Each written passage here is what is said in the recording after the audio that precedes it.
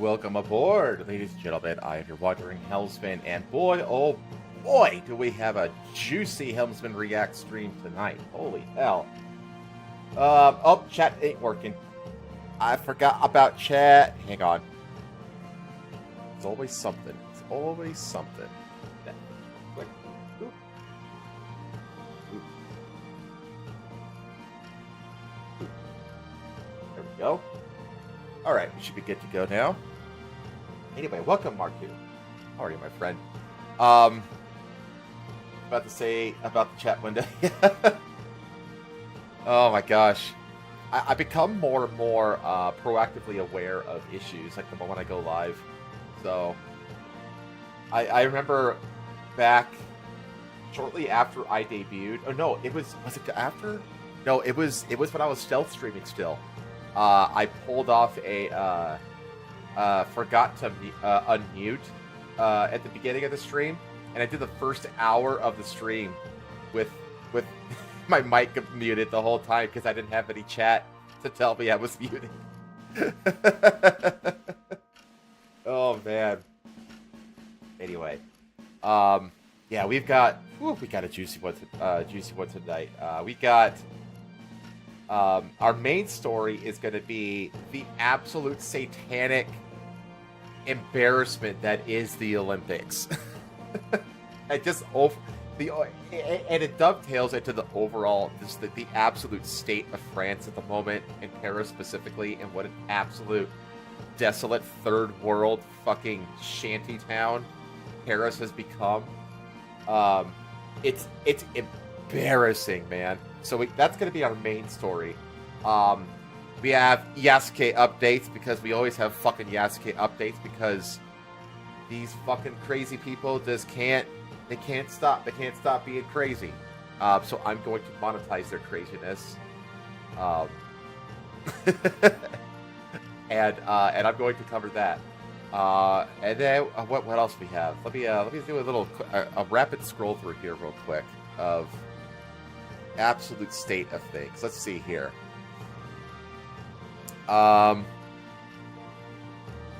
We have a Cartoon Network child enjoyer scandal, because of course. Yellowstone blew up, but not really. I'm doing that because, as you know, chat, I used to be a geologist, so those kinds of things perk up my ears. We got woke motorcycle companies.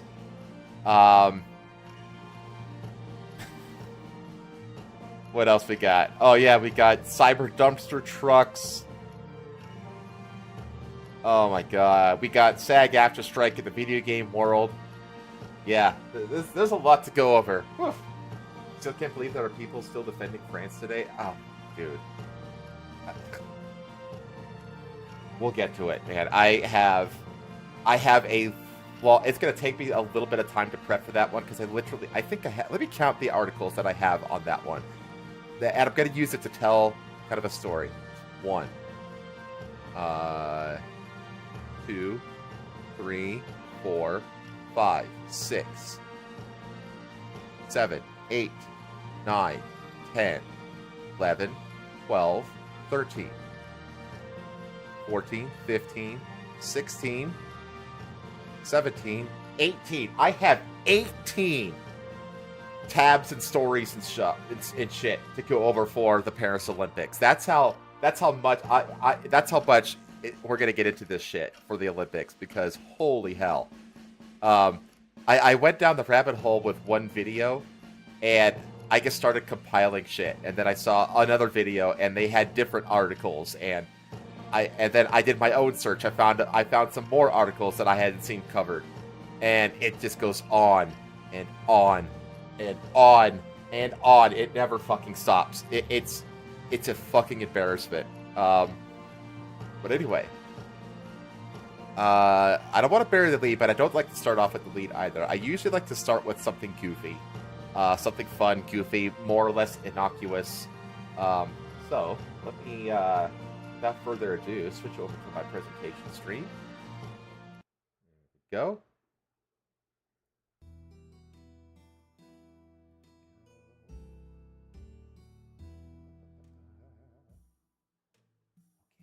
think we're okay now.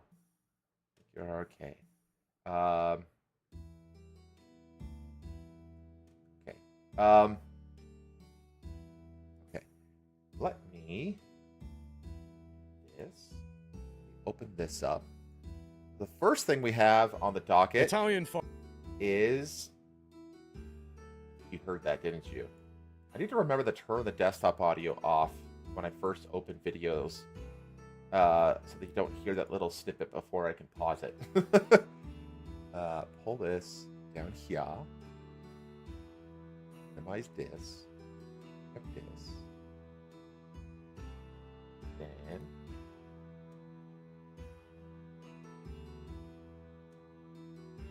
No? Oh. It's a little off. Let's see here. Oh, fuck. Yeah, blah, blah, blah, blah. I am professional, chat. I promise. Where is the edge of this video? There we go.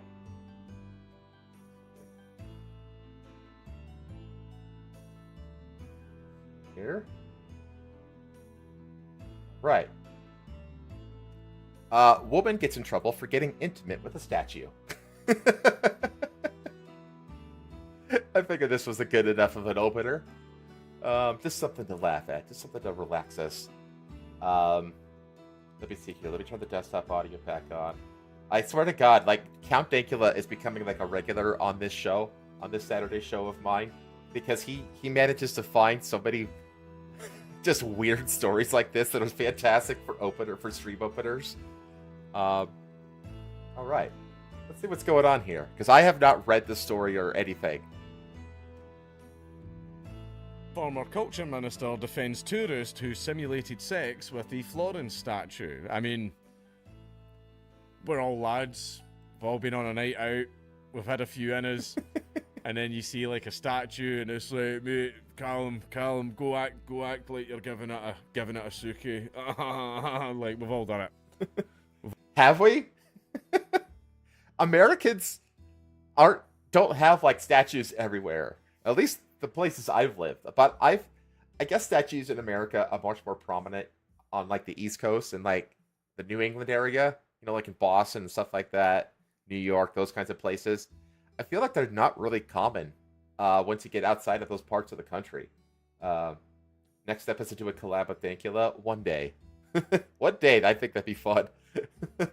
I don't know though. Like he's way more funnier and wittier than I am. You know, like I don't know if I'd be able to keep up with him. That would be cool though. It would be cool to collab with Dankula one day. Also with the Florence statue. Okay, I don't know. I mean, I saw this and I honestly did kind of laugh. I mean, I would honestly rather this than like Just Stop Oil, you know, pouring paint on paintings and statues and fountains and shit like that. You know, like vandalism. Like this isn't vandalism. You know what I mean? This is just being a degenerate for fun for a minute or so. You know, like yeah, you shouldn't be doing it. It's disrespectful. But in the end, it doesn't, like, harm the statue, you know? We've all done it. Callum done it, and Callum got really into that, man. Is he talking about Callum from, or formerly of the podcast of the Lotus Eaters, I wonder? As technique. Basilio Sigarbi dismisses drunk women's antics as amorous exaltation amid anger over assaults on nation's historic treasures. In her defense, that statue is ripped, man. Like, look at that, man. He is in the gym every day. 100 crunches, 100 push-ups. I mean, he's on the... I wouldn't call him ripped. ...rowing machine. Like, that guy is absolutely ripped. Of course she won't. No, he's not. He doesn't look that ripped. Hang on. I want to look up the statue. I want to look up the statue and get a better view of it. Hang on. I've seen quite a few statues in the Dixie parts of the U.S. Yeah, like the antebellum South, I would think would have a lot of statues from the Civil War era and that kind of stuff. And then you have, like, of course, New England has, like, a lot of statues in regards to, like, you know, Revolutionary War days and that kind of stuff. But outside of that, I don't think that there's really, like, a lot of statues all over the place outside of those two areas of the country. Hang on, though. what is it called? Like Florence statue. Okay. Florence statue.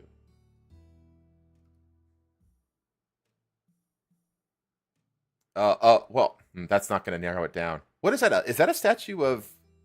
What is a statue of? Hang on. Walked up to him and immediately bent over. I am currently working out because I didn't plan to be single again, and I have not took care of this at all. It's like, fuck, shit. It's okay. I'm working on it. I'm working out every day now. I'm getting. Nah, Dank, you're fine. You're married. You have a kid. You're locked in. You know, you're good.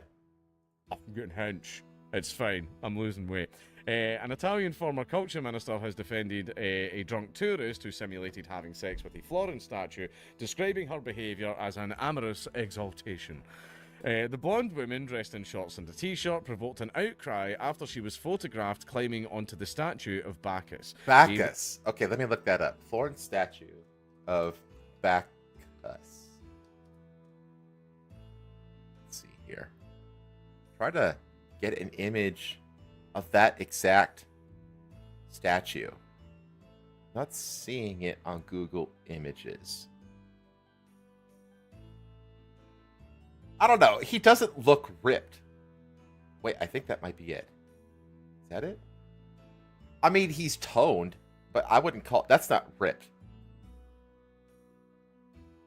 I mean, to me, he just looks like the average dude, like pre-1960, when the American diet went to shit due to the introduction of sugar and corn syrup. Replica of a 16th century original by Giambologna. It wasn't even the original, it was just a replica. I don't care. The statue sits in a niche on a street near the Ponte Vecchio Bridge. Images posted on the Welcome to Florence Facebook page showed the young woman hugging and kissing the statue and then simulating sexual positions. The social media post provoked a wave of protests from the public and cultural officials outraged by her behaviour. I mean, fair enough. An art critic and former culture undersecretary who was sacked for alleged conflict of interest earlier this year, is well known for his provocative opinions. A drunk girl performs a critical act, not an erotic one, he said on X, formerly Twitter, of the women's late-night activity. No real man can compete with the naked statue of the god of wine and fertility, Mr. Cigarbi added. It's fair point. Man's ripped. He's jacked. Again, he's a normal guy pre-1960. Like, he does have that immaculate curly hair, though. I will give him that.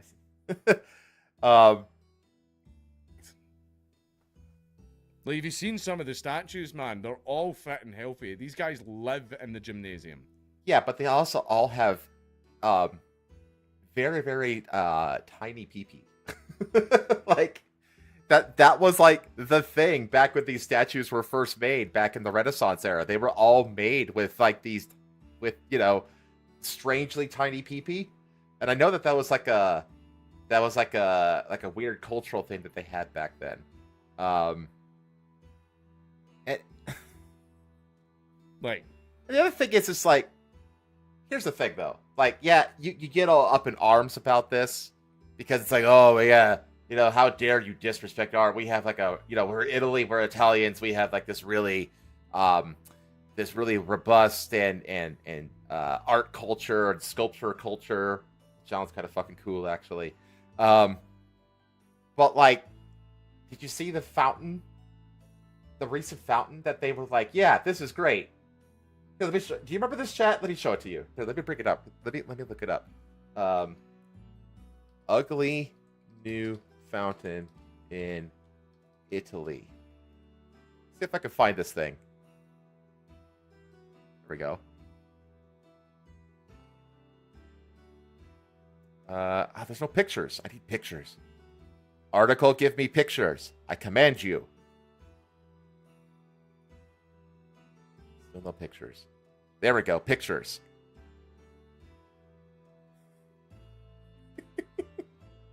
Look at this. This was a recent art installation. It's in Vienna too, which is like the heart of fucking Italy outside of, well, Rome. Is Vienna in Rome? They're separate cities. Look at this thing. I know. Vienna blows nearly $2 million on the ugliest fountain you've ever seen. So this was in... Yeah, this was last year. Last year. Look at this thing. Look. Look at this. Look at this. What the fuck is this? What is this, a giant pile of turds? And they just... What the fuck is this? What am I looking at? Here, there's more. There's more pictures of this butt ugly thing. Look at this. Look at this.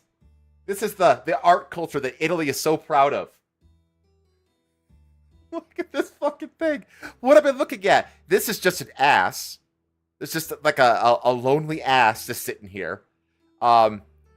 This is a weird box creature with nipples, I guess. And this dude or creature is like melting and creeping on box nipple here. We've got jelly roll person whose face has been cut off, and their child, and whatever the fuck this is, husband. We got some deformed mermaid here. Like, that is one big pile of shit meme. Yeah, like who in their right mind was like, yes, this is good. This is going to add to Vienna's rich and prestigious history and culture of art and sculpture and creative endeavor. You know, just the ugliest fucking thing you've ever seen.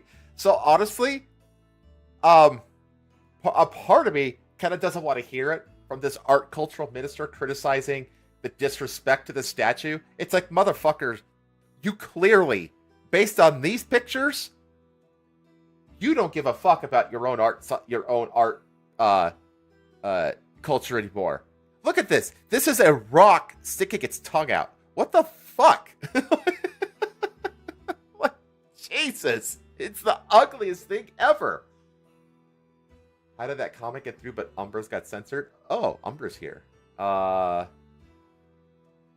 need to bring it up on my phone. Hang on. I can do that.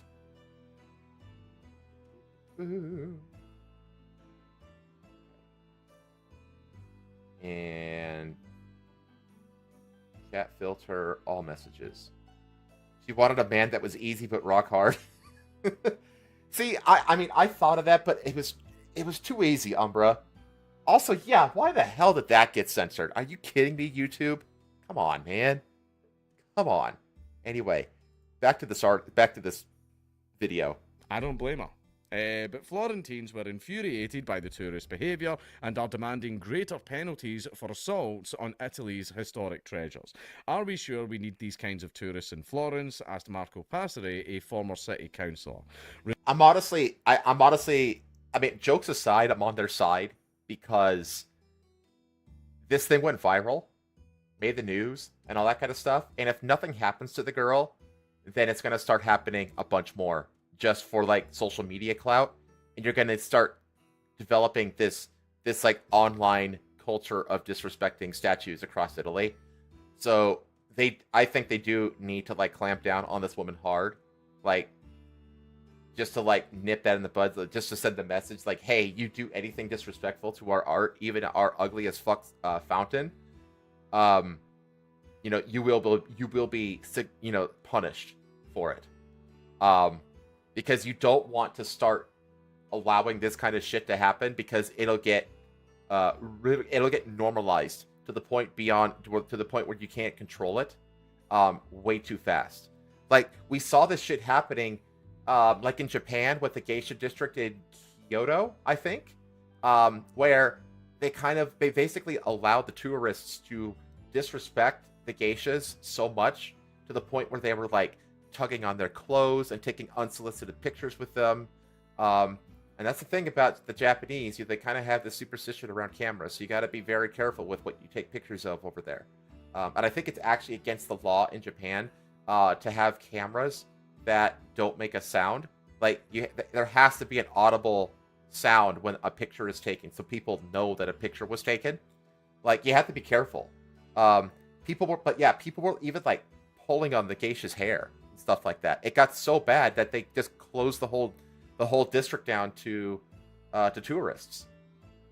because they let it get out of hand. They didn't punish, the first, few instances of it happening and send the message like, hey, you screw with these people, you will face dire consequences for it. And as a result, it got out of control, and the only result left is they had to close the whole thing down to tourists, and now, it's just closed. So now nobody can enjoy it. It's like the same thing here. Like, if you let this shit get out of hand, you're going to have serious problems in the future.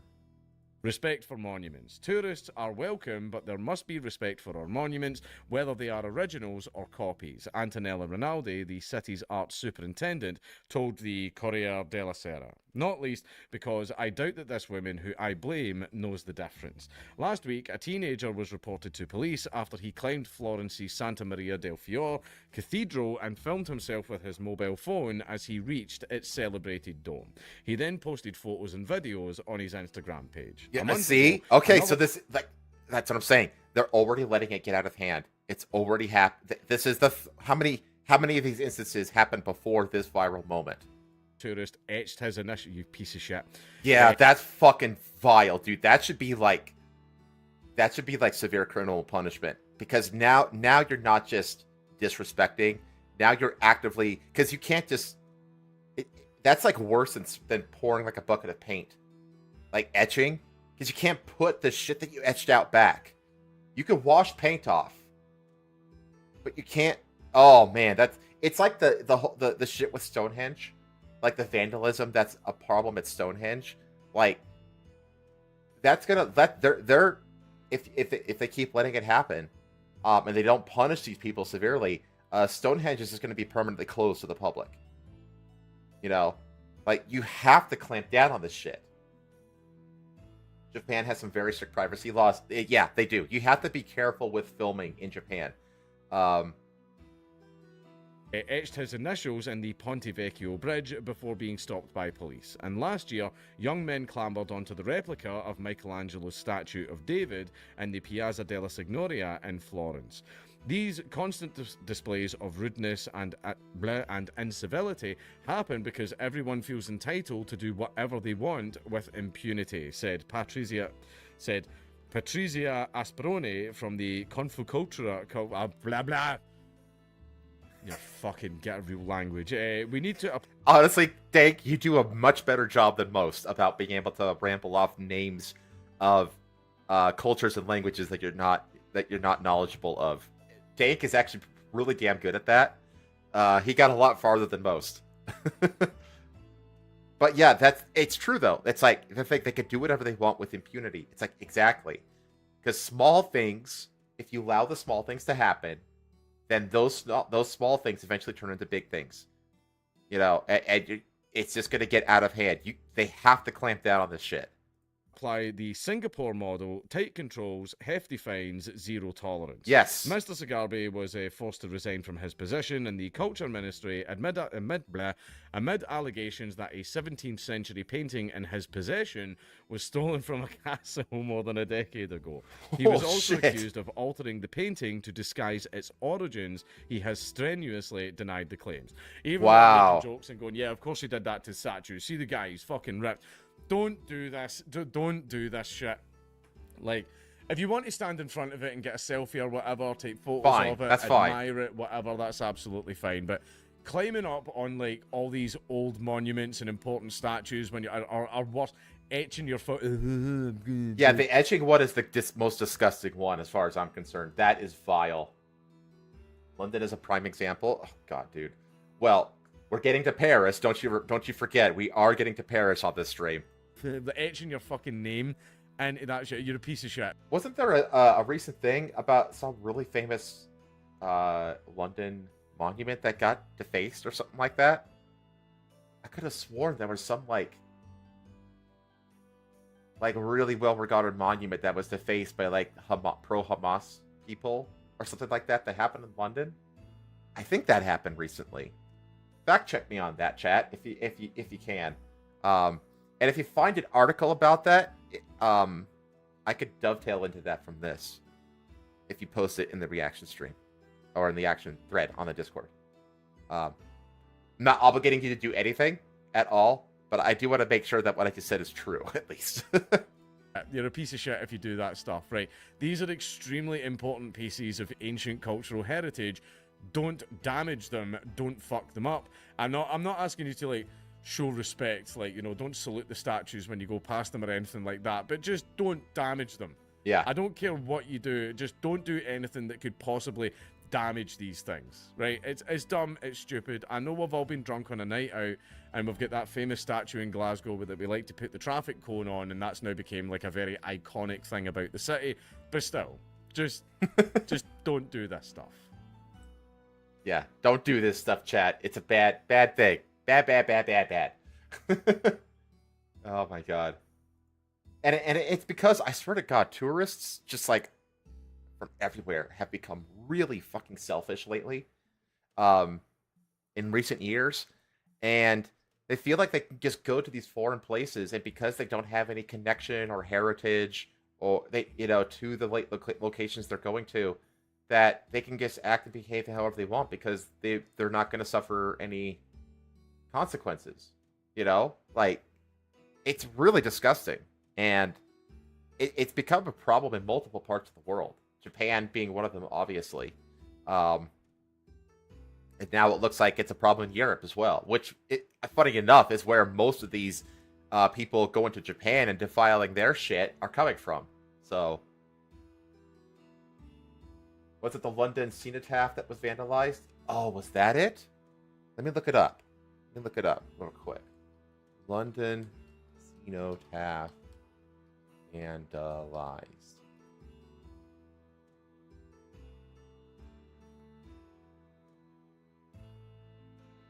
It was 2 weeks ago. Was it that long ago? I could have sworn that there was one that was like really...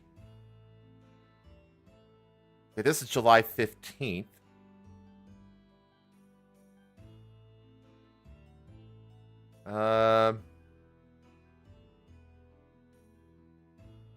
I mean, yes, it was the...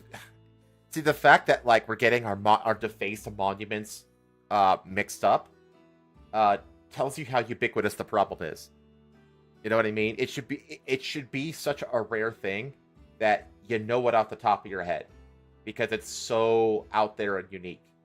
But the fact that, like, oh wait, it wasn't that monument that was vandalized. It was this other one. What's the other one called?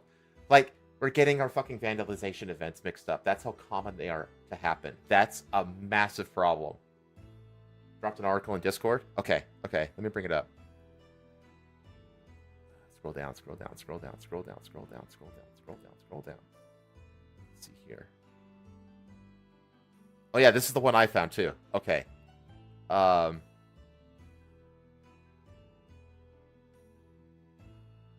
Two anti-Israel activists arrested for vandalizing London cenotaph, protesting arms sales to Israel. Why are foreign conflicts being imported into countries that have nothing to do with said conflicts? Why is that being allowed to happen? Two anti-Israel activists were arrested for vandalizing the London cenotaph. It's like placing a Palestinian flag and spray painting. You already said that. According to a fundraising page for activist group Youth Demand, two women placed a Palestinian flag on the war memorial before British and Commonwealth soldiers who died in the First and Second World Wars and other conflicts. The activists spray painted the ground in front of the cenotaph, writing 180,000 killed, incorrectly referencing casualty projections in a recent letter to the editor published in the medical journal The Lancet. The two then sat on the memorial steps, holding signs reading "Stop arming Israel" and "Never again for anyone." Well, it wouldn't happen if they didn't keep firing rockets into fucking Israel, you assholes. The Met said that the women were quickly arrested on suspicion of causing criminal damage. It's literally the meme of the woman like throwing a shovel full of shit over a wall, and then with a big old smirk on her face, and then the same shit gets flung back over the wall at her, and she's like, "Help, I'm oppressed." Except in this case, the woman is Palestine, and the shit is rockets.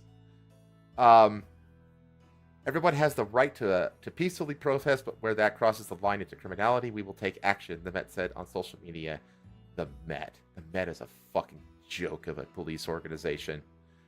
Youth Demand, which claims to have evolved from the youth wing of eco-activists Just Stop Oil, we're going to get to them as well, and seeks a two-way arms embargo on Israel and cessation of oil and gas development.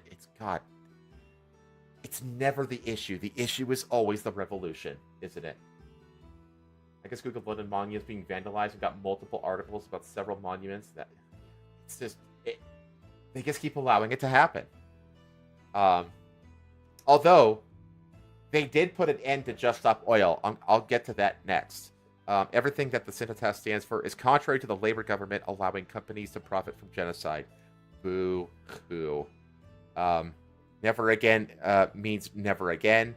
Well, can't Israel make that exact same argument about rockets getting thrown at them randomly from Gaza? Like, well, never again shall rockets be fired into this country. Never again. And we're going to make sure that that happens never again. And so we're doing what we're doing. Like, I fucking hate these meaningless platitudes that they base their ridiculous bullshit on. Never again means never again. Thanks. So deep. So esoteric of you. Thanks. Adopted the phrase often used in relation to the Holocaust. Oh, see, they're appropriating Israel, the Israel shit. And the fundraising page, which was created before the July 4th general election. Well, that's an ironic time day for an election to happen. Youth Demand accuses both the Labor and Conservative parties of supporting weapons sales to Israel. Youth Demand rejected petitions and marches calling instead for vandalism. What is happening in Rafah is genocide. Israel's actions are defensible. Don't they mean indefensible? The IDF are bombing refugee camps. They are indiscriminately killing civilians, including women and children. The top United Nations court is demanding an immediate halt to the military attacks in Rafah, but the UK government continues to back Israel, said Youth Demand. Direct action delivers change. We must escalate. You're just going to fucking get yourselves game-ended along with them if you keep escalating. We must escalate. What does that mean? That sounds like a threat to me. That really sounds like a threat to me. And it's like, okay, you're escalating from what? Engaging in vandalism of, cultural markers and heritage markers in Britain. What is the escalation point at that point? It really does. It's like a veiled threat. It's like, stop letting these people get away with this shit. George the Fourth statue was graffitied in October. Of course it was. Wasn't the cenotaph also desecrated during there was like a big protest that happened around the cenotaph on the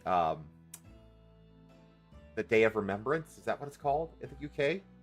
And I know because I remember that because the Tommy Robinson group, his crew, tried to do a counter protest, but he was rejected by the Met Police. So the Met Police were like, the pro-English side not allowed to be here. The anti-English side totally fine. It's like, I swear to God, dude, UK really is an Islamic state at this point. Anyway, Jesus.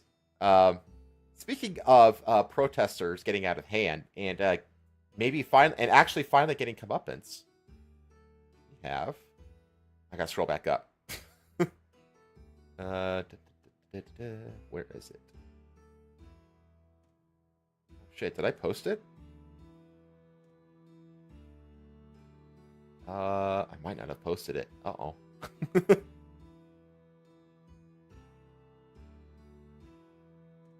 Oh, crap, I didn't post it.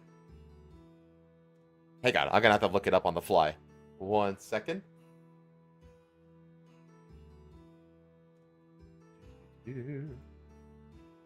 Just Stop Oil. Jailed.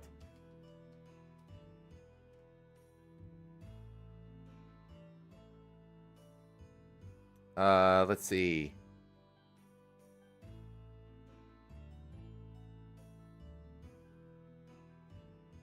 go. From the BBC. Just Stop Oil protesters jailed after M25 blocked. So, from what I understand, the M25 is like a major highway in London that goes through London. Let's see. 5 environmental activists who organized protests that brought part of the M25 to a standstill over 4 days have been jailed. And it wasn't jailed for like a short amount of time either. 45 Just Stop Oil protesters climbed the gantries on the motorway in November 2022, forcing police to stop the traffic in an attempt to cause gridlock across southern England. Judge Christopher Haher said Roger Hallam, 58, Daniel Shaw, 38, Louise Lancaster, 58, Lucia Whitaker Deabro, 35, and Cressida Gethin, 22. Man, Gethin just threw her life away. Had, quote, crossed the line from concerned campaigner to fanatic.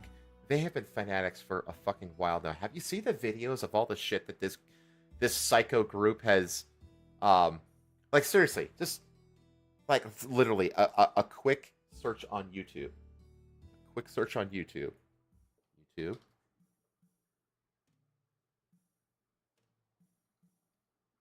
Just Stop Oil. I'll just say compilation. Compilation. There you go. Look at this. Look at all this. Look at all this shit that this group has done. Protesters versus Angry People compilation part 1. So this is a 16-minute compilation of drivers and stuff just dragging them out of the streets, and sometimes actually trying to run them over. Oh, look, there's another compilation, part 2, 8.5 minutes long. Meltdowns of Just Stop Oil, that's 10 minutes. Graphic video shows protester run over in Denver, my home city.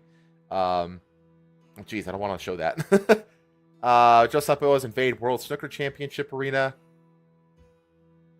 Public violently dragged Just Stop Oil protesters off the street, just getting drug off. Like, these people are just fucking psycho agitators. And it's about time they got thrown in jail, because it's like, they said like, oh man, we're not violent or anything. But it's like, you are causing harm to society. You're causing people, you're causing ambulances and emergency vehicles to not, get a patient to the hospital in time to save their lives. You're ruining people's lives because they're making them late for job interviews or late to work, and they're, it's like a one-strike policy. If you're late to the warehouse, you're fired like immediately. Like, you're ruining people's lives doing this shit. It's like, do you actually think that people are gonna like join your cause when all you're doing is ruining ruining people's lives and making their lives like severely inconvenient? Like, yeah, I'm glad they got jailed. Hey, Telfin. Vienna is in Austria, not Italy. Oh yeah, you're right. Either way. Denver one was from the Floyd riots. Oh yeah, I mean, yeah, that's the thing. That just goes to show, like, these people have been at it for years. So let's see. At Southwark Crown Court, Hallam was sentenced to 5 years imprisonment, while the other defendants each received 4-year jail terms. Intricate planning. The sentences are the longest since the introduction of the last government of the new law of conspiracy to cause a public nuisance in the bid to clamp down on disruptive protests. The court heard, and that's the thing, that disruptive protest is kind of an oxymoron. Because, like, protests shouldn't be disruptive. They should be signal boosting and all that kind of stuff. But the moment they're disruptive, they're no longer protests. Now, if they get violent and they start engaging in property damage, that's no longer a protest. That's a riot. What these people are doing, I'm not really sure what to call it, because they're not, destroying property and doing just general mayhem. They're just causing. They're almost like stochastically causing chaos and disruption. I don't know. There's got to be a word for that. But they're beyond protesting. Way beyond protesting. The The action resulted in chaos on the M25 over the 4 successive days, causing nearly 51,000 hours of driver delays, the court heard. The protests closed parts of the motorway in Kent, Surrey, Essex, and Hertfordshire. People missed flights, medical appointments, and exams. 2 lorries collided, and a police motorcyclist came off his bike during one of the protests on the 9th of November 2022 while trying to bring traffic to a halt in a, quote, rolling roadblock. That sounds like a good idea. Jesus. Prosecutors allege the protests led to an economic cost of at least £765,000, while the cost of the Met Police was put at more than £1.1 million. I care about the 765 at the Met can pound sand. A Zoom call chaired by Shaw was infiltrated and recorded by a Sun newspaper journalist and passed to the police, the court heard. Judge Hayher said that the recording revealed the, quote, intricate planning and the level of sophistication involved in the protest action. Did it mention the Soros funding? Because that has been established. It has been established that there is direct funding from, like, the Open Society. I think that's what it's called, right? The Open Society? I think that's what it's called. The Soros Foundation. To Just Stop Oil. He said the defendants were, quote, parading their political views by appointing themselves as sole arbiters of what should be done about climate change. Alam, a veteran environmental campaigner, was described as the ideas man of the movement, while the judge said Shaw was, quote, up to his neck in the planning of the protest. Whitaker, de Abreu, and Gethin were arrested close to the M25 dressed to climb the gantries that crossed the motorway. Lancaster rented a safe house for activists due to take part and bought climbing equipment. God, dude. These people are dedicated to being psychopaths, I have to say.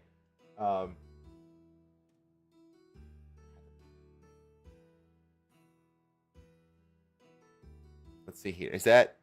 That's Gethin. So that's the 22-year-old retard. During the proceedings, Halam was arrested 3 times for disobeying the orders of the judge. He had also encouraged supporters to go to the court with signs saying juries have a right to hear the whole truth.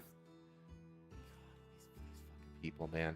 On 2nd of July, some arrived with the placard stating, jurors have an absolute right to acquit a defendant according to their conscience. I'm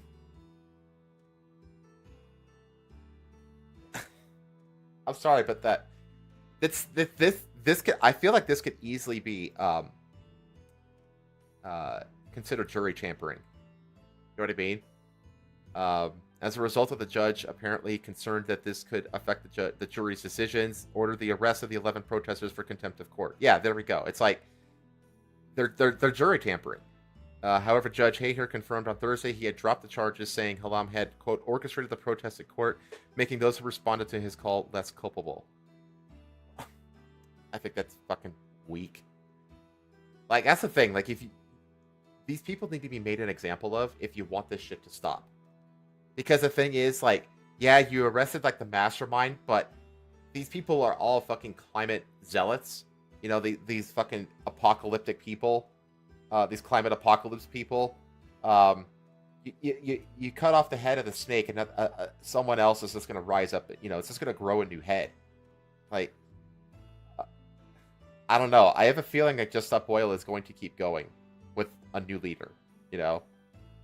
Like, they should have just tried to jail the entire group. Halam said that in a statement during the trial, the corruption of our judges by the carbon state, give me a break, has crossed the line in the sand.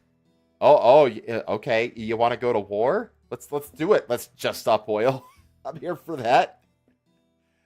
This is an opportunity and an obligation to act. We only have a limited amount of time to halt the unimaginable horrors of climate and social collapse and to save our democracy. Oh, it's also democracy. Well, don't worry. I mean, they'll have to write out the apocalypse from a prison cell. So sorry. The law of conspiracy to cause a public nuisance, which was introduced in 2022, outlaws direct action that causes, quote, serious harm to a section of the public. This can include property damage, injury, serious distress, annoyance, or inconvenience. In April 2023, Morgan Trowland, who scaled the Queen Elizabeth II Bridge, was jailed for 3 years for an offense under the new legislation.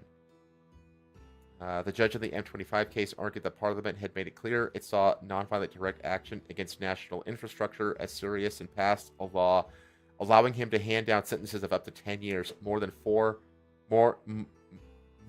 some violent offenses.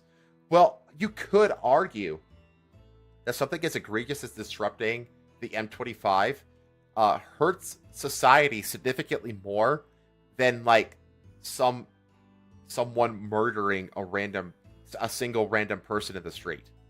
You know what I mean? Like that murdering that one person is heinous, but like by shutting down the M25, you're causing massive economic disruption. You're ruining the lives of dozens of people, and you have the serious potential to actually end someone's life as a result of the disruption. Again, because of ambulances and stuff not being able to get patients that might be bleeding out or something like that to the hospital. So I think it's pretty easy to argue that 10 years is warranted, which is and that being more than violent offenses, I think is totally fine. So, censored again. YouTube must think I'm NDA. What's going on, Marku? Because I'm not seeing your comments on my phone either.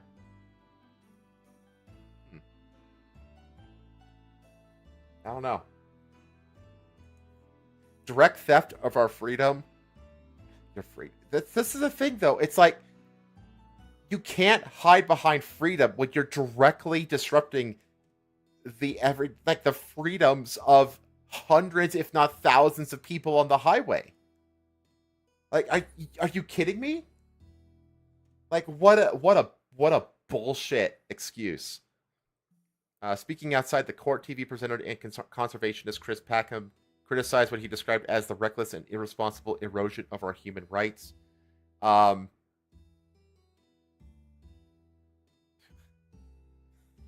Irresponsible erosion of our human rights. You don't have the right to ruin people's lives. Because you have some fucking weirdo religion that you're following.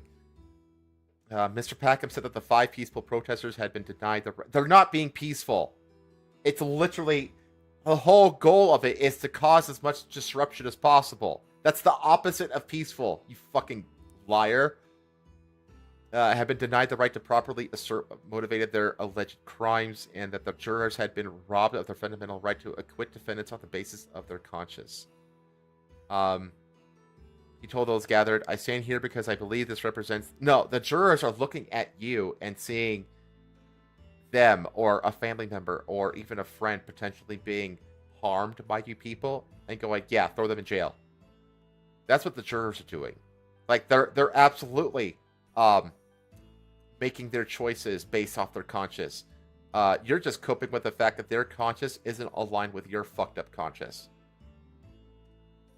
He told those gathered, I stand here because I believe this represents the direct theft of our freedom, the destruction of our democracy, the deliberate and calculated intimidation of protesters, and that unless we resist this, the very real danger is that our species will destroy life on Earth.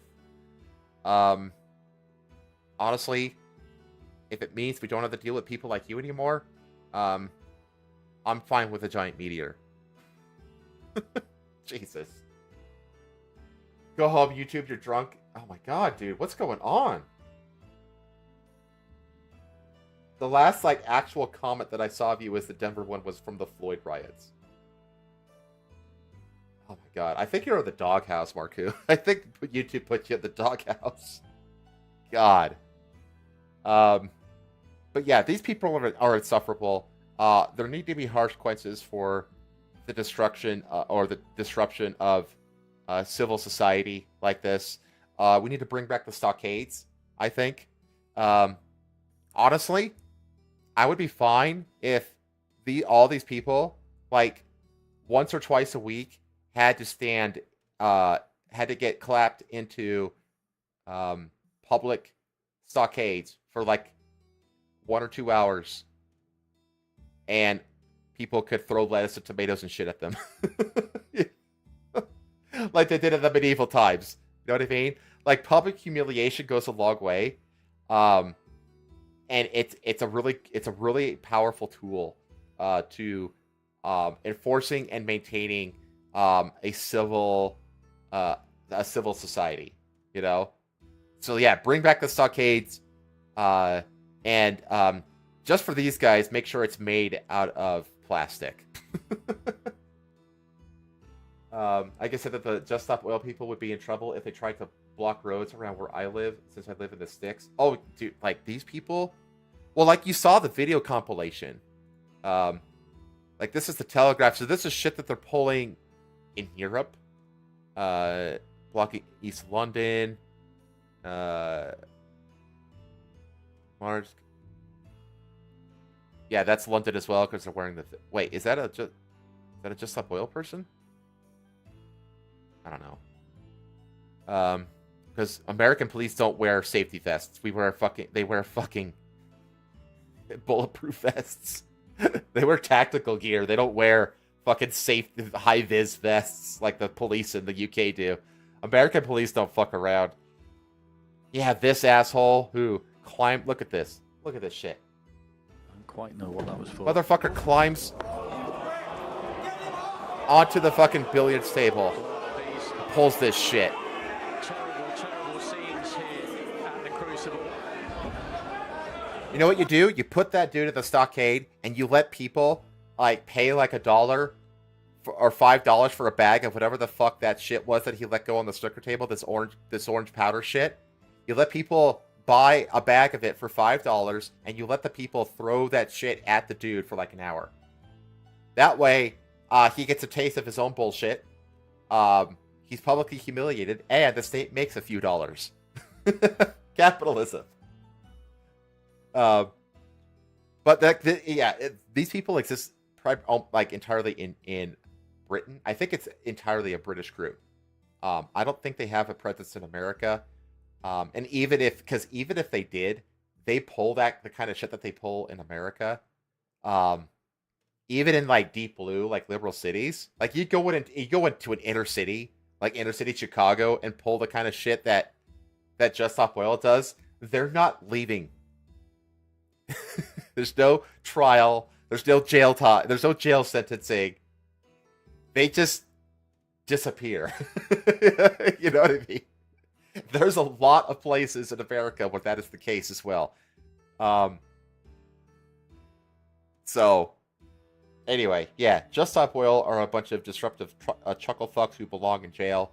And I'm happy that the Met and the judge actually grew some nuts for a change in the UK. Because there's the justice system of the UK is so fucking cucked and castrated to this kind of shit.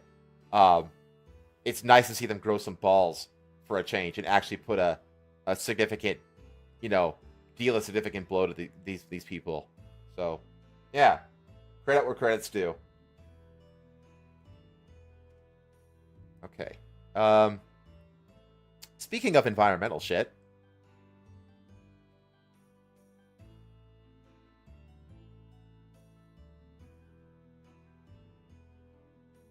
Yellowstone kinda sorta blew up. Take a look at this. So this is Yellowstone National Park.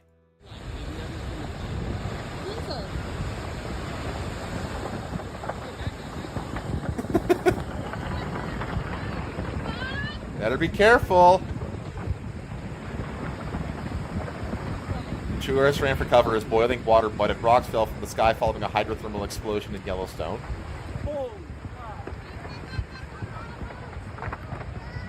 They got lucky, by the way. These people got lucky. No injuries were reported, but officials closed that section of Yellowstone while the damage was assessed. The National Park Service said, yeah, like, this could have easily killed a few people. Easily.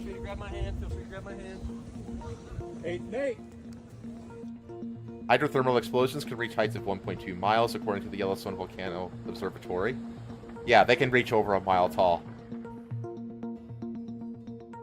You gotta get into it. Park said that the explosion didn't reflect a change in the region's volcanic system. Yeah, that's true. It's not. It has nothing to do with the magma chambers and stuff underneath Yellowstone. Everything is destroyed. Oh my god. Oh my god. So what this is basically it's called flashing. The Earth coomed. God, I wish it had been the real moment Oh my gosh, dude. I'm actually, so like I said, I used to be a geologist, and I had to take a volcanology class in is it undergrad? I want to say it was like a 300 level undergrad class, but I think it was a more advanced level undergrad class. Um, Obviously, you know you learn about volcanology, obviously. But one of the things that you learn a lot about is Yellowstone, because Yellowstone is like it's in a strange spot because it's not because volcanic activity is generally like relegated to the edges of the plates, you know, like plate tectonics, um, and that's typically where volcanoes are. But there are rare instances where that's not the case. And two great examples of that are Yellowstone, as well as Hawaii. Hawaii is also an interesting, a unique case. So that's why doomsday people were so dramatic in recent days. Maybe I didn't see reports of that. I just saw this. Like this was nothing. So like I said, this is called flashing. So flashing is when you take a body of water and you basically flash the whole body of water due to extreme heat exposure, like sudden extreme heat exposure. And you basically, instead of boiling the water, because that's what Yellowstone is, all of the hot springs and stuff, it's literally just a boiling vat of dangerous chemicals. Like if you scroll back here, let me scroll back here, like a little bit further, like right here, they're all running on this wooden pathway over this what is essentially a cauldron of boiling water filled with dangerous chemicals, and there's no railing. You notice that there's no railing on either side of this thing. If anybody fell into this water, that's going to cause some chemical damage to their skin. There have actually been people who have literally got the dumb idea of going off the path at Yellowstone and going skinny dipping and stuff like that in some of the pools, and an hour later, their bodies just disappear. Like they literally completely dissolve because they went into like a highly acidic pool, which immediately got into their systems and caused them to black out. And then they just literally melt in the pool, bones and all. Like there are pools that do that at Yellowstone because there's a fuck ton of sulfur and a bunch of other chemicals that are, you know, extremely dangerous to the human body. That's why I'm saying I'm amazed that nobody got injured in this. Like, not like a little spray of this shit like hit anybody and caused like skin burn or damage is kind of amazing to me. I am amazed that nobody got hurt by this. Sounds like a pretty cool idea for a horror movie. They've done that. Have you seen? Oh, what was it called? There was. What's it called? Here, hang on. Let me look it up. They did this. They did this in a movie before. Pierce Brosnan volcano movie. Let's see what it's called. Dante's Peak. Dante's Peak, 1997. In the beginning of Dante's Peak, there's like a couple that are like fooling around in like a hot spring. And the hot spring starts to like violently bubble, and they get all afraid, and then they like kind of scream, and then they just kind of pass out, and then they just melt into the water. So like it's that they've done this in a movie before. Remember stories of that they were dissolved? Yeah, it sounds really fucking gruesome, honestly. I mean, it is. You think of like people dissolving bodies, you know, cutting up and dissolving bodies like in the mob and stuff like that. It's like, no, they can just throw them into a fucking pool at Yellowstone after hours and they'll be gone by morning. Like completely gone. No traces left behind. Yellowstone has the biggest blue balls. Well, here's the thing. Some of the usual suspects saying it's not if when it erupts mantra. Well, that's true. Yellowstone is actually long overdue for an eruption, which is why I have a video on deck about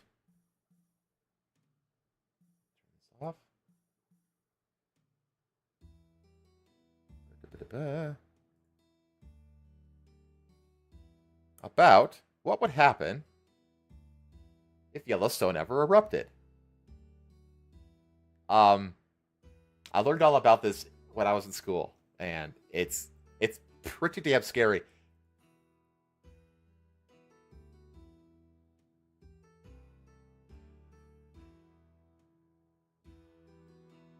Montana, yeah.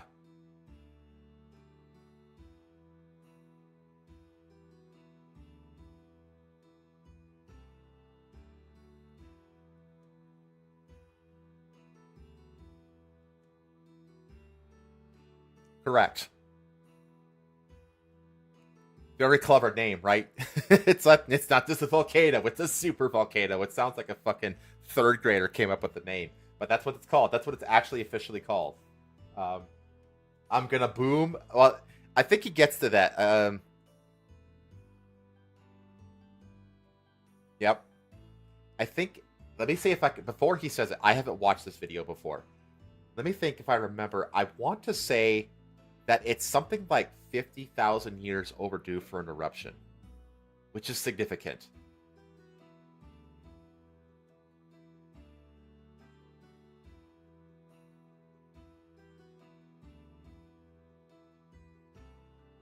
Gooey.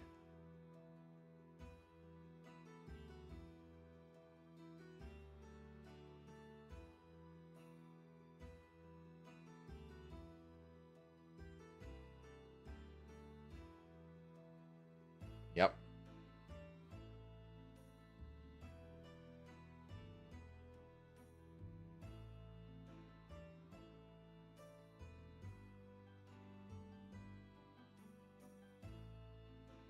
The whole world. The thing is, a supervolcano is the thing. When they say, like, in the vicinity, he's not talking about, like, in the state of Wyoming. The vicinity of a supervolcano like Yellowstone reaches all the way to Mexico. It's huge. And this is the kind of eruption that would actually erupt enough volcanic ash that you would have, like, darkness due to an ash cloud in the air for over a year.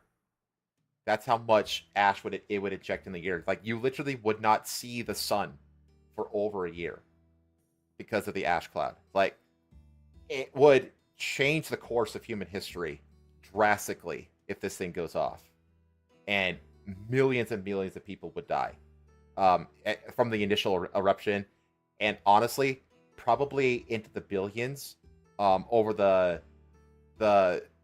following events. I mean, it would be probably the most catastrophic thing outside of it. I mean, but it would be like a meteor strike. It would be like the meteor strike that hit the Yucatan Peninsula level of event. I mean, it would cause massive, massive devastation to all life on the planet.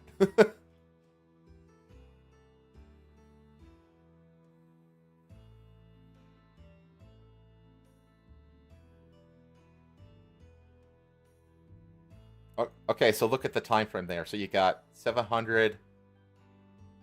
800,000 years between these two, and then another 700,000 years. So we're around that time. You know what I mean? It's still a little early, but by about 100,000 years. So okay, I was wrong. It's not overdue, but it's coming due. You know what I mean?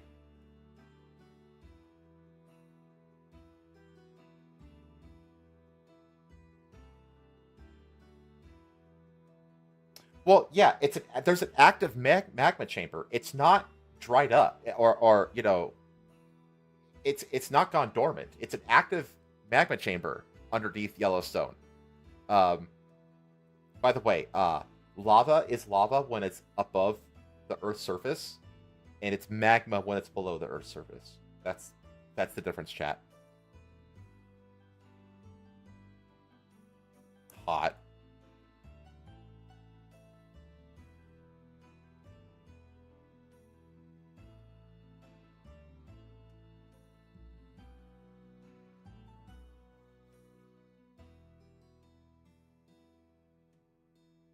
Yeah, so you have a chamber underneath that's filled with magma, the magma all ejects out, so now you're left with this giant cavity. And because of all of that liquid rock that falls onto the surface can't withstand it, so it literally collapses into the magma chamber.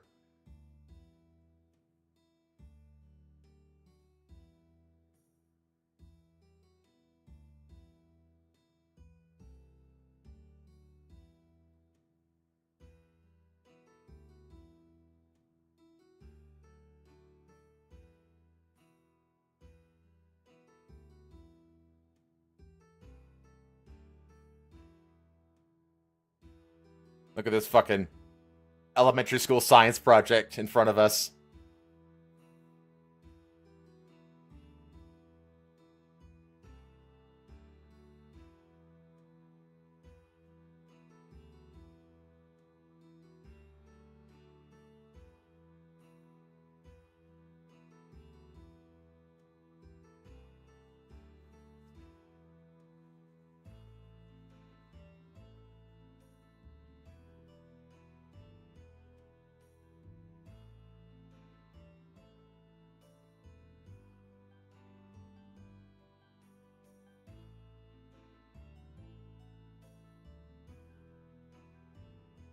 Oh, okay, so I was wrong. So it's semi-dormant then.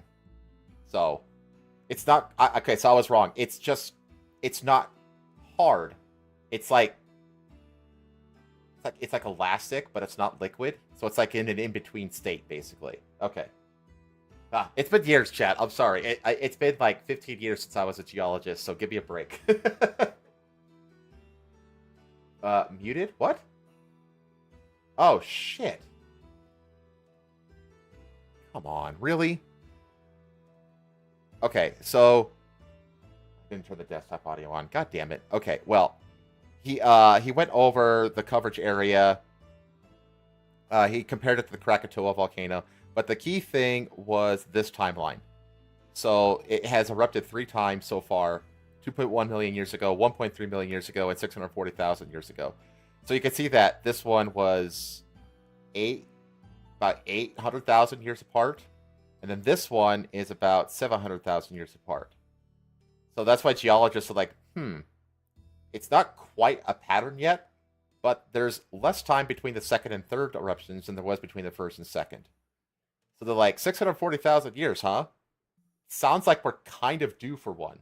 Well, these dates may seem very, very far back. Can anything be done to prevent this extinction level event?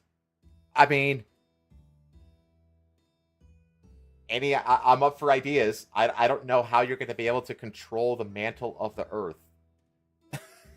Like, I really can't think of anything that would be able to stop this. The only way you'd be able to stop it you wouldn't be able to stop the eruption itself, but you would be able to mitigate the damages that the eruption would eventually cause to the planet, essentially. So you'd have to like plan for that. I mean, the United States, pretty much the whole of the western United States would essentially become uninhabitable for a bit.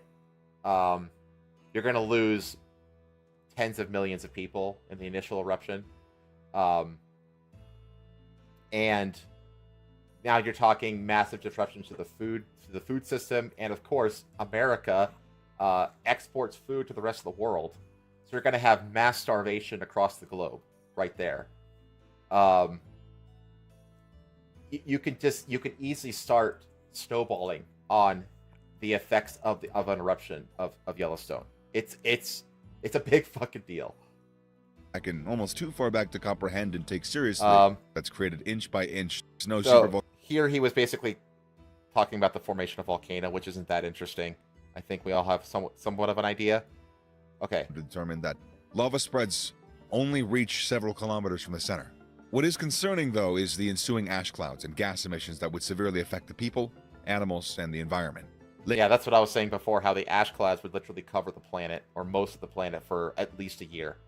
And that right there, you douse out that the sun, now your crops around the globe have to be adjusted.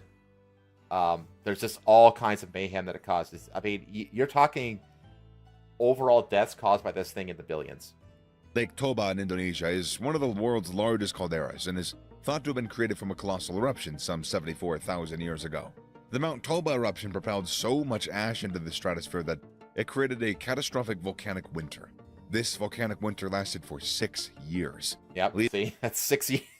Can you imagine if you just had a permanent cloud of ash over the planet for 5, 6, 7 years as a result of Yellowstone? Like, that's my thing. Like, the course of humanity and life on Earth itself would severely alter the moment this thing goes off. Leading to a 1,000-year-long ice age that severely decimated the global human population. It's estimated that this ice age reduced the world population to around 10,000 people. Oh my god. That's fucking terrifying. 10,000 people? Build a massive concrete sarcophagus on top of it. Work for Chernobyl. Oh man, like that's the thing though. Like, I mean, that was back then.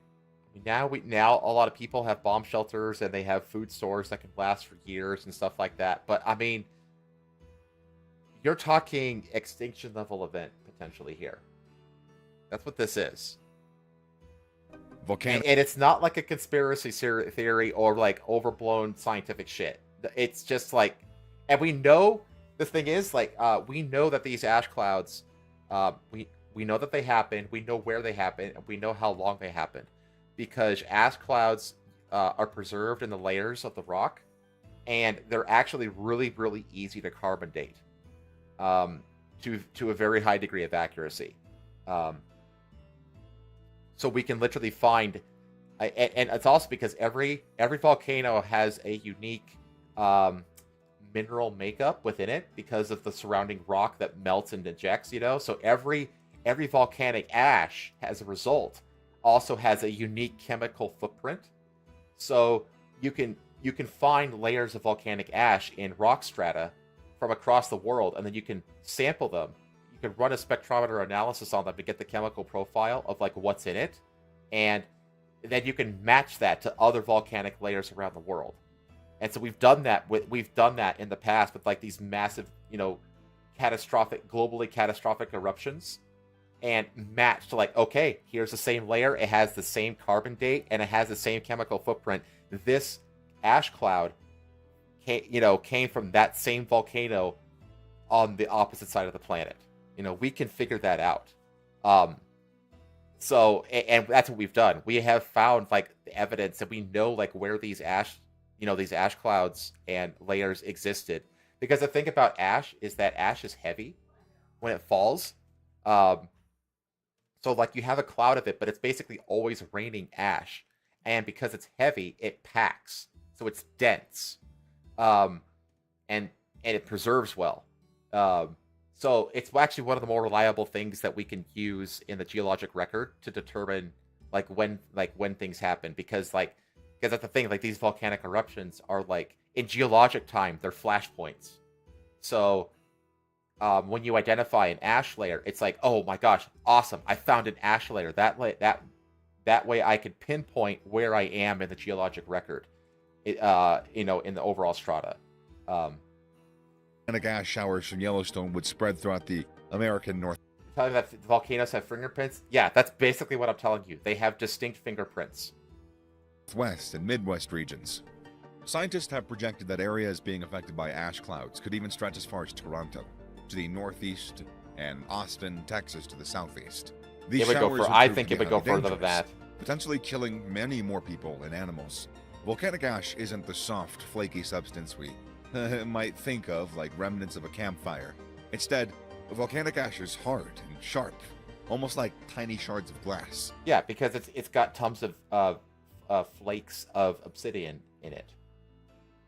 When breathed in, obsidian, by the way, is basically it's silicon oxide that is in liquid form and then flashed into a solid upon rapid temperature decrease, which is what happens when it's sitting in a magma chamber and then ejects into the atmosphere. Cuts the lungs and it forms a cement-type substance in the body, yep, making it deadly for humans and animals alike. This ash would also seriously interfere with the mechanisms of planes and automobiles coming into contact with it. The ash clouds would almost certainly affect large areas of the American North and Midwest, with rivers, lakes, and streams being clogged up with ash deposits from the sky. And that's just the beginning of the potential ecological damage. The ash clouds from Yellowstone supervolcano. God forbid it happens when there's like a nor'easter that blows the ash cloud, all the way across the ocean, would threaten to block out sunlight over much of North America. This would not only lower temperatures, but would understandably have a dire effect on agriculture and food supplies. The ash and various gases emitted by the Yellowstone eruption would remain in the stratosphere for months after, and possibly even years. I think at least a couple of energy years. and light from the sun that would result in lower temperatures and diminished levels of crops and agricultural produce. I like how this guy, this is the first time I've ever seen this video. And I like how he's basically saying everything that I said right before he says it. It makes me, it's a bit of an ego trip for me to like, oh yeah, I still remember all this shit from my geology days. At worst, it might lead to mass food shortages and even famine, with the economic and environmental impact being felt around the world. It would make a significant part of North America uninhabitable, with homes destroyed, water supplies contaminated, and crops and livestock left to perish. It would cause a lot of buildings to collapse because of the ash accumulation. Because again, like he said, it basically turns into like a cement-like substance when it gathers. And imagine pouring like a 2-foot thick slab of cement on top of the roof of a building. The building the roof is not going to be able to hold that, and it will collapse the building. And you're going to see that happening if this happens. Like a ton of buildings are going to be destroyed just by ash accumulation. Serious stuff indeed. If all this sounds apocalyptic, don't worry. It's very much the most dramatic, worst-case scenario we could kind of envision. Experts have been quick to point out to anyone raising the alarm that any signs of volcanic activity at Yellowstone will be well telegraphed in advance. That's Nevertheless, true. You have what's called pre-quakes, which are obviously what they sound like. They're like little miniature earthquakes, kind of like they're like aftershocks, but they happen before the main event rather than after it. And yeah, we will see this thing coming, and hopefully we'll have enough time to like prepare for it, at least enough to fucking survive through it. Geologists have pinpointed a giant flume of hot rock lying deep in the Earth's mantle. This hot rock is roughly 640 kilometers below the Earth's surface, and it serves to melt rock in the upper chambers, creating small pools of magma. As more magma builds up, the Yellowstone surface heaves upwards. Small earthquakes can relieve this pressure by allowing hydrothermal liquids to seep out, causing the ground to subside. Scientists have noted that since 2004, more and more of Yellowstone caldera has been surging upwards at a rate of almost 3 inches per year. Yep. Which leads experts to predict that when it comes to a Yellowstone eruption, it's a question of when, not if. Optimists suggest a small-scale eruption similar to that at Mount Pinatubo in the Philippines. That might be in the cards. The Mount Pinatubo eruption in 1991 killed 800 people and caused over $200 million in property damage. Planes flying near the region after this eruption encountered severe ash clouds that caused a further $100 million in damages. The Mount Pinatubo eruption could be seen as... It could have been a lot far worse, basically. It could have been. Experts had been tracking volcanic activity, paying special attention to a growing series of mini-earthquakes that signaled a burgeoning buildup of magma near the Earth's surface. Yellowstone is being closely monitored as well, and many believe that minor earthquakes or hydrothermal explosions are greater hazards. The national park is additionally home to the world's tallest geyser, which is a hot spring that shoots off boiling water and steam into the sky intermittently. However, the threat of earthquakes in this... Which is what we saw at the beginning with that plume that happened. So that was basically like a heat swell that flashed the pool of water and turned the entire pool of water into steam, like very, very rapidly. And that's what caused that mass steam ejection upward. This highly seismic area is probably the most likely danger to concern ourselves with. The sensational image of a volcano erupting captures our imagination. We think of people in Pompeii dashing to escape deadly seas of lava and towns being buried under volcanic rock. The reality, though, is that volcanic eruptions bring a range of other threats that are much more dangerous than lava flows. Earthquakes, tsunamis, ash clouds, and gas inhalation are the very real dangers brought about by an eruption. Just ask anybody that lives in the vicinity of Mount St. Helens over in Washington. If you look at the geologic map of that mountain, it's flanked by what are called lahar flows. He said like a lava flow. A lahar flow is like, it's basically a lava flow, but it's got like more hardened rock and ash inside of it. And there are whole towns and small cities that are built entirely in the path of these lahar flows. And if Mount St. Helens like really blows its top again, there's a good chance that any number of those towns get wiped out by a lahar flow. So, As for Yellowstone, things are largely unknown. Will it erupt again? Almost definitely. this is the thing. Like, this is a false preconception about being able to predict when volcanoes erupt. That's impossible. Volcanologists like to claim that they can predict when they're going to go off, but they can't. All they can do is observe and report. And honestly, Yellowstone is probably the most seismically watched and recorded volcano on the planet, probably. So we'll know that it's like ramping up for a volcano long in advance. So it's just a question of how much can we mitigate against it after it, before it blows its top. So anyway, will it happen is there anything during our else here? lifetimes? Who knows? But we can rest assured, if it does erupt on our watch, we'll be ready for it. Will we, though? I'm not sure about that. Oh, man. Okay, that's enough geology geeking out. I guess I saw that happen, and I was like, ooh, another opportunity to geek out about geology, because I'm a fucking nerd like that. Let's see here. This. Very depressing, not gonna lie. Honestly, I wouldn't worry too much about it, because these things, the chances of it going, because remember, these things have Yellowstone has an eruption time frame of every 600,000 to 700,000 years.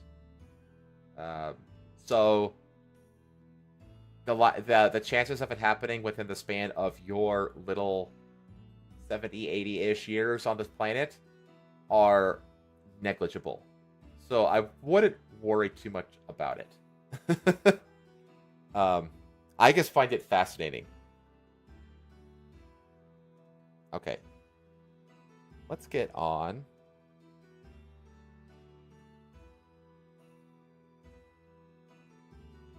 Let's do a little bit of a change of pace here. This is from... Where is it? There it is.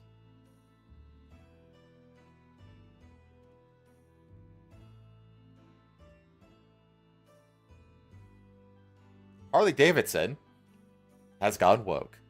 What a surprise. Robbie Starbuck, who I've covered in the past, he did the expose on Tractor Supply Company, as he also did the expose more recently on John Deere, and so he's basically going into these companies that brand themselves as like America, and exposing them for being woke shitheads. And the next target on his list has been Harley Davidson. So Harley Davidson has been one of the most beloved brands in America, but recently on CEO Jochen Zeitz watch, they've gone totally woke. Here's some of what we found. Openly supports the Equality Act, which would allow men into girls' bathrooms, sports, and locker rooms. They funded an all-ages Pride event that featured a, quote, rage room next to drag queen story time. 1,800 employees had to do virtual training on how to become LGBTQ plus allies. Founding member of Wisconsin LGBTQ plus Chamber of Commerce, this chamber opposed a law that would have banned sex changes for kids in Wisconsin on behalf of the businesses they represent, including Harley Davidson.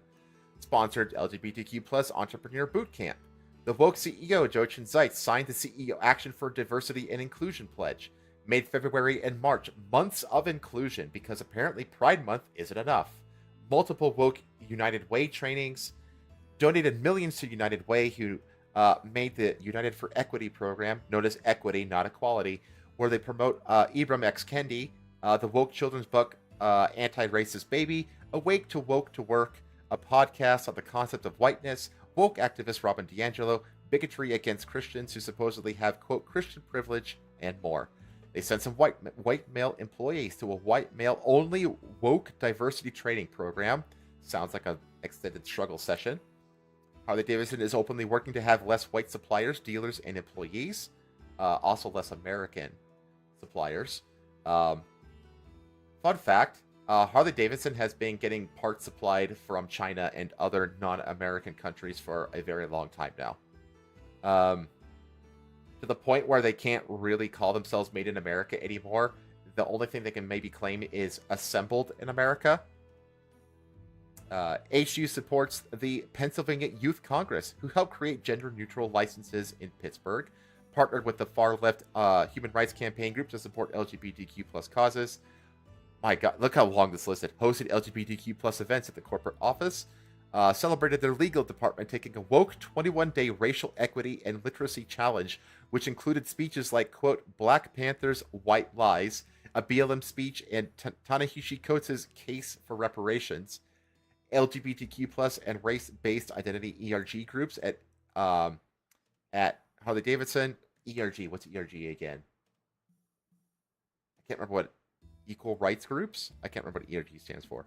A total commitment to DEI policies, 90 out of 100 CEI score from the Human Rights Campaign, which is the Corporate Equality Index, I think is what that is.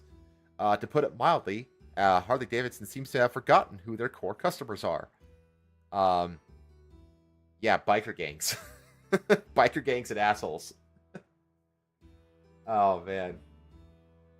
Didn't Tractor Supply Company reverse course when this was exposed?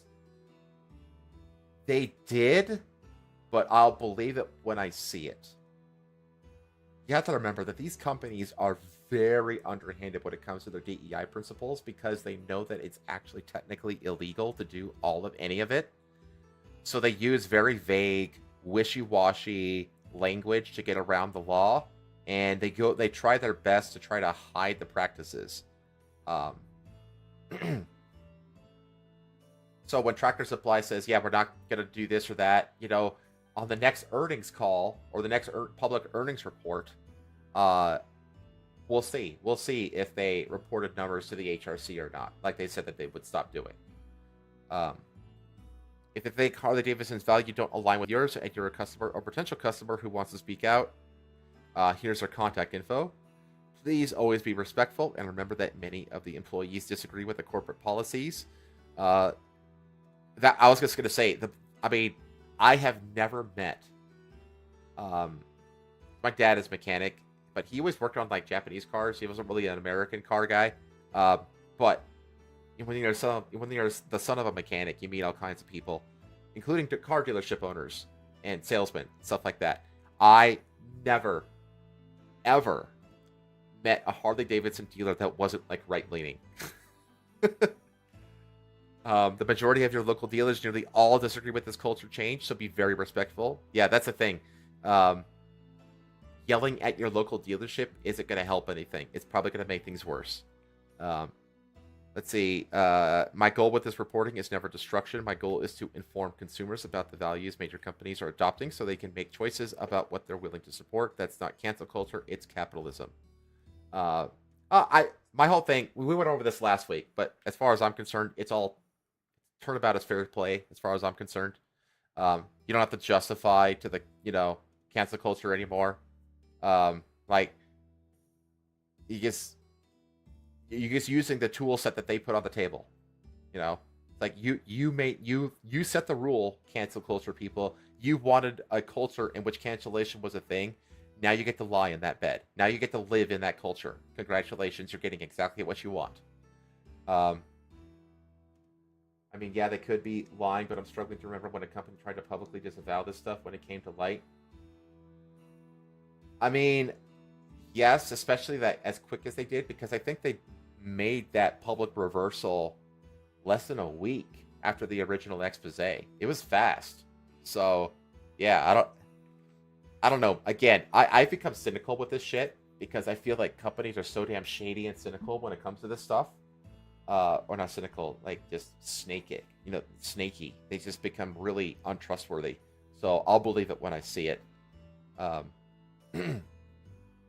let's see. When we use our voices and wallets to vote our values, we can change the world, and we can restore great American companies to a culture of sanity, meritocracy, and culture war neutrality, or we can inspire competitors to step up to fight for our business. Pay attention, AAA Gaming, Western Game Studios. The customer is king, and most of us just want the companies we shop at to stop virtue signaling about divisive social, cultural, and political issues. That's what would truly make businesses welcome to all. Stop dividing us by injecting wokeness. Yeah, they need American capitalism needs to return to basically like the Ferengi from Star Trek. If you know anything about Star Trek, the Ferengi are like this super business capitalist driven race of aliens, and they have no regard at all for your politics or culture, your religion, or anything. They literally just, they don't give a shit. They just want to do business. Like their religion is business, basically. It's really wild. But it's like, yeah, that's what businesses need to do. They need to become Ferengi, you know. Ferraggy. Hey, Mr. Cordell. If you agree, then share this video, blah, blah, blah, blah, blah. So, let's see here. I have a follow-up to this.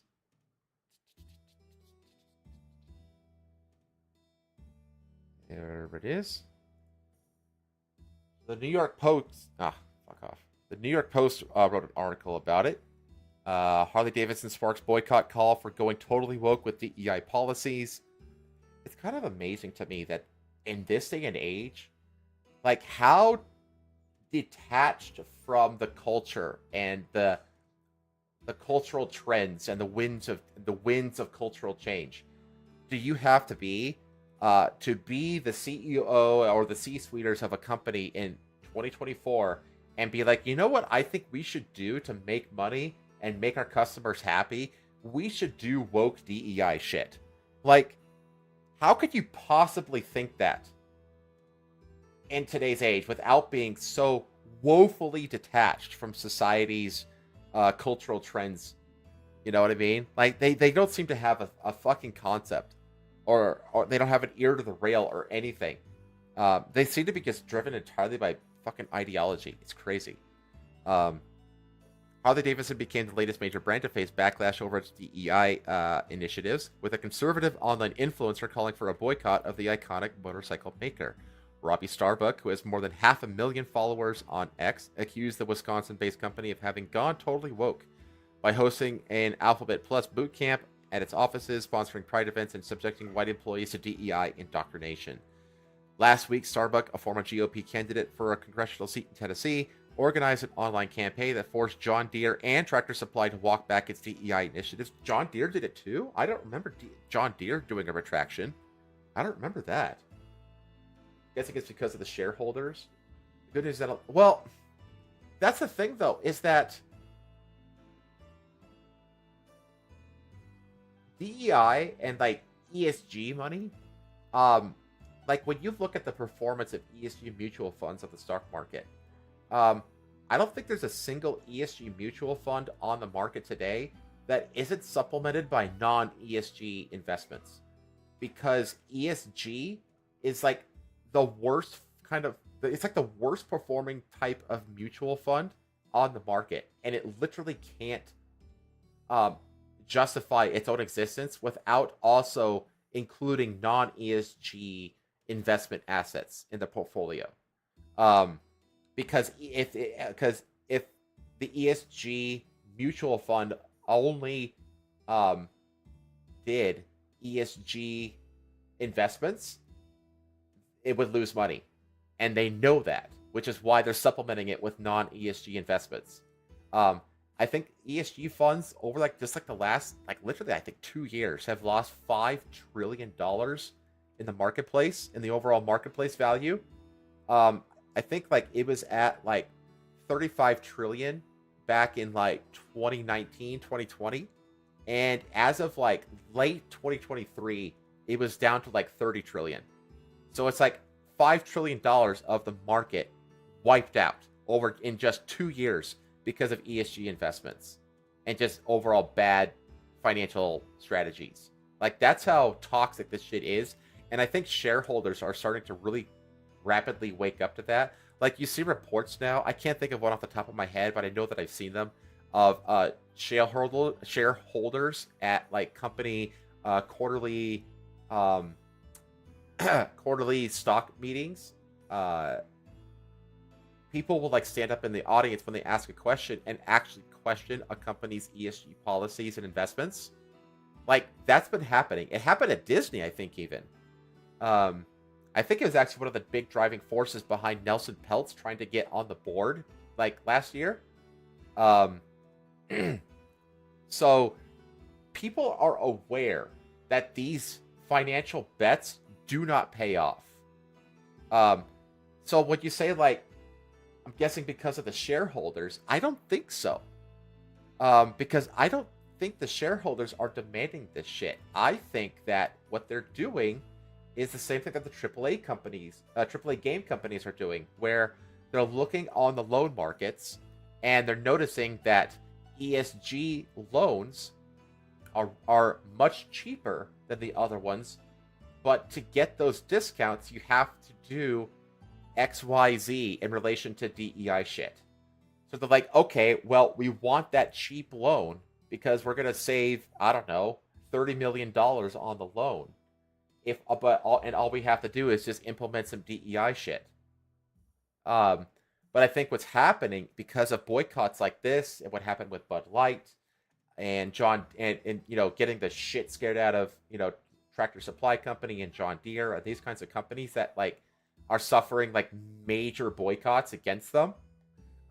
They're realizing that, oh God, we might have saved $30 million on the loan, but because of the implementation of the policies, we're losing 50, 60, 70, 80, 90, $100 million on the customer end.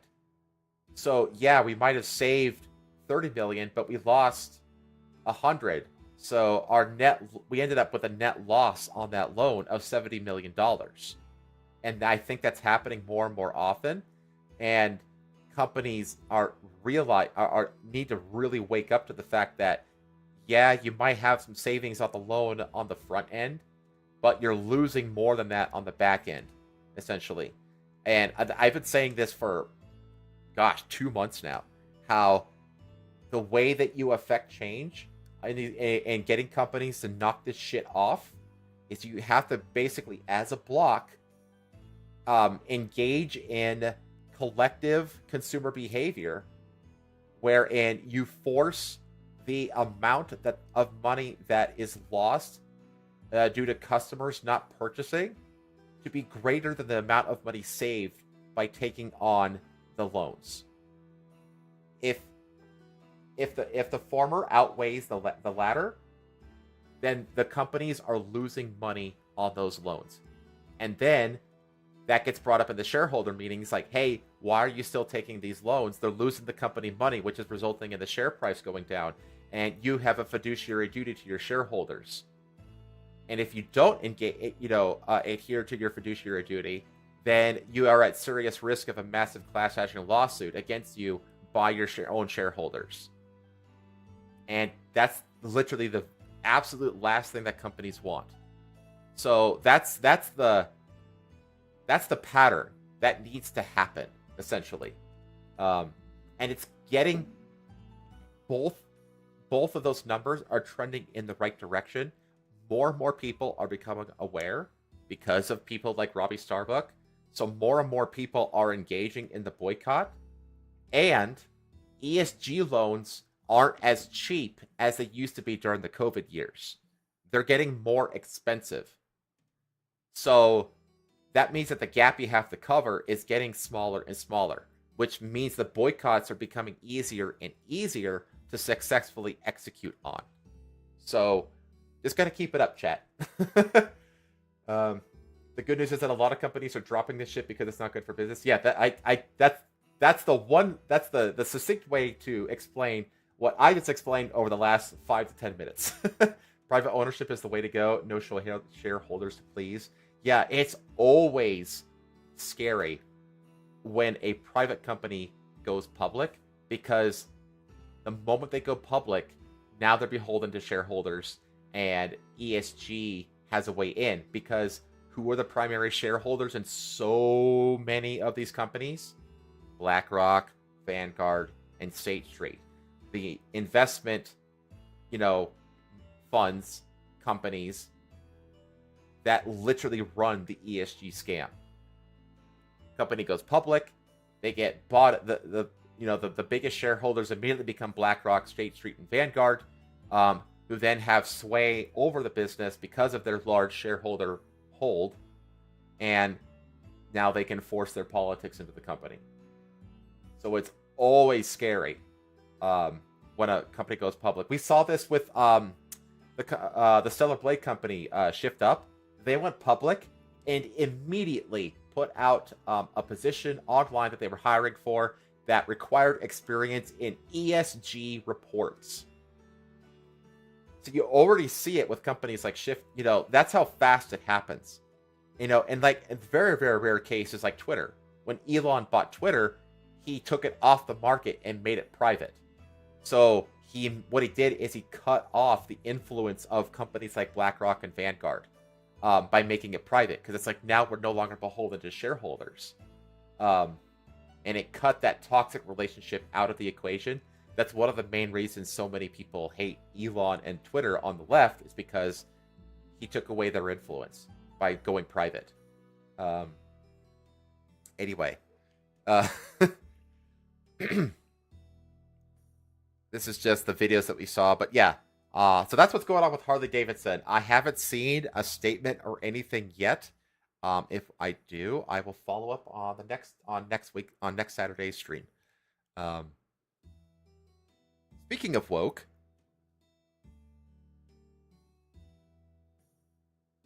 let's go full on into culture war shit.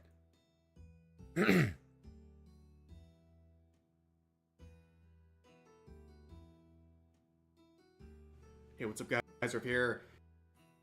I'm gonna do another Rev video. I fucking love Rev. I really do like Rev. All right. Because of course, chat. Of course, we're gonna talk about Assassin's Creed Shadows, because this shit never ends, does it? It's like whack-a-mole. One thing gets taken care of, and then another bullshit thing pops up, and it just doesn't seem to end with this damn game. This game is just defined by bullshit controversies, and it's their own damn fault. So the latest, as Rev will get into here, is that Ubisoft has released an apology to Japanese gamers because they finally had to admit that they couldn't just write off all the complaints as a bunch of racist white chuds in America. It's mostly coming from Japan at this point, and they can't use that excuse anymore.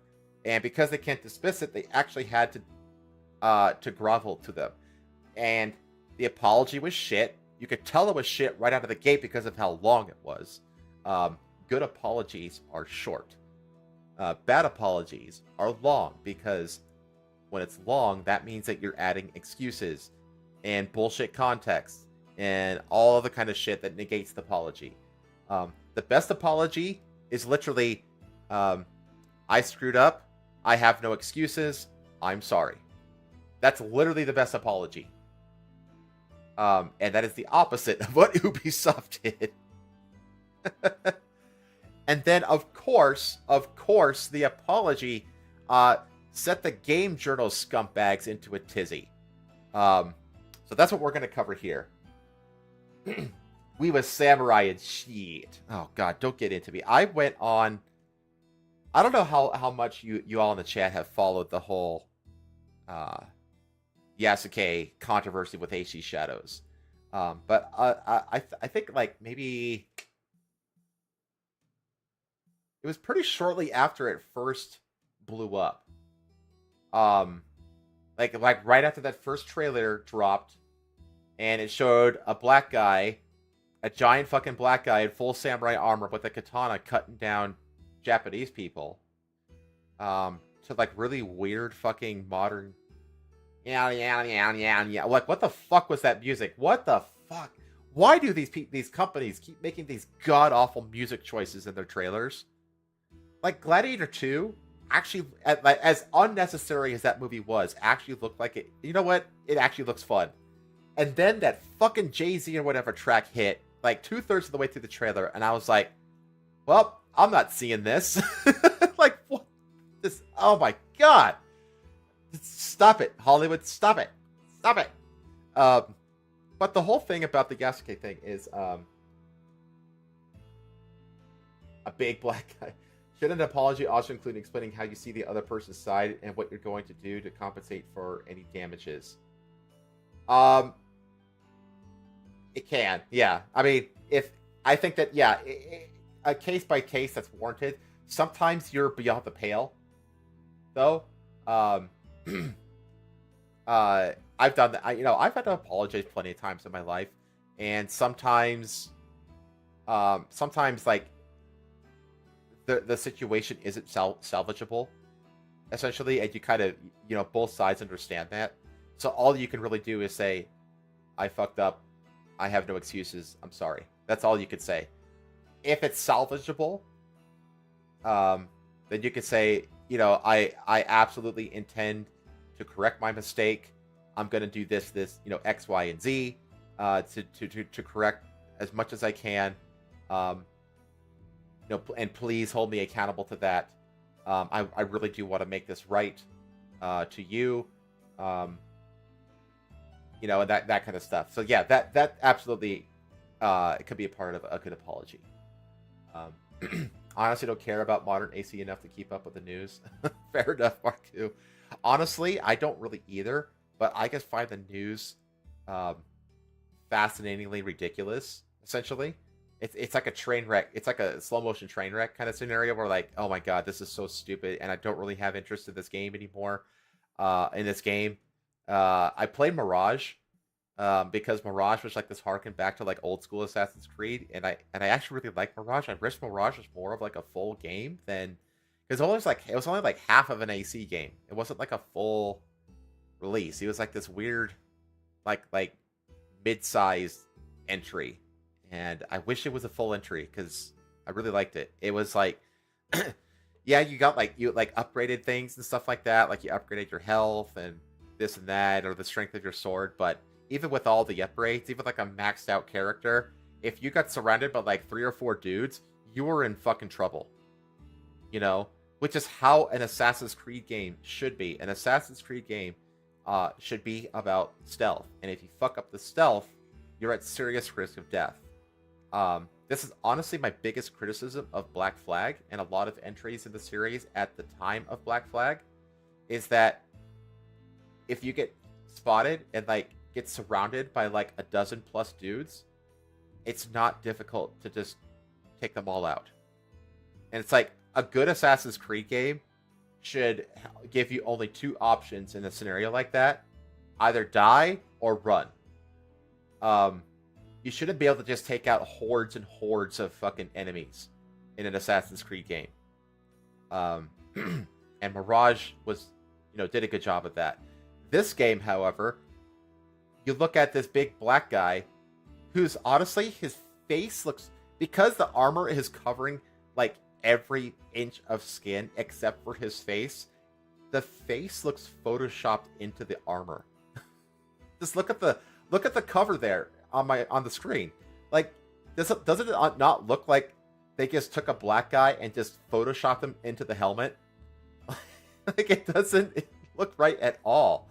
But the thing is that it's like they said, like, oh, we want to be authentic and historically accurate. We want to present the character as authentically as possible and all this shit. And it's like, you don't give a fuck about presenting Yasuke authentically, because in the trailer he's not only donning a full suit of samurai armor, but he's also wielding a katana as if he had been training with a katana his whole fucking life, like a typical Japanese samurai would have done.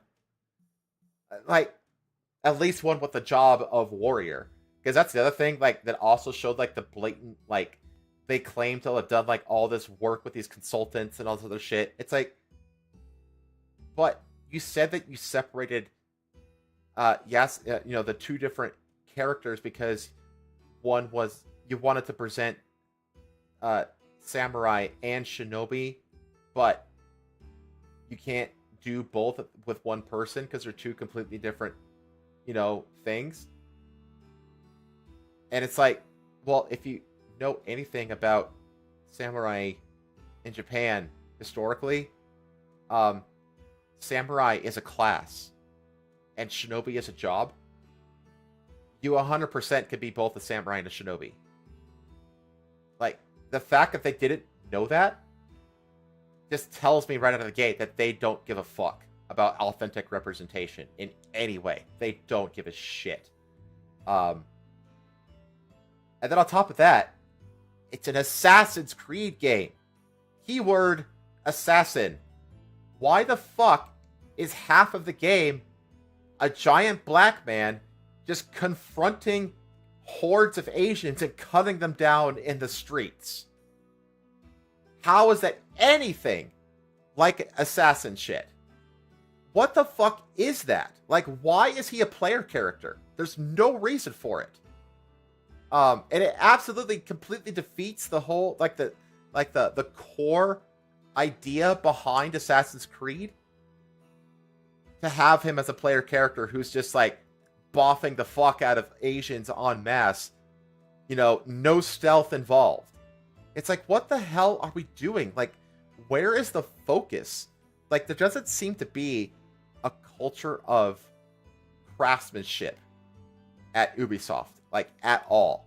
It seems to be just filled with bureaucrats and, like, careerists, just nincompoops who don't give a shit about anything regarding the creative process and authentic representation of the eras they're claiming to authentically represent. Anyway, I haven't even started this video yet. Hey, what's up, guys? We're here. So today we have another round of Assassin's Creed Shadows drama because Ubisoft can't stop catching L's with this game. A game that they promoted to their own investors as something that will succeed because it is highly praised by players and critics alike, which of course that's a lie. Is a lie because the reaction of players to this game has been extremely negative. Whether it's I don't think I've seen a single trailer on YouTube about Assassin's Creed posted by Ubisoft that isn't ratioed. Literally every single one I've seen is ratioed. It's like, and then the Yves Guillemot gets up on the stage in front of his investors and says, massive hype among the player base.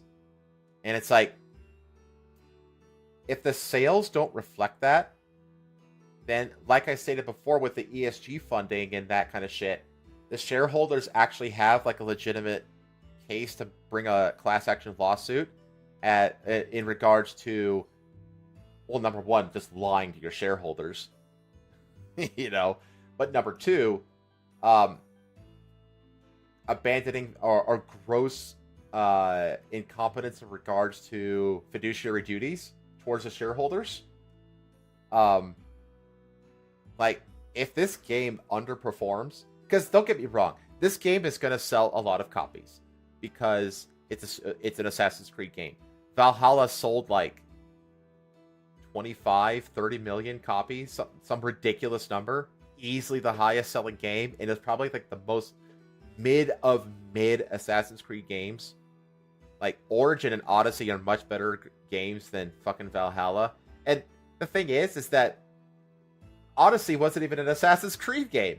It was just generic historical RPG. Like, you don't even engage with an Assassin's Guild in any way. Like, there's nothing Assassin's Creed about the Odyssey game. It's just a really fun historical RPG is all. But Valhalla was just fucking boring. And that wasn't anything to do with the Assassins either. You were a Viking, and you built a city, and the Assassins' presence in the game was as far as they had their own little shack in the city, and you would occasionally talk to them and help them out. Like, that's as far as the Assassin's shit went with Valhalla. It's like, they don't give a shit about the DNA of Assassin's Creed actually being present in Assassin's Creed games anymore. They don't care. Mr. Yappy Fox, man, I know. I could go off on this shit for forever, dude. The review bombing on the trailers, or the recent merch scandal where Ubisoft was trying to basically promote Assassin's Creed Shadows merchandise that they simply bought from Amazon and repurposed for their They merchandise. bought Zoro's or the sword from One Japanese Piece. petition against this game that has nearly 100,000 signatures, or the fact that Japanese government officials and politicians have been getting involved in this situation, on top of the revolving door of quote-unquote historians who have been disgraced in their attempt to claim that Yasuke is a samurai, which the entire game is based on. Well, recently, Assassin's Creed Shadows would make a formal statement. We covered this in a video 2 days ago. They had a message, particularly for their Japanese community, that is extremely upset about what this game is trying to do. In fact, one section of their statement specifically covered their authenticity efforts, because some people are debating whether or not this game is actually trying to rewrite history or make historical claims based on Yasuke and whether he's a samurai or not. And they said this: "We have put significant effort into ensuring an immersive and respectful representation of feudal Japan. However, our intention has never been to present any of our Assassin's Creed games, including Assassin's Creed Shadows, as factual representations of history or historical characters." That's a lie. That is a straight up lie. I remember in the lead up to, gosh, I think it was the very first one, the one with Altair in Jerusalem. I remember initial footage of that game showing a crossbow on his back. And then it was announced, like a few weeks after that video was released, that they were removing the crossbow and the whole crossbow mechanic from the game because it wasn't historically accurate to the time period or place. That's how dedicated they were to accurate representation of history. Because this is the thing, when it comes to historical fiction, when you call something like Assassin's Creed historical fiction, and you claim to be authentic and all that kind of stuff to the time period and to the people that existed within that time period, yada yada yada. Okay, you don't. That doesn't mean that you get to just take that person and say, oh, we're gonna make him a completely different kind of person who did completely different things and all this other kind of shit. It's like, you don't get to have it both ways. Because the thing is, when you write historical fiction, what you do is you figure out a timeline. You draw a timeline, and then on that timeline, you basically take a character, let's say Nobunaga, and then you basically write a timeline of Nobunaga. You say, on this date, this significant thing happened, and then this happened, and this happened, and then you make notes. Nobunaga was fascinated with foreigners and that kind of stuff. He loved hawking and all this other kind of stuff. You know what I mean? And you make all these notes and you write the timeline. And then what you do is you bring in the fictional part of it.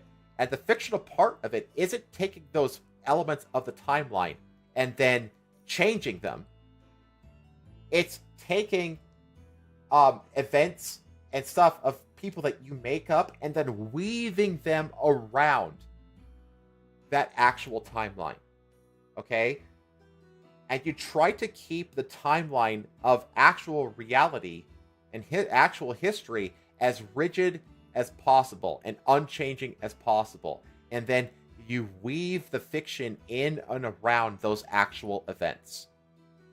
And that's what they did originally, is they took all these real people and real historical settings, and they were very, very authentically represented. And then they made up fictional characters, and they weaved them into those real histories. But what they didn't do is that they didn't take the real histories and just alter them. Okay? Once you take real history and you start significantly altering them like that, you can no longer call yourself representative representation, representing historical fiction or history or something like that. Now you're just fiction. Now you're just fiction inspired by history. Because I don't know if he's going to get into it, but there was like this interview that the Ubisoft like higher up did with some magazine or whatever, and he said that like we aim to make this as authentically accurate to history to the point where players can discover and learn about Japanese history by playing our game. It's like, I'm sorry, but when you proclaim to have that level of dedication to authenticity and accuracy in history, you can't at the same time, whenever you see a discrepancy, be like, oh, we never meant it to be accurate. It's like, bitch, you can't have it both ways. Pick one. So that turned out to be a lie, which probably shouldn't shock you at all.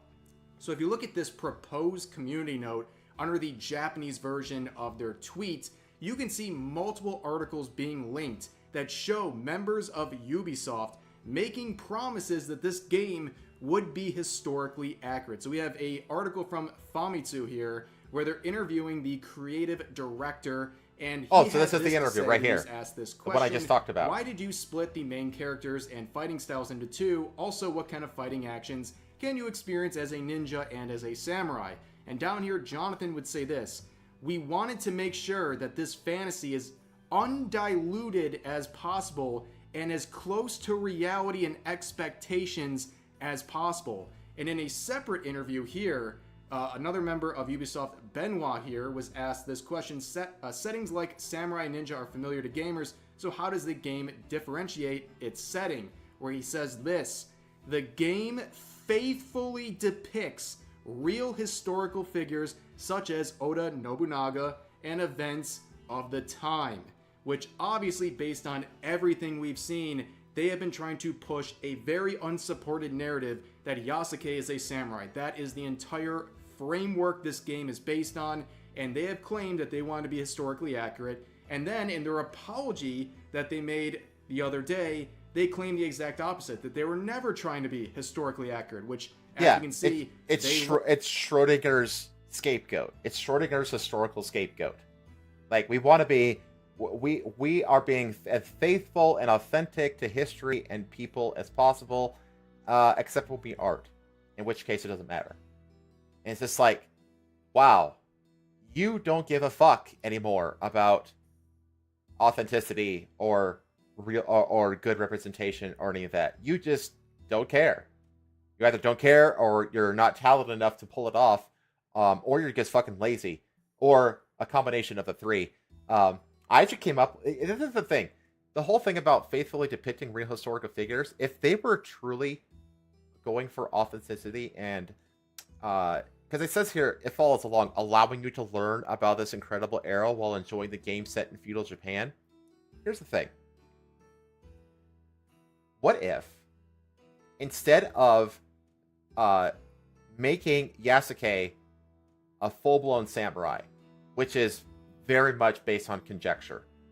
In fact, what would be historically accurate is we don't know that he was considered a samurai. We know that he was kind of treated like one by at least one person, essentially. Nobunaga was obsessed and fascinated by foreigners and foreign culture, so he was obviously really fascinated with Yasuke. And I actually compared it.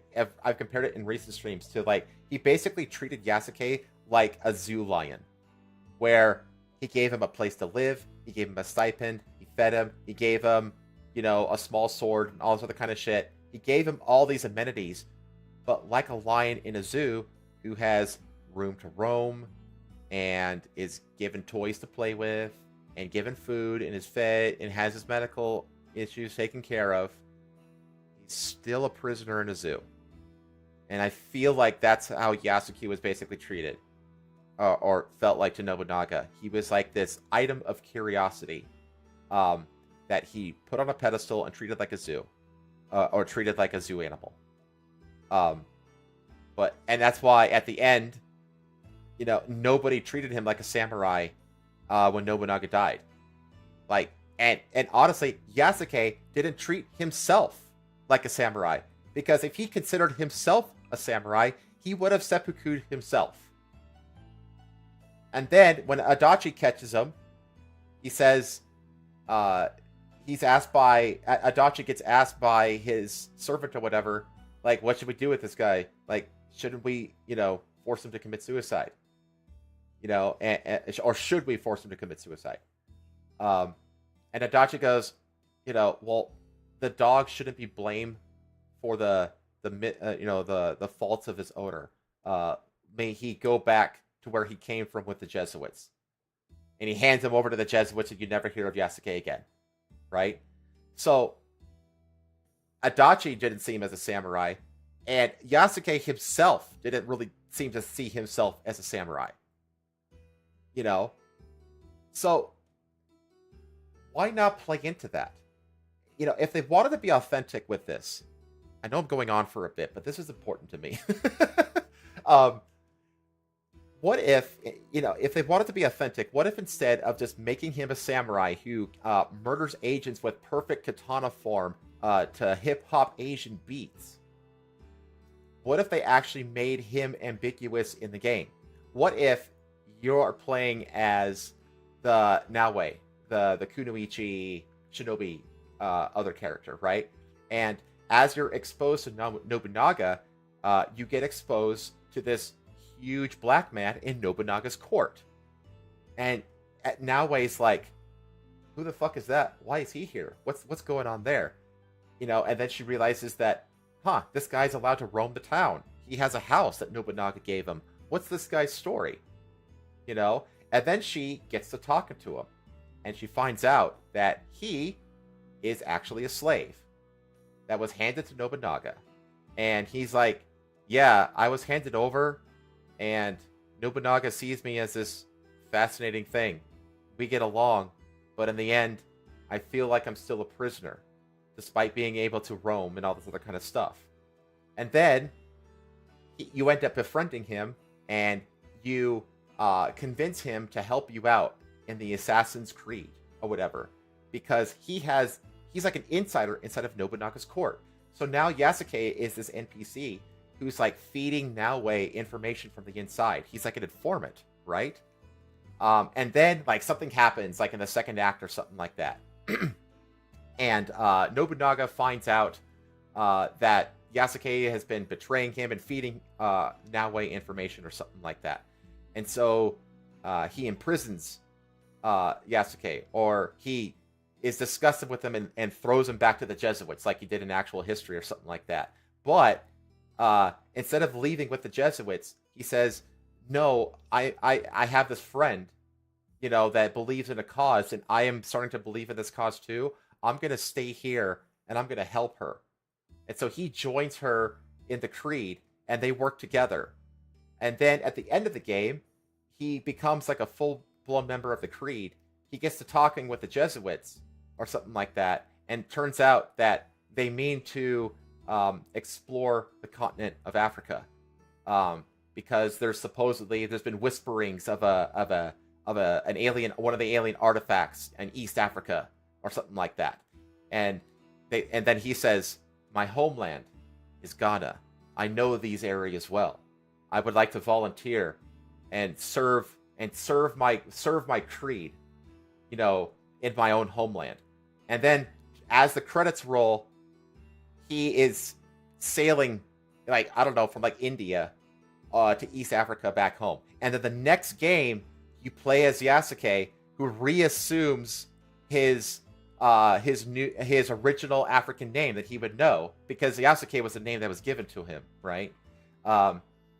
And he's in his homeland in Ghana or Mozambique or whatever, and there's a whole game set in Africa. And now the audience is endeared to this guy. He has like this really cool story arc of this man, out of time and place in Japan, who finds his way home, and now he's helping the Creed in his homeland. And now you have a whole game set in Africa. Everything fits, and everybody thinks that Yasuke is this really fucking cool character that they want to play as. Can you imagine? Could you imagine if that were the plot, instead of what the lazy stereotypical cliched bullshit that they're going with. It's and by the way, I made that up in like 5 minutes, by the way. And that's the thing, is you're playing on like, you know, what if they have a conversation between Naue and Yasuke, and Naue's like, he treats you like a samurai. Are you samurai? And then he kind of ponders and he's like, I don't know if I am samurai. He seems to respect me, you know, but I feel it. I still feel as a prisoner, you know. So you could use that ambiguity, which is authentic to reality, and play it into the plot and the relationship that develops between Naue and Yasuke. You know, it's like, it's so frustrating, chat. It's so frustrating how botched this whole effort seems to be. You know, this Japanese, you know, Assassin's Creed in Japan has been asked for well over a decade. Like, literally since Assassin's Creed 2, people have been like, oh my god, like, a feudal medieval Japan would be like the greatest, coolest place for a setting for these kinds of assassins. Stuff like that. Ninjas and shinobi and espionage and yada yada yada. The fans of the franchise have been wanting this for over a decade. You had the opportunity. It was right there in your hands, and you just fucked it up. You just completely fucked it up. I'm overqualified to work at Ubisoft. I know. That's why I don't apply there. But the thing is, like, I made that up in like 5 minutes. Give me a day. Give me a day. Give me a day to actually write out the plot. You know, maybe they're chasing. Maybe like Nobunaga's sword is like actually like an Isu artifact, and the sword is like the thing that they're after. Maybe like the sword is like I've heard this from like another Reddit post, but like the sword is like is using like the same artifact that like gave King Arthur his power with Excalibur, you know, that kind of stuff. You know, so it's like this whatever Inu artifact that's been passed around between cultures, and so that's the artifact that they're after. You know what I mean? And so like Yasuke, which would fit into Yasuke being a retainer for Nobunaga. Like, what if Yasuke was like, it's like, knows exactly what he does with that sword and how he keeps it and everything, because he's his retainer. That's literally his job as a retainer. So you could play into that as well. Like, there's so many better things that you can do by actually keeping closer to actual history than instead what Ubisoft has done and just gone with the way of lazy conjecture, whatever. I need some water.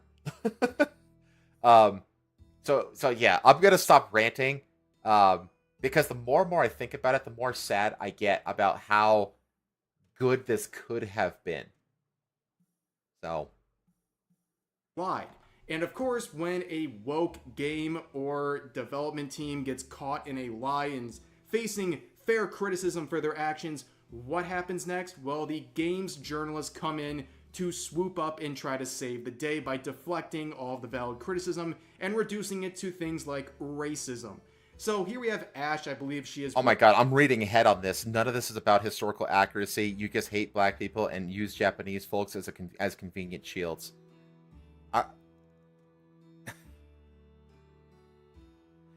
Who is she talking about? Because that sounds like what Ubisoft is doing. Oh my gosh. Nobunaga about the soft A, that was way better retainer. What? Oh my god. With The Verge. You're always a laugh, quoting Cordell. the original message from Assassin's Creed. I appreciate your humor. Y'all I really can do. quibble about if he was a samurai or whose swords he was allowed to carry. He was there. Everything else should be allowed to be artistic license. But the thing is that yes, she's right. It should be allowed to be artistic license, but you have the opportunity to be more than just artistic license. Because that's the thing.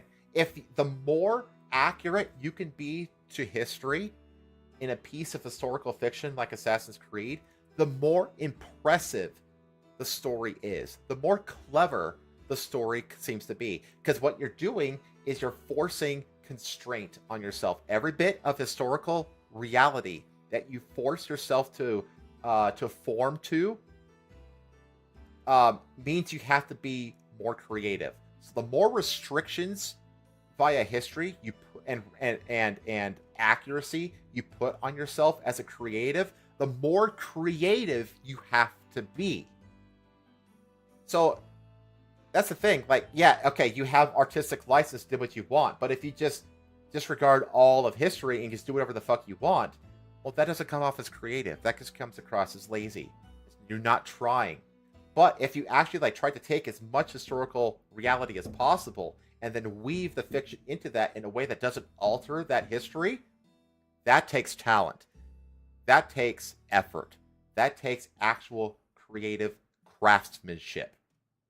And it's something that Ubisoft is not willing to do, because again, it seems to be filled with careerists and not craftsmen, and it's something that journalists absolutely loathe. Because game journals are the most laziest, useless, worthless people in the entirety of the gaming space. None of this is about. So of course they're going to take the side of like just be lazy. Who cares? Of course that's the side that game journals are going to take, because that's what they are. They're lazy and they don't care. Historical accuracy. You just hate black people and use Japanese folks as convenient shields. So first of all, you see how their claims have gone from, well, he's a samurai and you're just wrong. Now they're saying, well, he might not be a samurai because of all these historians getting disgraced who are trying to claim so. But you're just racist. That's why you're upset about seeing Yasuke in this game. It's not because of the historical inaccuracies and the fact that, quite literally, there is vandalism going across multiple websites like Wikipedia, for example, trying to now change the narrative that he was a samurai. Now you're just a racist. I refer you back to the story that I just told, my alternate version of this Yasuke story. Did it sound like I hate black people in that story? Do I sound racist for actually trying to be authentic to Yasuke and the ambiguity about his status as a samurai and actually setting him up for his own game in his homeland? Does that sound disrespectful and racist to you? I think Ash Parrish is just a racist retard. That's what I think. For being upset about this. And notice how they're saying that Japanese people are being used as convenient shields. Well, as you can see, the majority of the outrage, despite everything games journalists will try to claim, the majority of the outrage is coming from Japanese gamers who have finally had enough of this rewriting of their history. You can see the Japanese... By the way, that petition was started in Japan, and I think like more than 90% of that petition are Japanese living in Japan. And that's impressive for Japan because their population is only like 90 million people. So getting that petition to 100,000 and having it be 90+% Japanese people, that's impressive. Actually, that means that they actually are pissed. You don't sound racist, but the chat certainly does. I'm okay with it. Japanese version of the Assassin's Creed post has way more negativity directed towards it. Almost 10,000 quotes, primarily of people who are upset about what's happening, and they're not buying this excuse from Ubisoft and Assassin's Creed. However, Ash would continue in the replies and say this: let us also dispense with the pretense that Japanese society itself isn't in itself violently racist with its own form of ultra-conservative right-wing assholes that are more than happy to carry water for this cause. So in her... Wow. So you just basically, again, stop Asian hate, number one. Hashtag stop Asian hate. But yeah, she just like, oh yeah, Japan's just a bunch of racists, which, thank you for going mask off, because it has been said for many, many years now that there's like this weird hatred towards East Asia among leftism for a while now. This is why Stop Asian Hate, the actual campaign last year, came rose with a fever pitch and then disappeared overnight. Why did it disappear overnight? Because everybody figured out who was committing the hatred against Asians. And hint, hint, it wasn't white people. And if it's not white people, then it doesn't serve their identity politic power narrative, and so they just drop it. Basically, they were using Asians as a tool to gain power over white people. And the moment they realized that they couldn't, because the people perpetrating the hate against the Asians were not white people, they just dropped it. Her claims that people are racist for complaining about Yasuke. She counters by calling Japanese people complaining about this game violently racist. Can we just reflect on that for a second?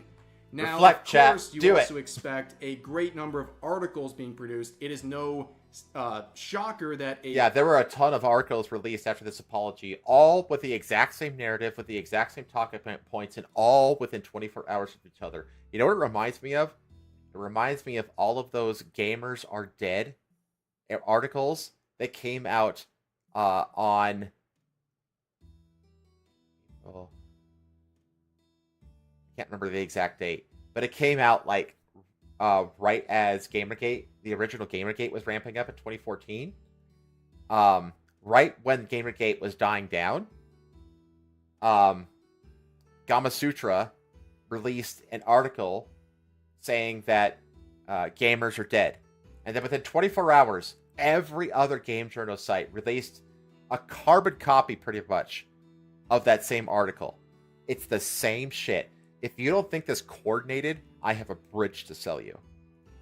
Whole fleet of articles came out at the same time as soon as this announcement was made, and all of them are defending Assassin's Creed and criticizing people who are upset about what's happening with that game. You can see this one from The Gamer saying DEI is a code word. And see, I hate that. I hate this. I hate this look. This is the thing. I'm going to go to a mini rant this time. I wish, again, if they would have actually been authentic to Yasuke and made him actually interesting. What if he was gifted a set of samurai armor like you see him wearing there, but he didn't wear it because he didn't train to fight as a samurai. He learned how to fight back in his homeland of East Africa, Mozambique and the like.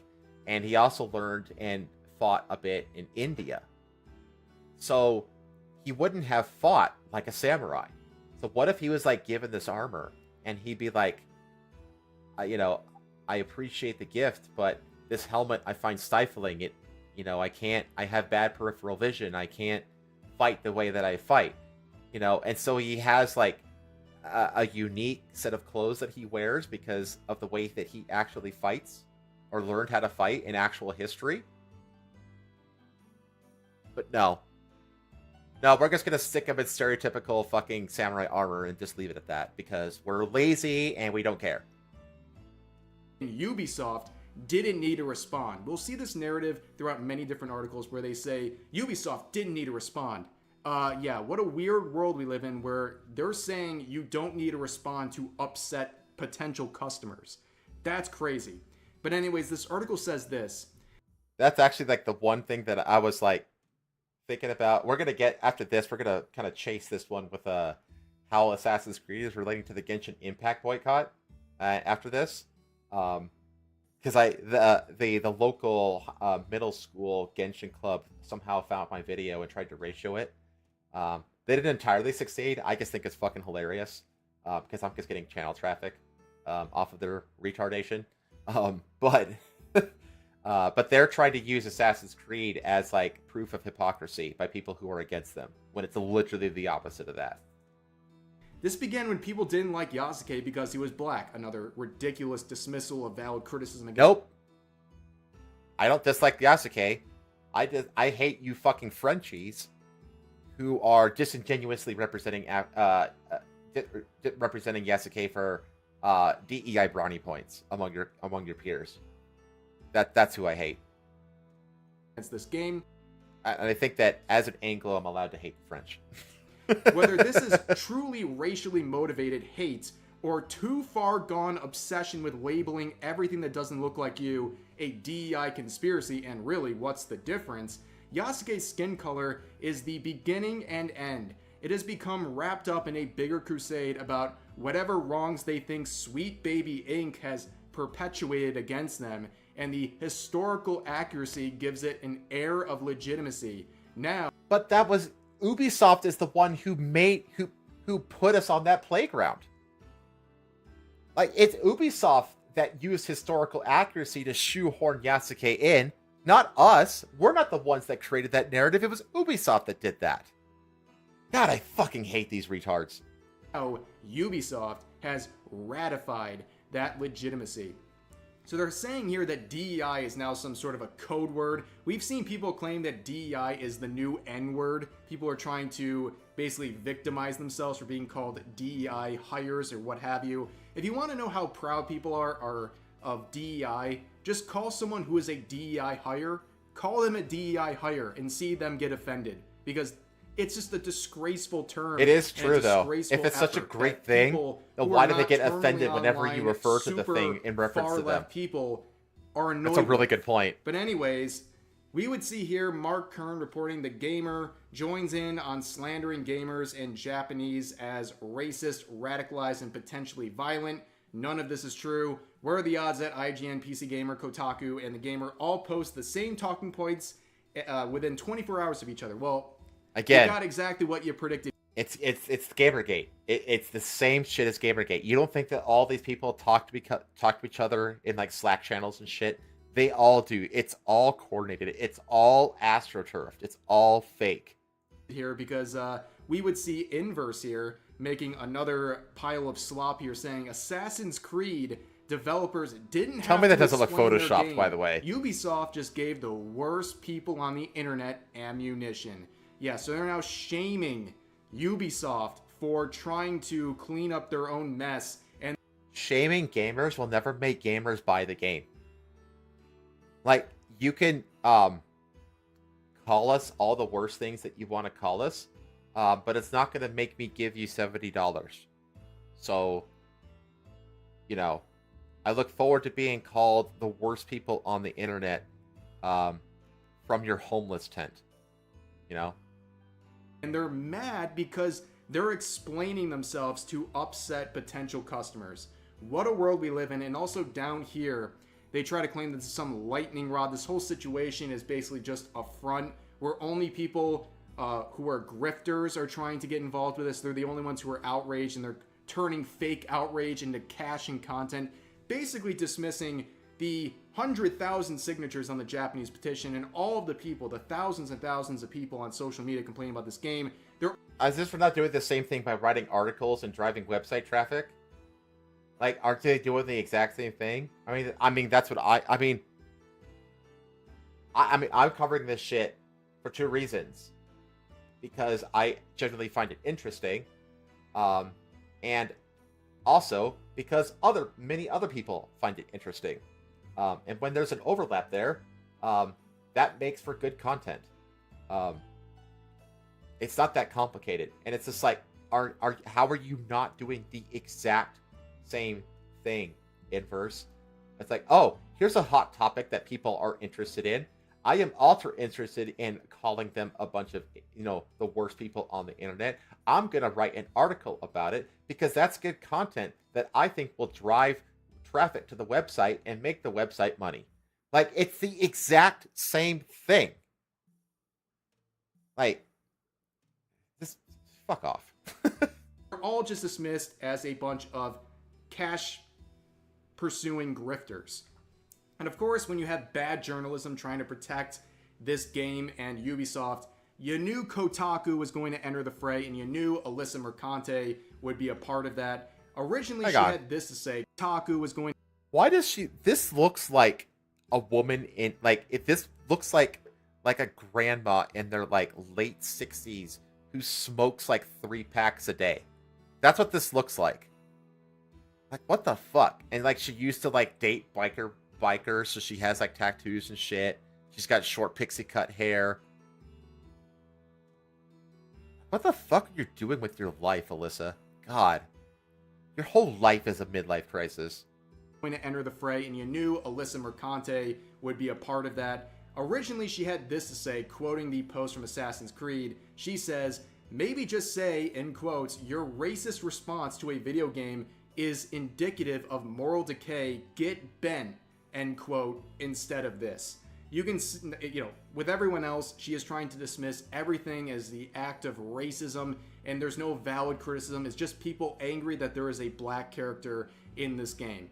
And of course, that dismisses all the genuine complaints from people on the Japanese side of Twitter. I mean, this is one of the largest replies to the Japanese post from Assassin's Creed, where it says this: "I think the story about Yasuke should be considered fiction based on Yasuke. The Inspired issue by of historical Yasuke. retelling That's as far is as no it can longer go. a Ubi issue, but a Lockley issue. Remember, they're making him However, bisexual in the game Yasuke too. is no longer the problem. The plagiarism of materials from manga, I wonder if you organizations, can, and cultural heritage sites. if you can play the as Yasuke. misinterpretation of I wonder if you can play as Yasuke and give Nobunaga the BBC, because that's that's respectful cultural representation on Ubisoft's part. Am I right? Japanese history and the misinterpretation of Japanese as Chinese, among other things, show disregard for Japan. And yeah, there's so many layers of issues here that are upsetting gamers, in particular. Yeah, there's Japanese the art gamers, thievery, there's the and it's all thievery of being that boiled flag down from to, the Rifle well, Corps. People are racist, and that's why they don't like this game. I And swear to God, I think that because all of these decisions outside of these creative decisions and Yasuke in general, like the Zoro sword display that nobody went to, like stealing that Rifle Corps flag, that Samurai Rifle Corps flag, all that kind of shit, that's all marketing decisions. It's like, is Ubisoft's marketing just a bunch of fucking insufferable single wine ants? Like, is that what Ubisoft has for a marketing department? Because that's what it seems to be. It seems to be a bunch of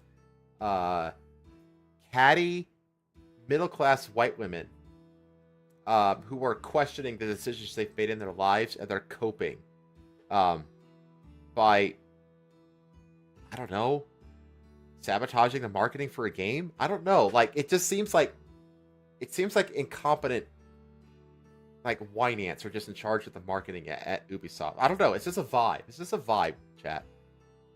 in fact, Alyssa would go on to make this stinker on Kotaku. You can see the title. "This was never about anything other than hate. Movements for ethics in games, journalism, or against forced DEI in video games are diaphanous veils draped over bigotry." Wow. Ooh, what a whole big lot of word salad right there.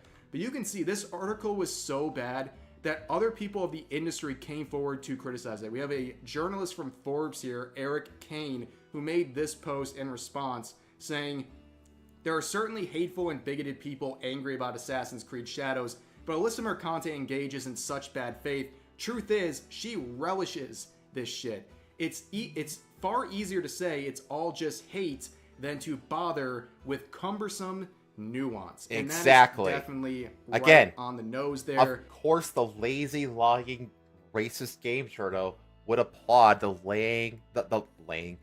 lazy, lying, racist game. Of course. It's so much easier to just dismiss all valid criticism as the product of hate and racism than it is to actually look at the long number of valid complaints that people from all over the world have regarding this specific title. And on top of that, of course, when she is getting criticism, fair criticism, once again for her public posts and articles, Alyssa would turn all of her attention to who else but Mark Kern. For some reason, it's all going back to Mark Kern. You get called out by thousands of users, you get called out by other reporters, and the Because only she's clout person in chasing. her mind That's all it is. once again, Mark Kern.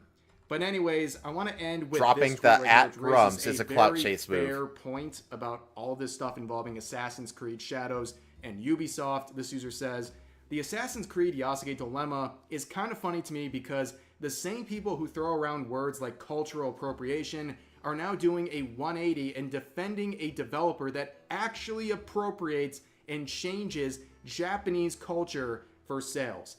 That is a very good point. Well, it's not just that, because there's plenty of, media about Yasuke, Like, Afro Samurai is inspired by Yasuke, you know, which is amazing, by the way. Afro Samurai is fucking awesome. Go watch it.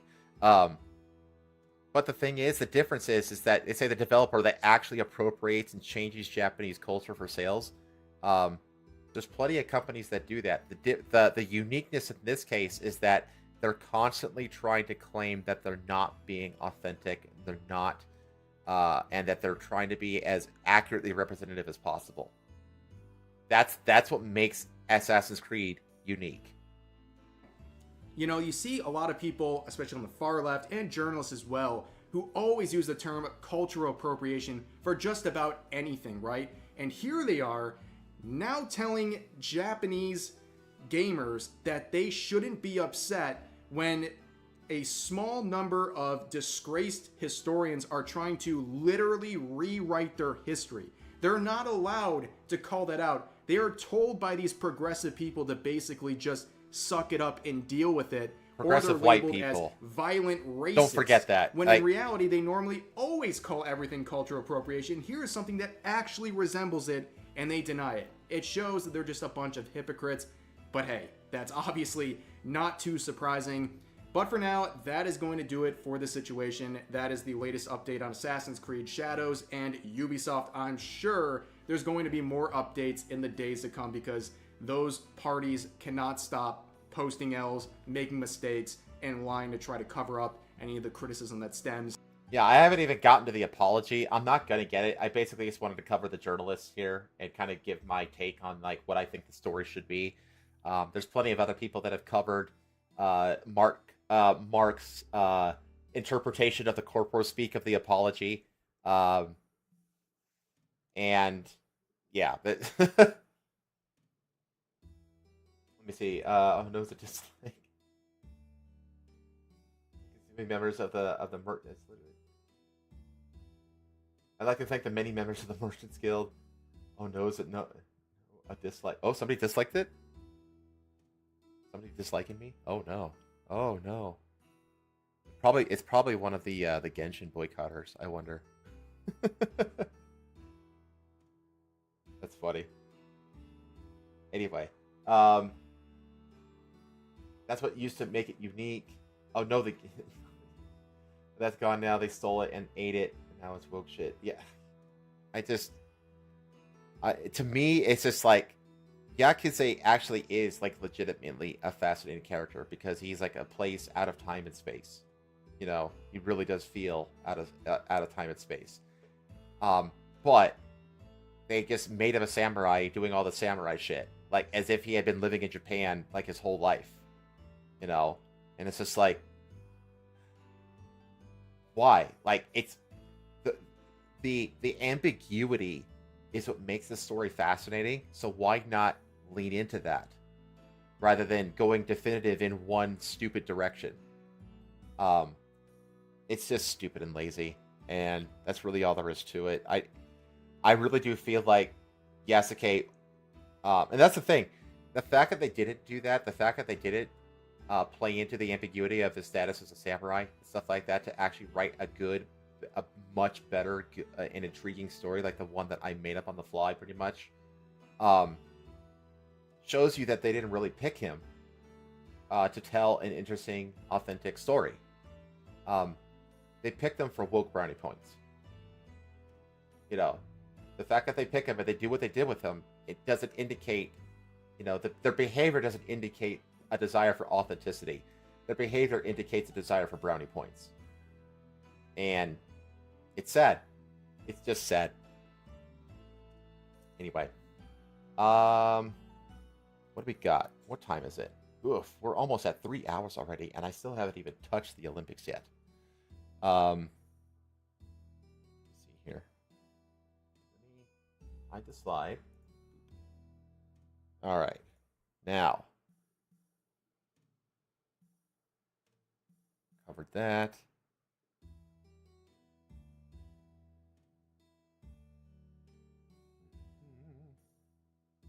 You know what? Let us just jump into the Olympics. Because this is a long one, boys. I've got a fuck ton of tabs to open here. All right. Get all these things open.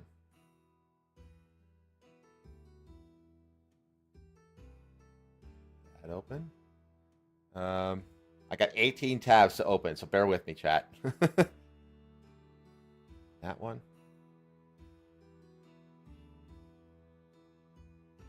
That one. That one.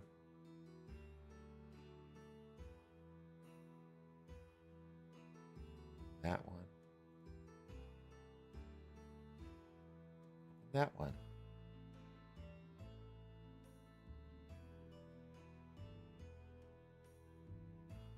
Open this one. But this one. I got a long story to tell you, chat. Most of these sources will go relatively quick, though. Only going to linger on a few of them.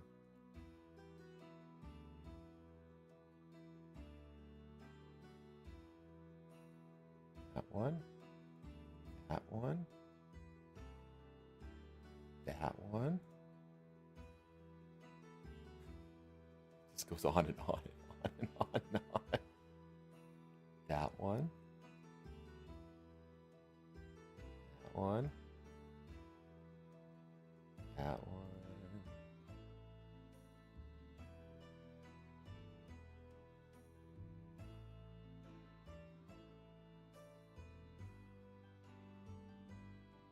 And that one. All right.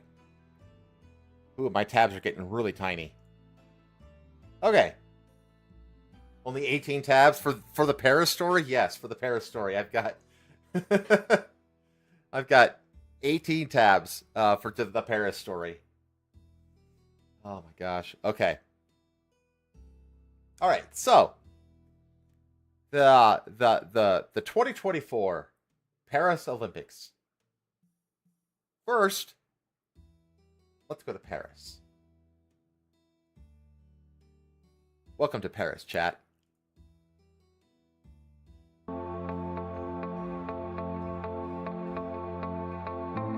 Where you can get there is no baguette here. There is rat kebab and feces and trash.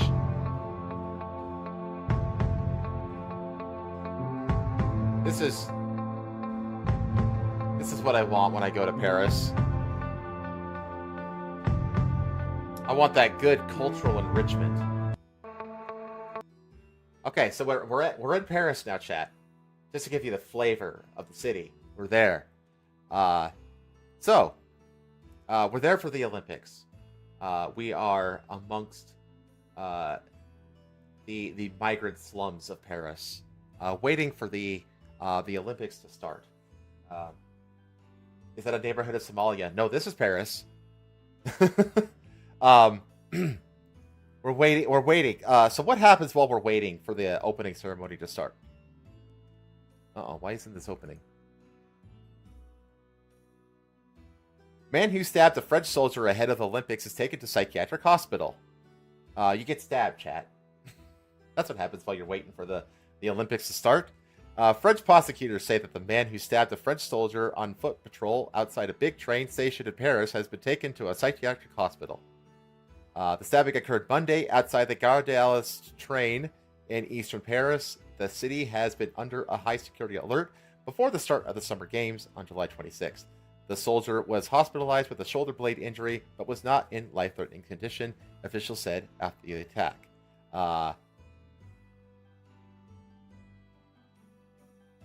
But you don't have to just get stabbed. Oh wait, you could get stabbed again. I actually thought that this was the same attack, but it's not. A police officer was wounded in a knife attack in Paris on Thursday in the Champs-Élysées neighborhood, and the attacker was immediately, quote, neutralized, authorities said, just days before the opening ceremony of the Summer Olympics. French Interior Minister Gerald Darmanin said the attack happened in the 8th arrondissement of Paris while police were, quote, responding to a call from officers securing a store. The perpetrator was immediately neutralized by police officers, he tweeted, expressing his unwavering support to the victim. So yeah, you can get stabbed, or you can get gang R-worded. Australian woman on vacation in Paris Ard by 5 African-type individuals. African type. It's a type, chat. Didn't you know? The City of Light becomes the City of Fright for vulnerable tourists and French women alike. An Australian citizen was Ard by 5 African-type individuals during her vacation in Paris, with the women taking refuge in a restaurant after the ordeal on the night of Saturday into Sunday. At 5 a.m., the 25-year-old woman, who was under the influence of alcohol, entered a kebab shop, traditional French food shop, in the 18th arrondissement, located on Boulevard de Clichy. She told staff there that she had just been Ard by 5 individuals. Police arrived on scene and interviewed the victim. She told police she had been Ard by 5 African-type men, according to a police source speaking with French news outlet JDD. The woman was extremely traumatized and intoxicated, with paramedics transporting her to Bichat Hospital. Just last month, on June 22nd, a tourist from England said she was Ard by multiple individuals and had her phone stolen after she attended a music festival. The woman was surrounded by the hooded men who raped her and I said it, damn it, and left her crying on the streets. She was transported to Cochin Hospital. Police believe the men may have recorded the assault on their phones. The suspects are still on the loose. Womp womp. In 2023, a Mexican tourist was gang Ard by multiple men near the Champ de Mars, while in the same year, 2 Brazilian tourists were the victims of sexual assault in the gardens of the Eiffel Tower. The suspects were never caught. Because of course they were never caught. As Remix News previously reported in 2022, a North African migrant was arrested for Arding a 27-year-old American tourist inside a bathroom stall in Paris while her boyfriend waited outside. Once she was missing for a while, he went in to investigate and heard her screaming for help. He then found the migrant man forcing himself on her. Let's keep going. Turns out, as you can see by this trend, France migration chaos. 77% of Rs in Paris streets committed by foreigners in 2023. It's almost like you have a problem with the migrant population, Paris. Maybe you should be more careful about who you let into your fucking country. I'm not going to get into this because it's too fucking depressing. But yeah, this is just normal. This is just normal and expected among the streets of Paris. So normal, in fact, that they had to make a PSA to all women who are visiting Paris. Venez en France pour les Jeux Olympiques, vous devez If you're going to regarder France cette for the vidéo. Olympics Games, En Ile-de-France, en 2019, in 2019, 63% 63% of sexual assaults and 93% of thefts on public transport were by foreigners.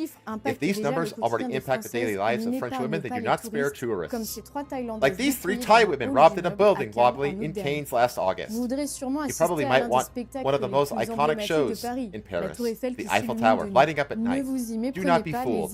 The countless R's on the Champ de Mars with many women tourists among the victims should deter you from going there. This video is a preventative video. The daily life of French women is already a nightmare. We are expecting the worst for the Olympics. Here are some tips we have for you. Do not go out alone at night. Get a small pepper spray and keep it in your pocket at all times. Be cautious in touristic places like Champ de Mars, Champs-Élysées, Rue de Rivoli,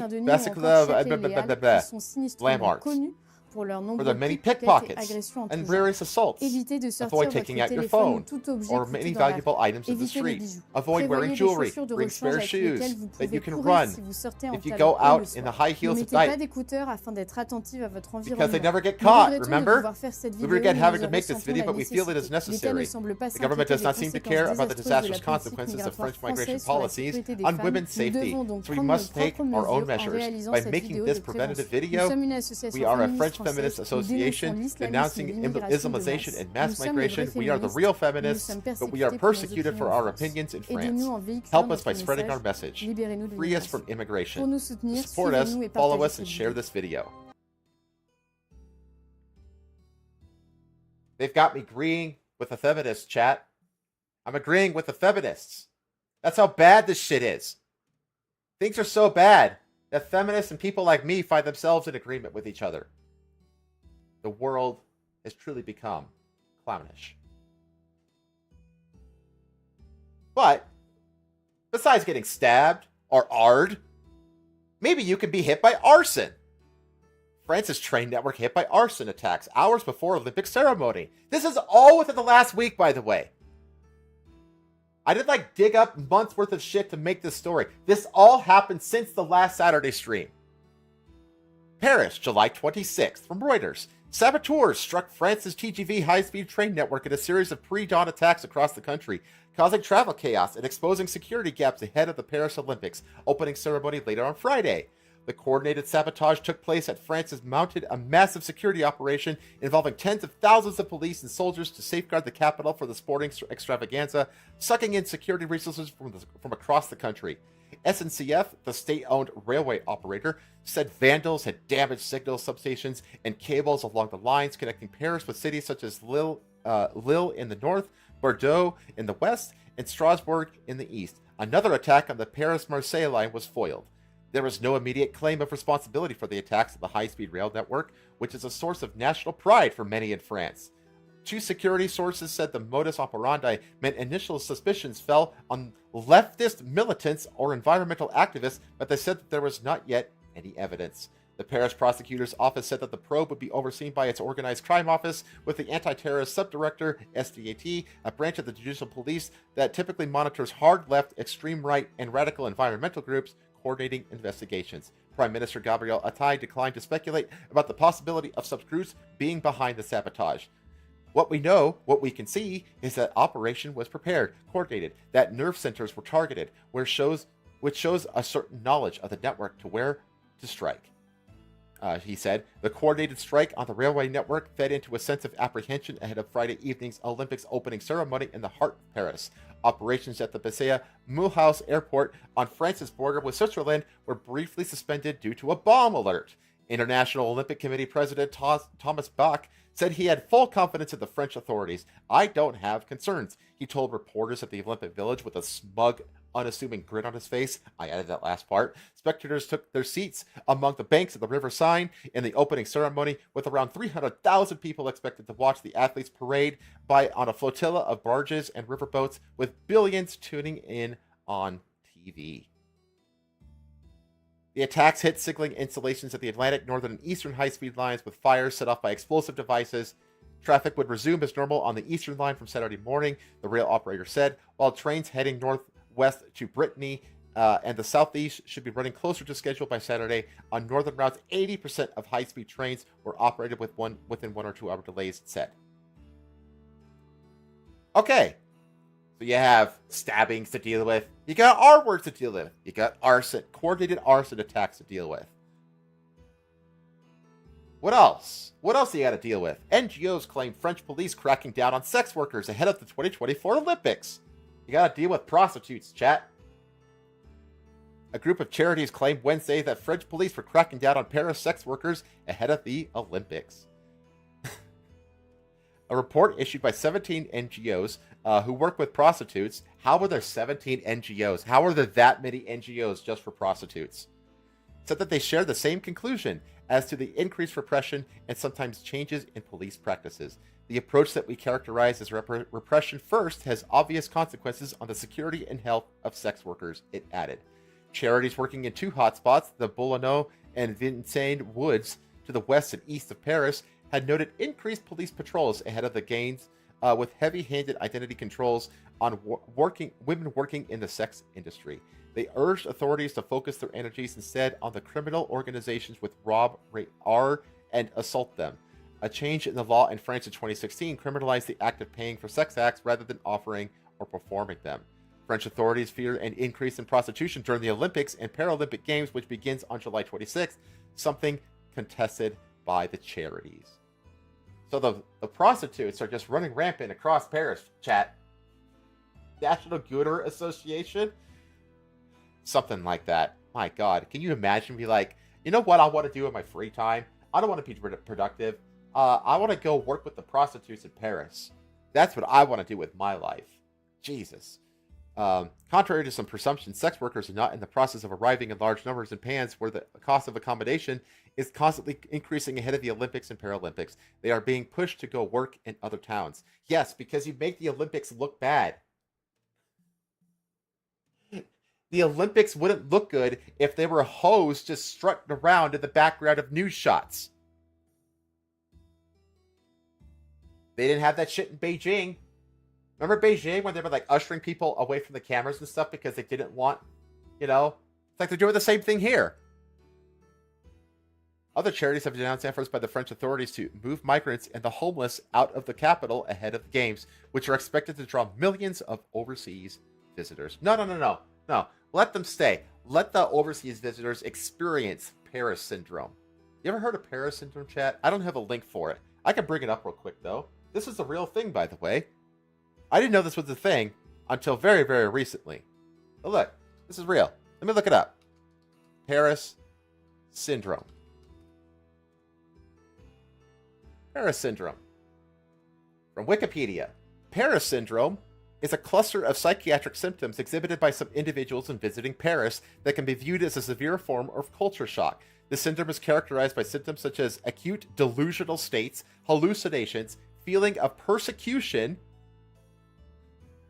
derealization, depersonalization, anxiety, as well as psychosomatic manifestations such as dizziness, tachycardia, sweating most notably, but also others such as vomiting. While the syndrome has been particularly noted among Japanese tourists, perhaps due to the way in which Paris has been idealized in Japanese culture, the syndrome has also affected travelers from other countries such as China and South Korea. What causes this syndrome? Language barriers, interpersonal relationships, cultural differences, idealization of Paris, exhaustion. Do you think that this is better or worse with the rapid Islamification of Paris? Because this is a thing for like actual like French people, like the culture shock experience when they experience like French people in France. Do you think it's better or worse? Where is it? What it's this instead? What it's these guys? I don't know about you, but this shit would be more shocking to me than if the streets were lined with bakeries and baguette shops. Like, if I go to Paris and I see this, I say, I'm not in Paris. I'm in a remote state of Somalia or some shit. In which case, I might as well go to Somalia. Like, what a shit show. What an absolute mind-boggling shit show this city has become. Okay. So, we've gone over what Paris is like now. And all the shit that you have to they have to wait for, they have to survive for you to make it to the Olympics. So let's say you've found your way through little Somalia here. You've survived the stabbings. You've managed to not get R-worded. You've survived arson attacks on the trains. Well, now what? You've made it to the Olympic Village. Right? You've made it. Congratulations. What happens now? Well, you get to see the Olympic opening ceremonies. Made it, chat. What does that look like? That looks like this. You get the Olympic torch getting handled by a demon. Whatever the fuck this is. It doesn't look human. It looks like a creature. This looks like someone who just they're like halfway through like a costuming shop at fucking Hollywood. Like they sat down in the cosmetics chair and they had to get up and leave for some reason in the middle of it. And here they are. You know, that's who France wants to represent them. I'm not going to play this because apparently the French Olympic Committee has been going on copywriting fucking videos of the opening ceremony.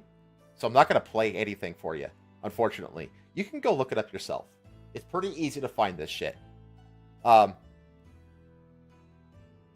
Something gets censored? Uh-oh. I wouldn't be surprised if the stream gets taken down for what I'm covering right now. Hang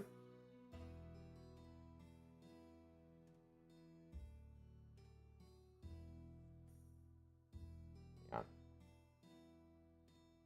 What is going on? Okay, whatever. Oh my god. Okay. So this creature is the torch person. Great. Okay. Now we know who the West likes to represent us. Fantastic. Men pretending to be women. That's what we want. What else do you have? Gayest Olympics ever. Paris Olympics opens with suggested bisexual threesome. So the opening ceremony had a series of performances. Some were fine, like Lady Gaga, totally fine. Some were not so fine, like this. The opening dance number featured women flung around on poles, as rain fell on the ceremonies. Others danced in the streets, including men lovingly embracing each other as they cavorted onto one of the many bridges across the Seine River in Paris. One of the pre-recorded dance segments was even more explicitly gay, as 3 dancers in gender-ambiguous costumes ran through the streets of Paris and into a building. Their segment ended with the 3, 2 males and 1 female, nearing each other in dramatic kisses, then entering a room to further their amorous acts. Yes, because when I think Olympics, I don't think of elite athletic performances and competitions and amazing life stories of rags to riches or hardcore dedication and all the amazing things that you've done and committed to bring you to this moment.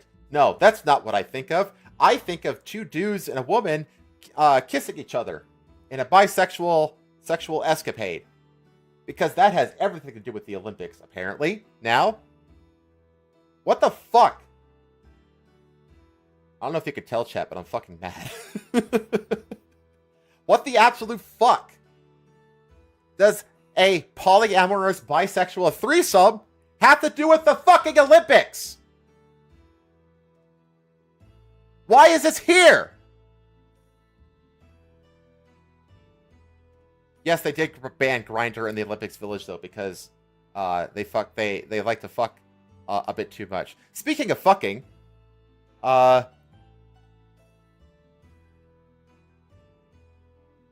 where is that? I have so many tabs. Where is it? No. Crap.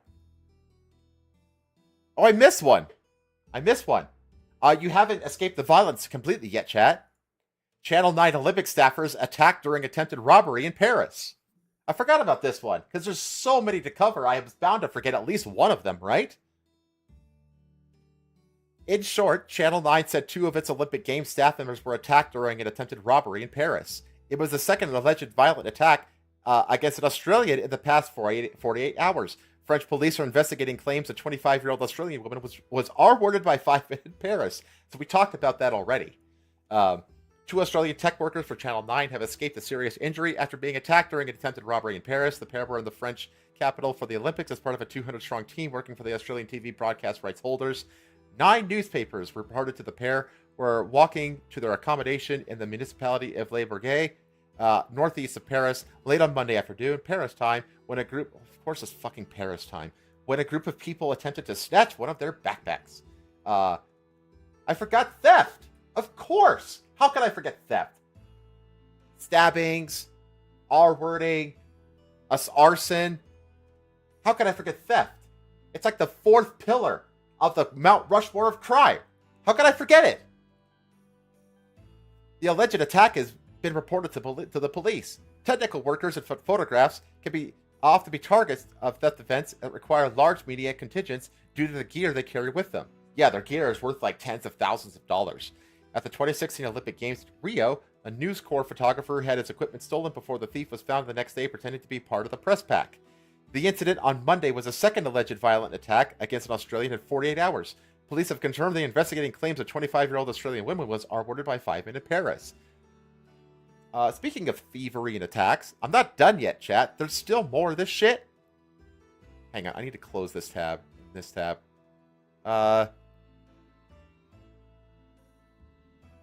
Nope, I just spoiled that one. Spoiled that one.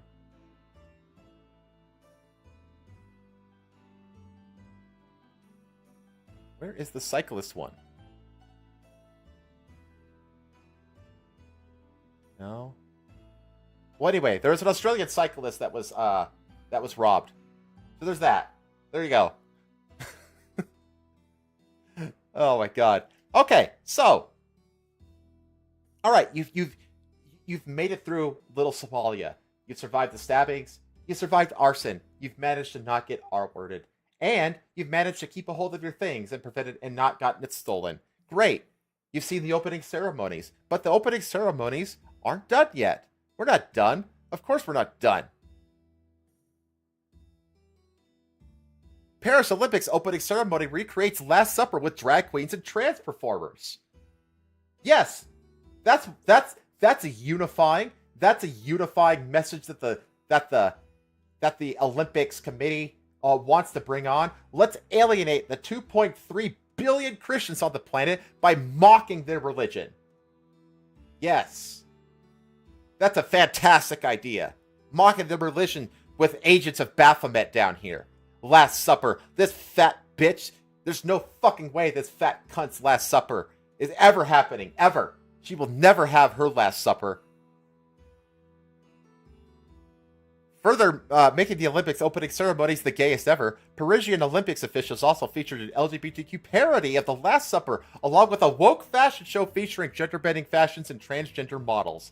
This is what I want. This is what I want with the Olympics. I don't give a fuck about the athletes and their stories. I don't care about who do I think's going to win or who do I want to win. Or what new events might have been added to the slate this year. No, I want to see this Slaneshi fucking blue motherfucker with a golden beard and flowers writhing around with his fucking cock hanging out, dancing and writhing in a mockery of the fucking Last Supper. That's what I want to fucking see at the Olympics. That's what the Olympics are all the fuck about. The interpretation of the Greek god Dionysus makes us aware of the absurdity of violence between human beings. Yes. That's what it represents, the Olympic Games. Please follow. What the fuck am I... Opening of the Olympics in Paris features parody of The Last Supper starring transsexuals, homosexual man, and a little kid. Oh yeah, I forgot about that. There's a little kid here as well. A little drag kid. Yeah. I'm sure his life won't be fucked forever. This is Satanism. This is like legit satanic shit. When you have a fucking representatives of Baphomet engaging in mockery of the Last Supper, like this is actual Satanism. Not to mention, does this article get to it? It's fucking Last Supper, my ass. I don't even know if it gets to it. But it was also followed up by a representation of the pale horse running over water. They had like this mechanical horse running over the river, and the horse was all white. It's like, yes, let's do a satanic ritual. Ritual mockery. And then let's do a representation of the pale horse. You know, the horse that one of the 4 horsemen of the apocalypse, death, rides during the 7th breaking of the seal in the fucking book of Revelations. What in the absolute holy fuck has happened to the Olympics? Want me to ping you in the Discord for the Aussie cyclists? Nah, that's alright. That's alright. I mentioned it, and I think that's enough.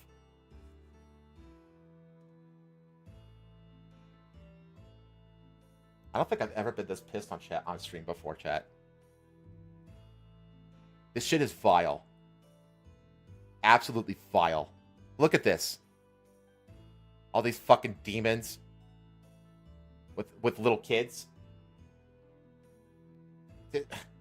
Again, I'm not playing into this because I don't want to get copyright struck by the ICC or whatever the fuck it's called. Okay, well, you've made it through the demonic opening ceremony. Congratulations. Now it's on to the actual games. What happened during the actual games? Violence.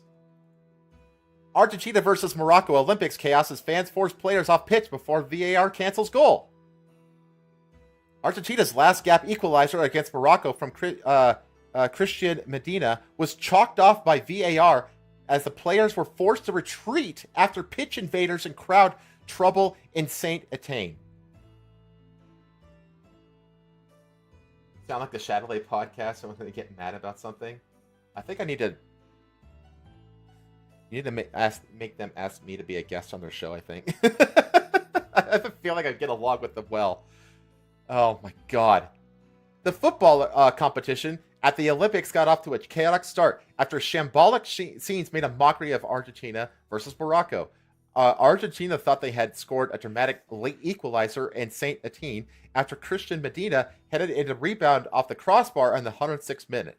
There was confusion amid the scenes afterwards as supporters fan onto the pitch, and the Argentina players made for cover in the tunnel, with firecrackers being thrown in their direction. Pitch invaders had twice halted play. What do the pitch invaders look like? Where are they? There's a picture of these. Look at this. Yes. What the fuck? What the fuck is this? Like a Syrian nerd? What the fuck am I looking at here? It's got these big ass nerd glasses. What the hell is this? Oh my god. It meant that over an hour and 20 minutes later, with no fans left in the stadium, the two teams returned to the pitch to complete the closing stages. Yeah, so they were forced to evacuate the pitch due to violence because the fans running out onto the field. And then they clear out the whole stadium, and once the stadium is clear, the players come back out, and they resume the last few minutes of the game to an empty stadium. What a kickoff to the first day of the Summer Games, chat! Giovanna Simeon then have the deficit with a back post finish. I don't really give a fuck about the actual game. Jesus Christ. Okay! Well, you've made it through day one. You've survived the arson, the R-wording, the assault, the stabbing, the theft. You've gotten through the satanic opening ceremonies. You survived the violence as the arena clears. Well, now what? Well, now you got to go back to the Olympic Village. The Olympic Village. Food becoming an issue for athletes in the Olympic Village. The city known for its exceptional cuisine around the world can't feed the athletes in the Parisville in the Olympic Village. Eggs and chicken are in short supply, while athletes have also been served uncooked meat. Food has become a major issue in the Olympic Village as the Paris Games are underway. Adequate food supply and uncooked meat are among the concerns. Grilled chicken and eggs, in particular, are among the items in short supply. As a result, some athletes have resorted to bringing packed meals back to the village for lunch and dinner, according to the Times of London. British athletes are staying away from the restaurants at the residential complex, and officials have sent an extra chef to Paris, because Paris doesn't have enough chefs, apparently. You know, the city known, like, chef is a fucking French word. How are there not enough fucking chefs in Paris? Caterers are working to increase their food orders, especially in regards to eggs and chicken, which Paris Olympic officials wanted to source from France. At the beginning of every Games, there are usually 2 or 3 issues, and the transportation is always one. British Olympic Association Chief Executive Andy Anson told the Times. But the big one this time is the food in the village, which is not adequate. Paris Olympic officials attempted to offer more plant-based foods, of course they did, in an effort to reduce the game's carbon footprint. Eat the crickets, you fucking athletes. It's as good as meat protein. Don't you know? Just munch on them fucking cricket legs. Yum, yum, yum, yum, yum, yum, yum, yum, yum. Fucking delicious. Dip it in some hot sauce. You're good to go. You fucking athletes and your eggs and your chicken. Fuck you.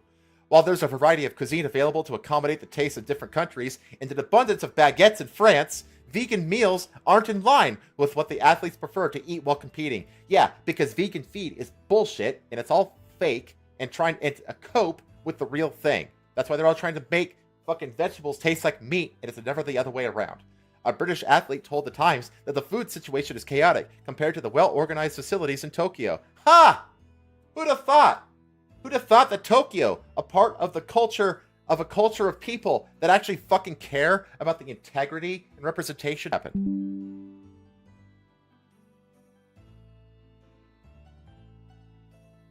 Tell me, I need a proof of life. Did the stream just crash? Oh, fuck.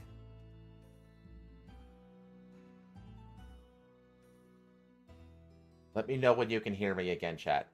I think we should be okay. Bad connection back now? Okay, I think it just blipped out for a sec. They're after me, chat. They're trying to shut me down.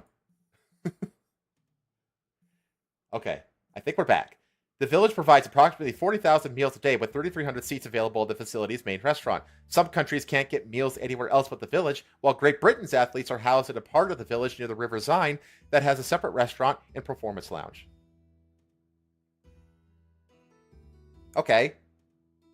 They're starving in the village. Great. To the point,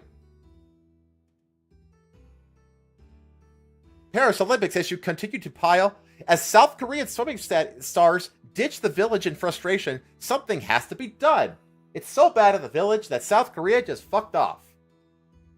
It looks like the City of Lights is facing some dark days ahead. With the Paris Olympics just around the corner, athletes and organizers are struggling to keep everything on track. The latest twist? South Korea's swimming stars have had enough of the Olympic Village and are making a splash by leaving it entirely. French authorities have emphasized their efforts to make the games more sustainable.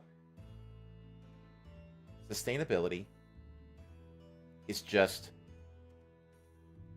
degrowth. That's all it is. It's a code word for going backwards in regards to the human condition and our day-to-day lives. Whenever you hear like our sustainability goals, your life is about to get worse. We have looked to reduce everything that can be reduced for games that emit less carbon and consume fewer resources. Oh, I'm so happy. I'm so happy you care about reducing the carbon footprint of the games. I'm so glad that you diverted resources from stopping stabbings and arsons and R words to make sure that there's just a little less of a carbon footprint of the fucking games. I love progressive priorities. Aren't they amazing? Aren't they so beneficial to the human condition? While this eco-friendly approach is admirable, it seems the athletes are paying the price for it. Despite the no-fly zones and AI security to secure well-being, one crucial element is missing from the Paris Olympics: the comfort and care of the athletes. The situation has deteriorated to the point where South Korean swimmers have abandoned the village and moved into a hotel. Hey, that's definitely an upgrade. According to a report by MSN.com on July 26th, 6 South Korean swimmers were required to vacate the Olympic Village. Swimmers Kim Woo-min and Hwang Sun-woo are among those who have complained about the stuffy conditions on buses due to taped windows. Taped windows. What the fuck are you taping windows for? To make matters worse, the journey to the arena took more than an hour, despite the distance being only 12 kilometers. You know what? Why not walk there? Oh, that's right. You can't walk there because you have to go through Little Somalia and you have to dodge the stabbings and the arson and the R words. Now the team has moved to a hotel that is just 5 minutes from the arena. Korea Swimming Federation President Chong Chang-hoon said, "That sounds like somebody just dropped some pots and pans at the floor. Haha. We just want to make sure that they will be at least a bit more comfortable." Even Hwang Sun-woo weighed in, describing the bus as a sauna. It's cooler outside than inside the bus. It usually takes about 40 to 45 minutes from the village to the arena, but it took us more than an hour and a half. He detailed that the windows were taped, maybe because of the threat of terrorist attacks. He finished saying, "But something has to be done." The sentiment was mirrored among the Australian swimmers as well. You know, the ones that had their shit stolen from them. Earlier, swimmer Shina Jack, that's a cool fucking name, had taken to social media, sharing a post featuring several elite swimmers sitting on the floor of a non-air conditioned bus. It is normal, actually, for them to not have air conditioning in Europe. It's that way in Britain, too. Having an air conditioner is not common in Europe, and especially in Britain. So there is that. Anyway, the discomfort extended beyond just transportation. It was a 45-minute trip from the village to the arena, so uncomfortable that it negatively impacted the athletes' ability to train. Their coach, Rohan Taylor, said the Australian Olympic Committee had been meeting with local organizers and the IOC daily to get the right buses with the right conditions. Moreover, the geothermal cooling system has had mixed reviews. Oh, look at that. Who'd have thunk alternate forms of green energy would be shoddy and kinda shit? Huh. While some found it insufficiently cooling, sprinter Fred Harley his room got super cold, causing athletes discomfort. The French authorities have done away with air conditioning units to reduce the carbon footprint. However, the USOPC is bringing their units. CEO Sarah Hirschland said, in our conversations with athletes, this was a very high priority and something that the athletes felt was a critical component in their performance capability and the predictability and consistency of what they're accustomed to. Additionally, the Team USA physiologists noted that the temperature at the village might be 79 degrees Fahrenheit, lower than the optimal bedroom sleep microenvironment, potentially leading to athletes feeling lightheaded or physically weaker on their competitive days. Speaking of air conditioning, U.S. Olympic and other teams will bring their own AC units to parents, undercutting their environmental plan. Again, I love progressive priorities. Olympic organizers have touted plans to cool rooms in the athletes' village using a system of cooling pipes underneath the floors. How innovative of you. Oh my God. I fit right in with the Shadowley folks, and I'm proud to be an American. At least I have AC. And I'm proud to be an American, or at least I have AC. And a Colt 1911. Eugene, Oregon. The U.S. Olympic team is one of a handful that will supply air conditioners for its athletes as the Paris Games, in a move that undercuts organizers' plans to cut carbon emissions. It's so important. So important. So environmentally conscious. I am so happy. I love the Olympics and their priorities. I love them so much. U.S. Olympic and Paralympic CEO Sarah Hirschland said Friday that the U.S. Olympic team appreciates the effort aimed at sustainability. The federation would be supplying U.S. AC units for what is typically the largest contingent of athletes at the Summer Games. Based. They were like, yeah, sustainability is great and all, but AC is better, so fuck you. As you can imagine, this is a period of time in which consistency and predictability is critical for Team USA's performance. Hirschland said, in our conversations with athletes, this was a very high priority and something that the athletes felt was a critical component in their performance capability. The Washington Post reported earlier this month that Germany, Australia, Italy, Canada, and Britain were among the other countries which plan to bring their air conditioners to France. Wow, even Britain, which doesn't typically have air conditioners, are bringing air conditioners. Olympic organizers have touted plans to cool rooms in the athletes' village, which will house more than 15,000 Olympians and sports officials over the course of the Games, using a system of cooling pipes underneath the floors. The average high in Paris on August 1st is 79 degrees Fahrenheit. The objective is to keep the rooms between 73 and 79 degrees Fahrenheit. That is hot. Fuck that. I need I don't know about you, chat, but I like mine 70 to 71. 79? That's not a room. That's a fucking lizard terrarium. Give me a break. The rooms will also be equipped with fans. Thanks.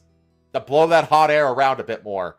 I want the Paris Games to be exemplary from the environmental point of view. Paris, Mayor, and Hidalgo. What about the stabbings point of view? What about the arson point of view?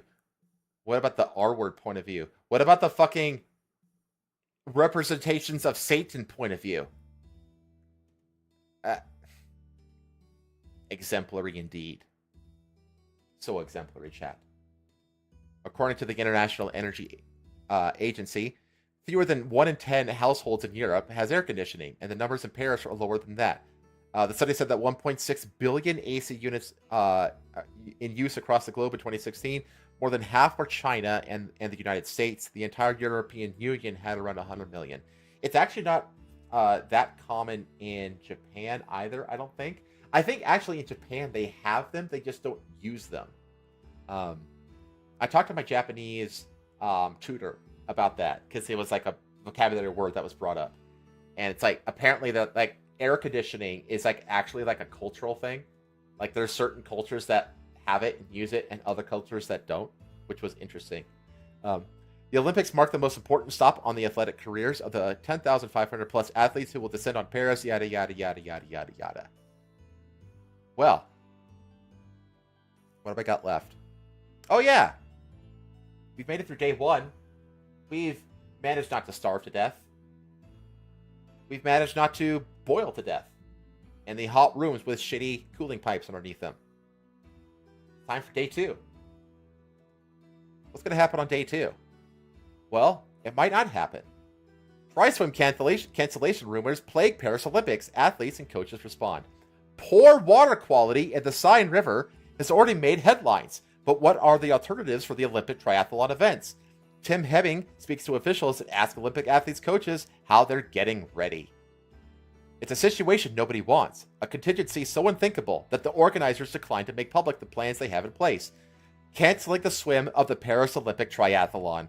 You can understand the reticence. While talk of dirty river water has dominated the pre-Olympic headlines, the manifestation of a duathlon, or 3 for a sport that hopes to attract perhaps the biggest crowd of the games, would be the most fecal of matters. Har. What a wonderful turn of phrase there, Tim Herring. Give yourself a pat on the fucking back. The Paris triathlon competitions are scheduled for July 30th, men's individual race, July 31st, women's race, and August 5th, mixed team relay. And despite nagging concerns, I said nagging, chat, the local organizing committee and World Triathlon, the sport's governing body, remain steadfast in their insistence that swimming will be the prelude to biking and running around the cobbles of the capital. But what if the water quality is too poor? What happens if the readings for bacteria concentration, chiefly Escherichia coli and the intestinal enterococci, I don't want to get cockeye, at the 4 testing sites on the Seine remain stubbornly high? After all, nature is a tricky beast to tame. Delay overdue. Okay, that's actually a pretty clever turn of phrase. That actually legit. That's a legit good one there, Tim. The water of the Seine River, site of the Olympic triathlon competition, is being tracked on a daily basis. The release data is encouraging. Would it be released if it wasn't? But the all-important test to determine whether or not the swim will happen will be carried out at 3:30 a.m. on race morning, 4 a.m. on the swim familiarity days on Sunday and Monday, July 28th to 29th, where the enterococci, it literally says enter your cockeye. It swims up the pee-pee, chat. Must not be more than 200 parts per 100 milliliters, and E. coli, not more than 500 parts per 100 milliliter. Yeah, I think concerns over E. coli are valid. You can see the full water quality decision-making matrix in this article. The information is then, I'm not going to bore you with that. The information is then relayed immediately to athletes, coaches, officials, and the media, but rather than do, the first step is plan B, delay. If there is any doubt, there will be just no swimming. Eric Noel, the technician operations manager for triathlon, told the press. Noel has experience having been in charge of Montreal's World Triathlon Championship Series event in 2022, where the swim was aborted on the Saturday. World Triathlon standards are extremely strict. In fact, they are harder to meet than the standard swimming pool standards. Swimming standards, not swimming pool standards. If either the men's or women's race cannot take place due to a failed test, then they will be shifted to Friday, August 2nd. If both races are postponed, both will take place on August 2nd. If that plays out, it would mean the men starting at 8 a.m. and the women following quickly because the sign needs to be open for the river traffic by midday. Both medal ceremonies would take place after all the action has finished. I'm not going to keep going on this. You get the gist, chat. You get the gist. The water is full of shit and E. coli bacteria, and they're not sure if they're going to be able to get rid of enough of it by race time. That's what's going on here. Pools closed due to AIDS and E. coli. So yeah, I think that's it. I think that is the raucous start. Let me check my tabs, make sure I didn't miss any.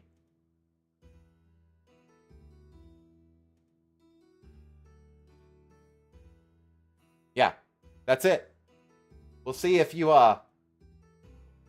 can survive. If you survive the E. coli, maybe you can make it to day 3, chat. We'll see. It'll be a miracle if anyone survives this thing.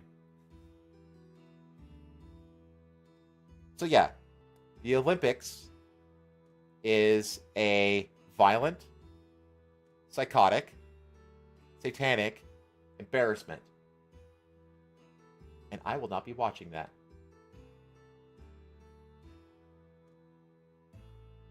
Okay. I need to go get some water because I exerted a lot of energy during that chat. So give me like 1 minute to get some water, and then we have a few more stories to close out the stream.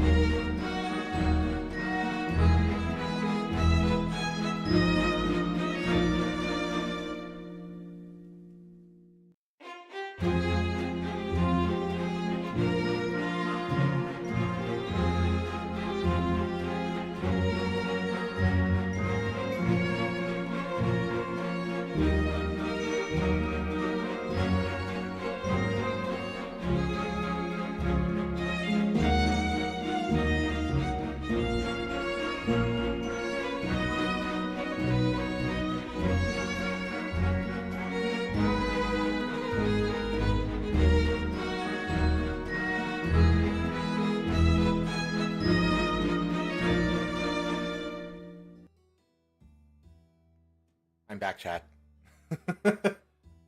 Isn't that Be Right Back's scene absolutely gorgeous? I feel like I want to start using that. I might use that as like a replacement for the stream end. Because I honestly feel like it's the best art that I actually have. Like, it's the most beautiful piece of art that I have, and it like almost never gets used.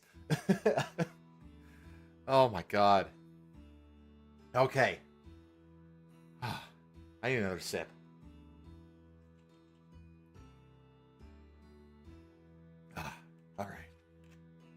All right. Let's calm down, or maybe I need to calm down. I'm not gonna tell you to calm down. Let's do something a little bit more fun here.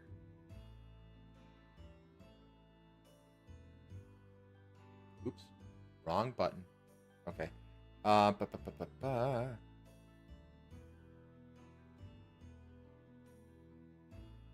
Where is it?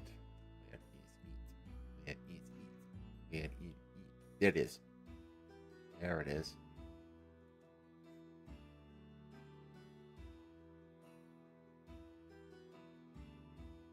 Tesla Cybertrucks are being mistaken for garbage cans by dumpster diving raccoons.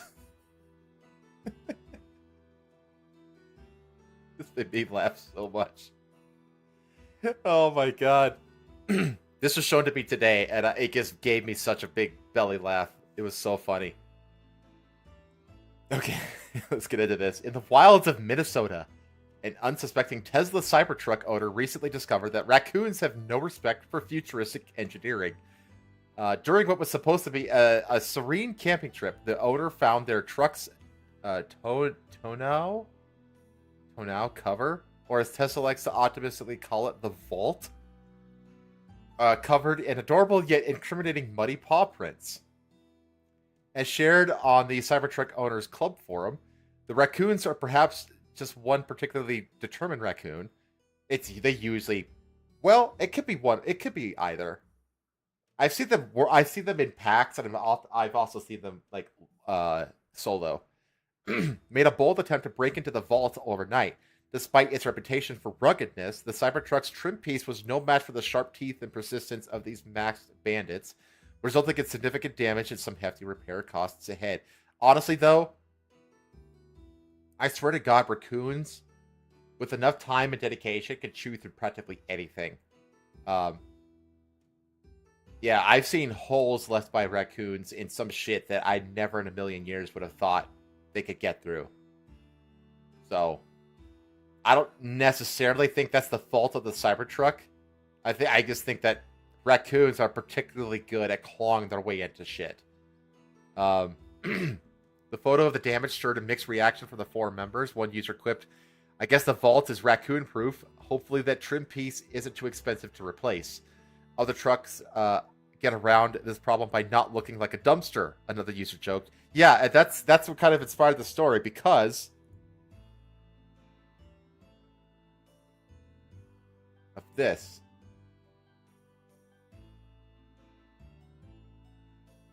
That really does kind of look like a dumpster, doesn't it? I never even thought of it, but I don't blame the raccoons for confusing one for the other. Cybertruck, the truck that can do about as much as off-roading as a Formula 1 car. Yeah, the Cybertruck is ironically like, it's a truck that has no dedicated function. I mean, I'm pretty sure that the whole thing was originally just a meme. It was like a live-action meme that Elon did because he has all the money in the world, and he was like, "What if I made this goofy-ass looking truck, you know, just for fun?" And then broke a window on an investor stage, presentation stage, while at the same time saying that the windows are shatterproof. Oh my god. This incident has added to the growing list of unexpected issues faced by Cybertruck, a vehicle Elon Musk has marketed as built for any planet. From accelerator pedals that stick to batteries, with a penchant for failing, and now raccoon invasions, it's becoming clear that the Cybertruck's armored defenses might need a little bit of a rethink. Elon Musk, the face of Tesla and its ambitious projects, has often described the Cybertruck as a glimpse into the future. Dude, I hope to God that this isn't the future. Because, God, this looks like the car version of, like, modern brutalist architecture. You know, that ugly concrete and, you know, the super imposing, hideous, you know, standardized concrete and glass that, like, makes up, like, 99% of architecture these days. That's what this looks like. It's like, I don't want that future. Please, don't give me that future. Let's see. Complete with bulletproof construction and even boat-like capabilities. However, the truck's reputation has been marred since its less than impressive delivery event in November, kicking off a series of mechanical failures and odd incidents. It seems that the Cybertruck is quickly becoming infamous for attracting mishaps, given the relatively small number that have actually been delivered so far. Yeah, people buy it as a fucking meme. In one particularly bizarre case, a Redditor recounted getting rear-ended because the other driver was distracted by their Cybertruck while FaceTiming. While the other truck was totaled, the Cybertruck's repairs amounted to a steep $7,500, not including labor costs. And let's not forget the constant fingerprint smudges and rust spots appearing on the stainless steel exterior from curious onlookers. Oh my god, dude. It's just...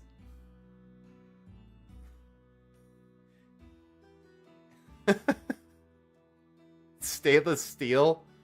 It's gonna show every little fucking blemish. Oh my god, what a joke of a vehicle. As Cybertruck owners continue to share their tale of woe and wonder, it's clear that this vehicle, while innovative, might not yet be as indestructible as its creators intended. Whether facing off against raccoons or dealing with day-to-day wear and tear, the Cybertruck's journey is proving to be as unpredictable as the raccoons themselves. Oh man.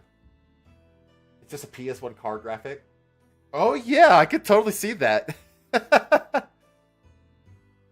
It's like we have to make a car, but we only have like 100 polygons available to make the asset go for it. They're like, ah, shit. Well, here you go. It's like there's 2 polygons per side, you know. So you got 2, 4, 6, 8, 10. You know, you can make it work. Oh man.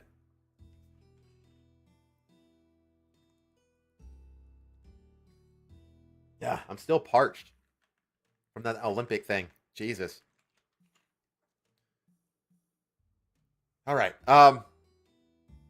What next? What next? There's still plenty left. I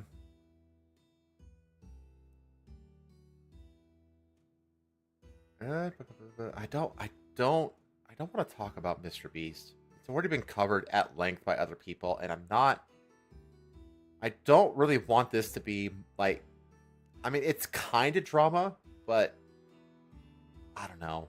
I don't know.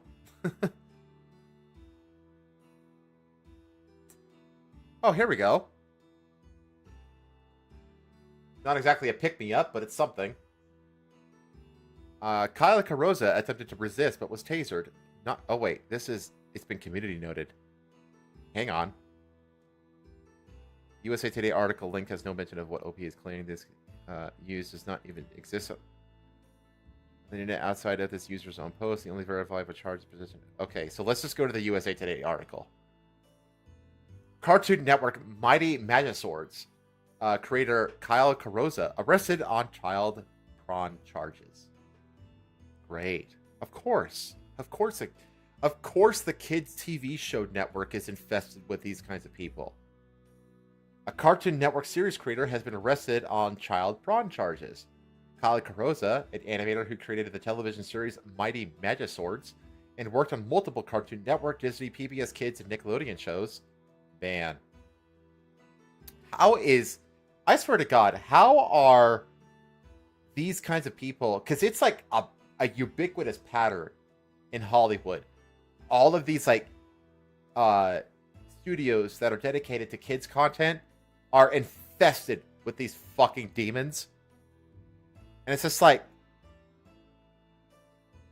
you would think that they would have like a more robust background check system in place for at these particular studios, because they know the kind of, you know what I mean? Like, I don't necessarily blame the studio for this. I blame, I'm not going to say like, oh, the studio is just nothing but people like this guy. That's not true. There's only just a small handful of people that are like this guy. But it's like, there should be zero. And I feel like if you bother to do extensive background checks, you can facilitate and achieve zero of these kinds of creeps.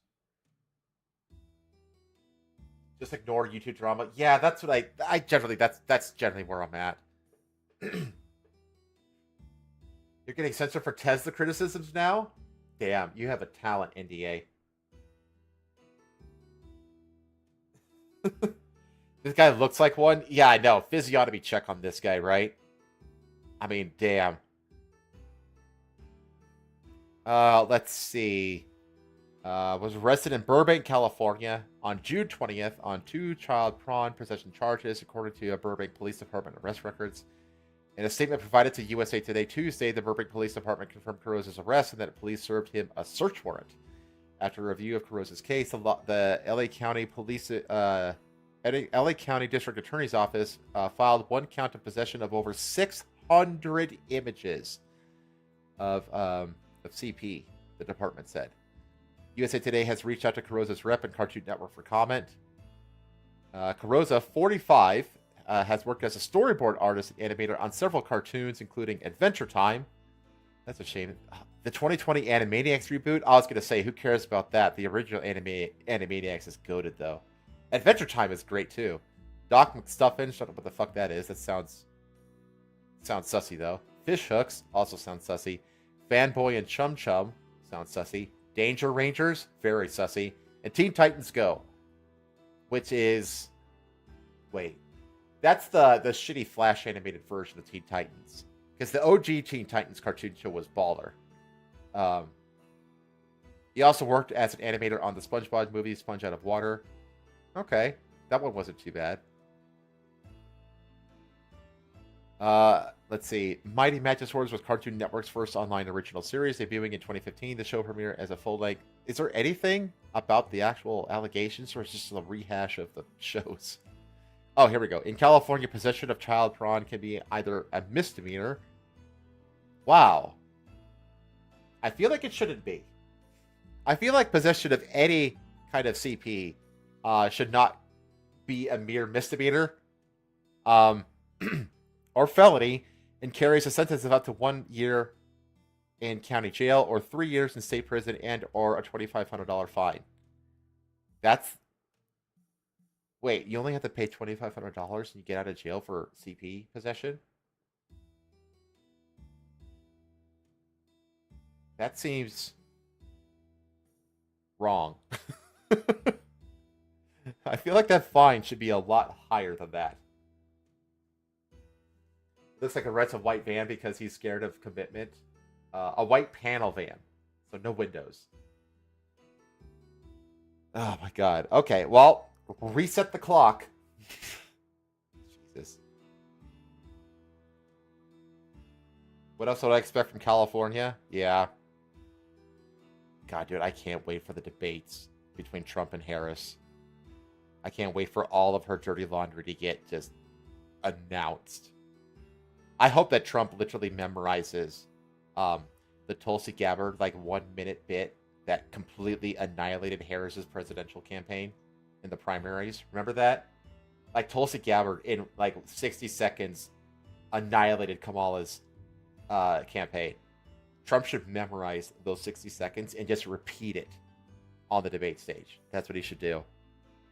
Anyway. I do want to talk about the Elon interview with Jordan Peterson. What? Not tonight. The reason that I want to tell or talk about that is because Elon in the interview talks about how he, like, metaphorically lost his son to the cult, to the woke cult, to the trans cult. And I lost my sister to the same cult. So his story, like, really resonates with me, but I don't feel like I'm in the right mindset to tell that story right now. So I'm gonna hold that one off.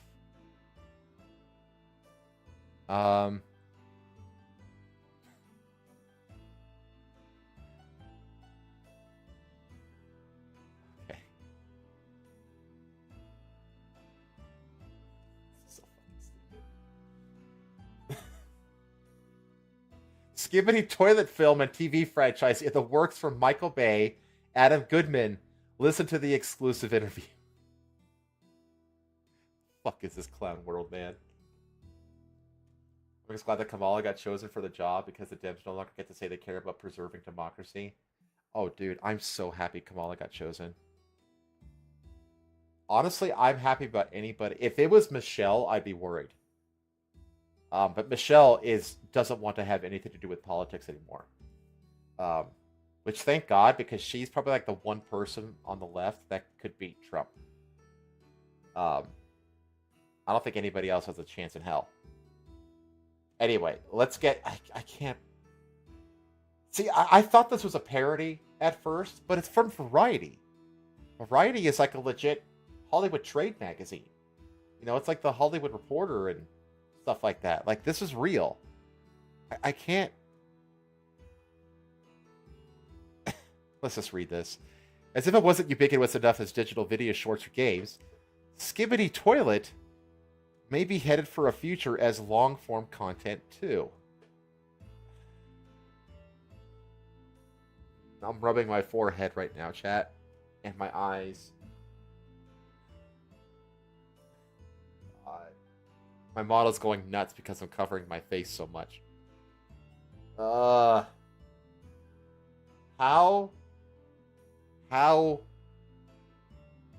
unable our Hollywood execs seem to be at reading the room.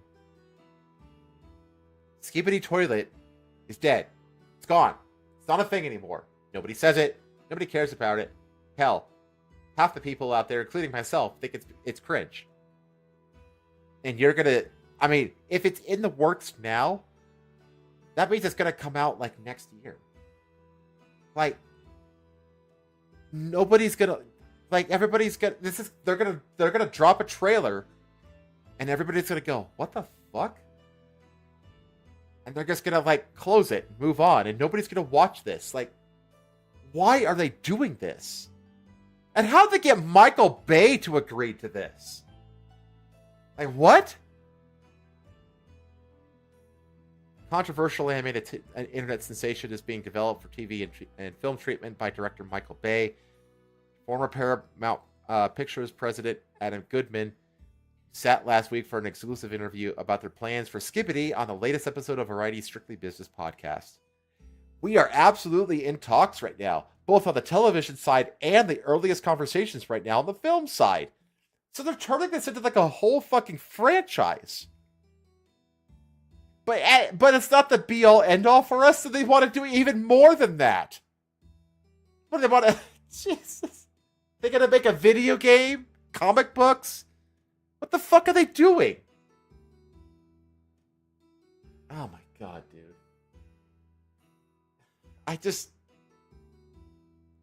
Hollywood is so retarded. Hollywood is so fucking retarded. The Goodman is even that Goodman is even presenting migrating Skibidi IP to TV or film as an option is a testament to the audience size the property has amassed on YouTube and Roblox, where the monetization opportunity is ample. It won't be by the time it releases. It's a fleeting meme. Come on.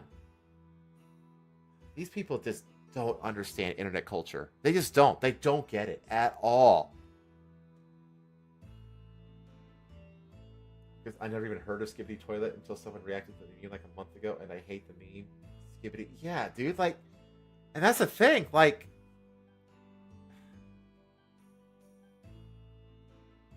you would have a better shot on making a movie about fucking Harambe or, like, Ugandan Knuckles than Skibidi Toilet. Like, what are you doing? This is going to be such a failure. It's so fucking stupid. Skibidi gradually evolved more than 71 and 5 minute epics for film. Jesus, what a bunch of tone deaf fucking Hollywood idiots.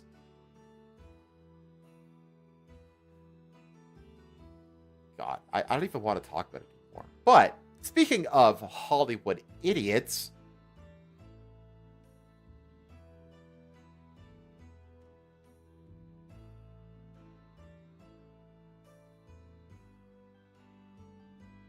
what the SAG-AFTRA video game actors strike means for gamers.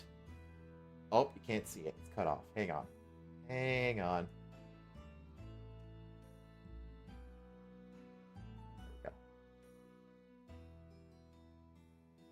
SAG-AFTRA is officially on strike. Good riddance. Last year, we wrote the headline that headline in relation to Hollywood actors taking to the picket lines alongside writers with the WGA. This year, the story is video game voice actors who say gaming companies are refusing to meet their demands on artificial intelligence. Now, I do remember this. Back in the original SAG-AFTRA strike, they were basically talking about the video game voice actor strike happening in the future, and it literally just happened. Like, what, 9 months later? So, through the Hollywood actor strike has since resolved. Yeah, the Hollywood actor strike was... The thing is that I could actually understand a good number of the grievances they had. But the way they went about it, and the timing was the worst ever, to the point where Hollywood is kind of like in a financial apocalypse situation right now. And then now you have... So here's the thing. Like, if you're a voice actor in video games, and you've already seen companies start using AI to do some voice work, right? And you want to go on strike, like you want to basically protect it so you still have jobs. Going on strike effectively removes you out of the pool of resources that video game companies can use to produce the voice acting products. So you're basically just pushing the companies into the arms of AI. Because it's like, oh, they're on strike, they're not going to work. The only choice we have is AI. So what are you accomplishing by going on strike? Like, if you want to protect your jobs from AI, you shouldn't be striking against the companies using AI. You should be lobbying Congress to write and pass laws protecting your jobs from AI. That's what you should be doing. I don't think this is going to end well for them. I really don't. Negotiations over a new contract beginning in October 2022, and SAG-AFTRA members approving a video game strike authorization last September with 98.32% approval. Now that the strike is official, here's a quick FAQ with everything an average video game enjoyer might want to know about what's going on, why this is happening, and how it might impact video games. I know that GTA 6 Rockstar came out and said that this won't affect them, which is interesting. First, a quick recap, because there's a lot of SAG-AFTRA / AI / strike / voice actor / video game related news in the last almost a year. True. We spoke to SAG-AFTRA representatives way back in September of 2023, right as they first authorized a strike of video game work. At the time, that didn't mean that a strike was happening, just that the union's members had authorized it. At the time, SAG-AFTRA was trying to put pressure on companies to work with the guild on 3 major issues: pay increases, mandatory breaks, and set medics for on-camera performances, and AI protections. Since that time, they've made strides on basically every single issue on the table, except that last one, AI. SAG-AFTRA has been banging on this drum ever since, from leafleting outside the Game Awards to striking a deal with an AI studio, Replica AI, to ensure protections for voice actors who did want to opt into using AI in their work, though not all members were thrilled about this agreement. In that time, some game studios have signed interim agreements with SAG-AFTRA that include the AI protections the guild is asking for, but the collective representatives coming to the bargaining table have yet to reach a deal with the union. See, here's the thing. Wait. Oh my god, this goes on for a while. That's okay. We'll get through it. What video games are being impacted by the strike? The answer is an awful lot of games currently in production. Most even. SAG-AFTRA has called for a strike of all covered services, meaning SAG-AFTRA actors will not be doing any of their union performance work for video games until the strike is called off. This thing is, it's like, it's not just voice acting, it's also like motion capture work. So any motion capture work, that stops as well. So it's pretty extensive, actually. Officially, SAG-AFTRA is going to the bargaining table with a convenience bargaining group that includes Activision, Blindlight LLC, Disney Character Voices, EA, Formosa Interactive, Insomniac, Llama Productions, Take-Two, VoiceWorks Productions, and WB Games. But these folks are stand-ins for the larger industry. They're not the only publishers getting strike action.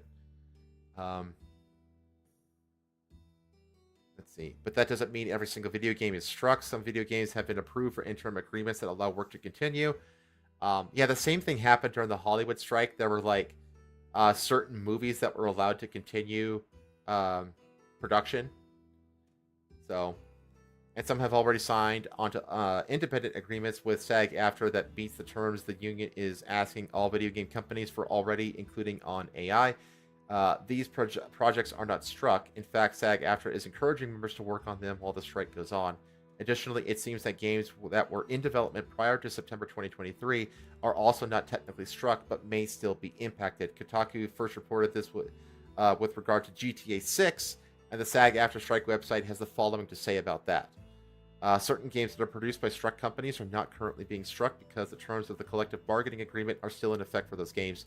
The search function will also let you know if the game you are looking up is one of these games. Please note, although members will not be disciplined for working these games, they may still choose to stand in solidarity with their fellow members by refusing to cross a picket line for these games, and their employer is contractually prohibited from discriminating against them for this choice. If you have been engaged under a daily contract for one of these games, you can choose to show solidarity with your fellow union members by not signing new contracts with the game.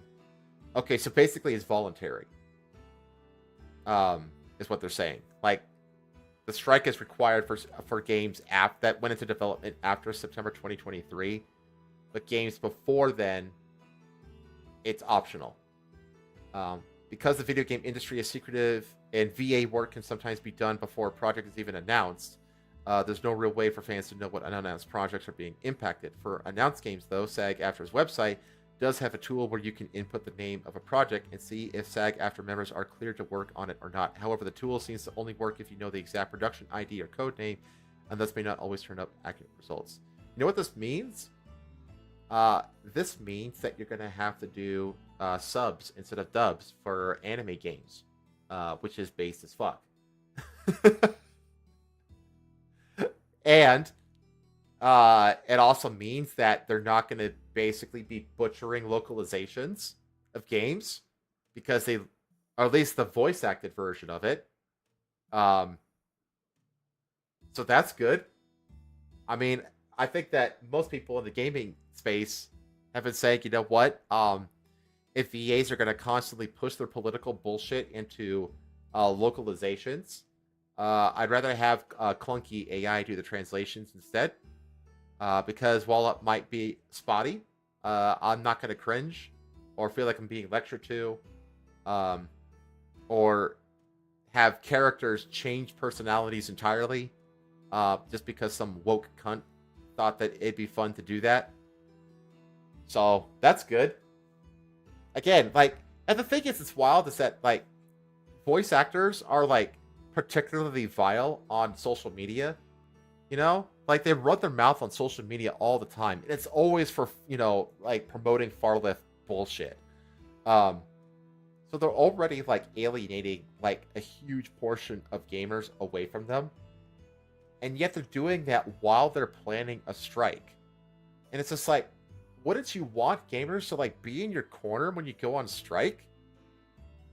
Because, like, what a powerful ally gamers would be if you said, hey, gamers who we have a good rapport with and haven't been alienating online for the last 3 years, could you maybe, like, boycott games that have voice actors that cross the picket line? You know? Like, I think that's shitty behavior, but it would be an option for them if they didn't alienate themselves from the fucking gamer community so much. Because I think most gamers are like, AI is fine. You know? Like, it'll get better. The voice actors sure as fuck aren't getting any better, but the AI will. So, let's embrace it now. So they'll invest in it and improve it, and maybe in a couple years, it'll be just as good, if not better, than what the voice actors are doing, and then we'll be good to go. You know? Like, that's where a lot of gamers are at right now, because VAs have done such a great job of alienating themselves away from gamers. I swear to God, like, they did that with Hollywood too. Like, how much was, you know, Hollywood stars were, like, running their mouths online about Trump and MAGA and all that kind of shit, and just, you know, calling a huge portion of the game of, like, you know, people who watch Hollywood productions, you know, evil Nazi racists and shit like that. And then they're baffled of, like, why the general public isn't supporting their strike action. It's like, well, because you hate us, so fuck you. You know? Like, they don't seem to behave in a way that helps them. You know what I mean? They seem totally fine with shooting themselves in the foot if it means projecting and virtue signaling their dog shit elitist politics all over social media. How will the video game actors strike impact me as a gamer? In a very immediate sense, they don't. Yeah, I mean, it's games that are slated for release next year. Because that means, like, games that are, like, this year is, like, their primary production year, and then it's going to get released sometime next year. Those are the games that are going to be affected by this. Video games are going to continue to come out at the games that already out will continue to be supported, and you can keep playing them as far as your day-to-day gaming goes. Nothing's really changed. Well, not just that, but it's also like, oh, is there going to be a lot less games coming out due to delays from the voice actor strike? Okay. I said this on my last stream. There's Eastern games, Korean games, Japanese games. Hell, there's Chinese games in the form of the Hoyoverse and stuff like that. And then there's the backlog. There's the massive backlog on Steam that so many gamers have. And I think a lot of gamers would actually appreciate a break in new games releases for a while so that they can actually tackle the backlog. Who knows? People aren't known for thinking ahead. Oh, I know. I think the movie will make... Wait. Never mind. This is like making a Ripple movie. I think this winter... You think the Skibidi will make bank, unfortunately? I don't know. I don't know. Honestly, I think it depends on when it releases. Because memes have time frames of relevance, and if you release outside that time frame of relevance, I'm not sure, man. Like, again, imagine if they made like an Ugandan Knuckles movie and they released it like next month. Would it do well in the theaters? No. The only people that would watch it are people like that are curious, like out of morbid curiosity. You know what I mean? But it's not going to perform well because the meme is gone. It's had its time frame. It's out of time. It's out of mind. You know? There are very, very, very few memes that are like timeless. You know, like Nyan Cat or Harambe, things like that. And even Harambe isn't really timeless. But I don't know. I don't think movies based on memes are gonna do well. And not only that, because like you think it's gonna make bank because of like Gen Z and stuff like that. But it's like, is that a big enough of an audience for it to make money? I don't know. I'm not sure about that. Might make a Ugandan Knuckles movie after this. Okay, not that because fight against Sony, but something similar. Honestly, I would go see Ugandan Knuckles because that meme was fucking hilarious. That second movie won't do as well. No, it's a flash of the pan kind of thing. Kind of like the Five Nights at Freddy movie. I mean, it didn't make a fuck ton of money, but it wasn't made for a lot of money at all either. And the fan base came out in droves for that movie. If they made a second one, I don't think it would perform that well at the theater. I really don't. I think it's very much like a flash of the pan kind of thing. Making it a real movie ruins the meme. Yeah, totally. It like legitimizes it. It's like no. The fact that it's a stupid online thing is what gives it its charm. If you mainstream it through Hollywood, it's just going to be lame and nobody's going to want to watch it. That's a really good point, actually.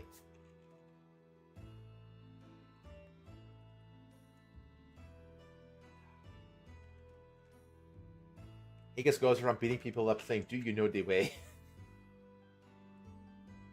I mean, I would watch that.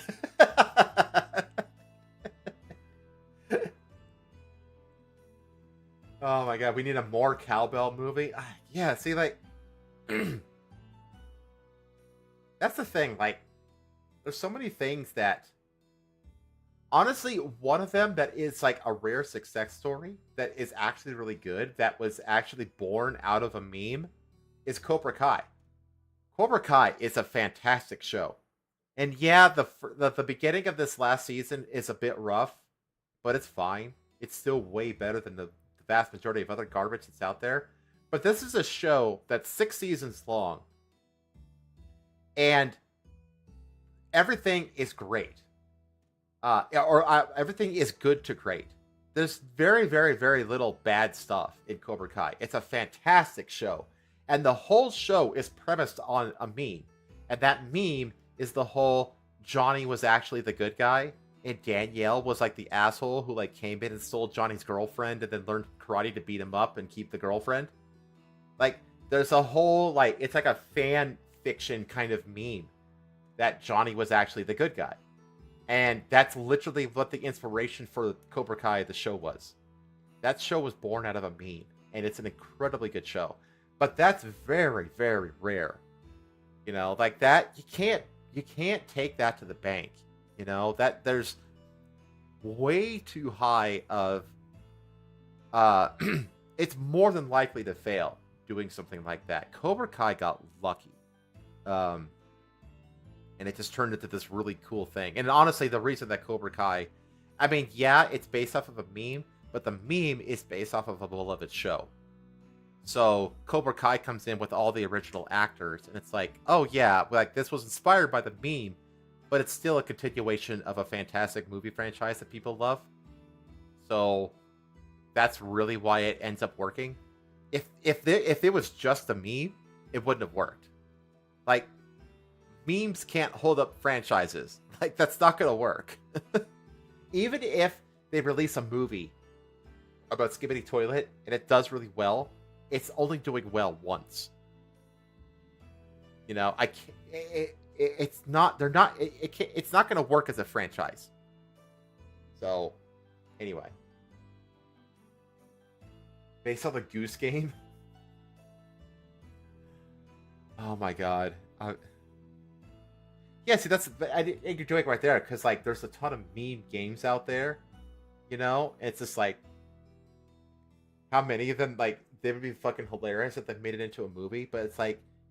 The hilarity of it is meta, you know. It's like it's hilarious because the movie itself is a meme. It's like you're making a meme movie about a meme on a meme game. You know what I mean? And it's just like, okay, like sure. Like, but again, like the point that Cornell brought up though about you take a meme and you mainstream it through Hollywood and you expose it to the normies. It stops being funny. It stops being something you care about, you know? And I think that point is actually very powerful. Let me see. Let me continue here. Actors are workers. Like all workers, game performers deserve to make a living under conditions that are safe and humane. Additionally, your favorite performances are brought to life through the artistry of human actors who improvise, tap into personal experiences, and collaborate with writers and directors to create a performance that only they could provide. No two actors are the same, and every performance is unique. Here's the thing, though. Every word of that is true. There is a uniqueness to humanity. But here's the thing. Do gamers play games, even story-driven games, because of the amazing voice acting?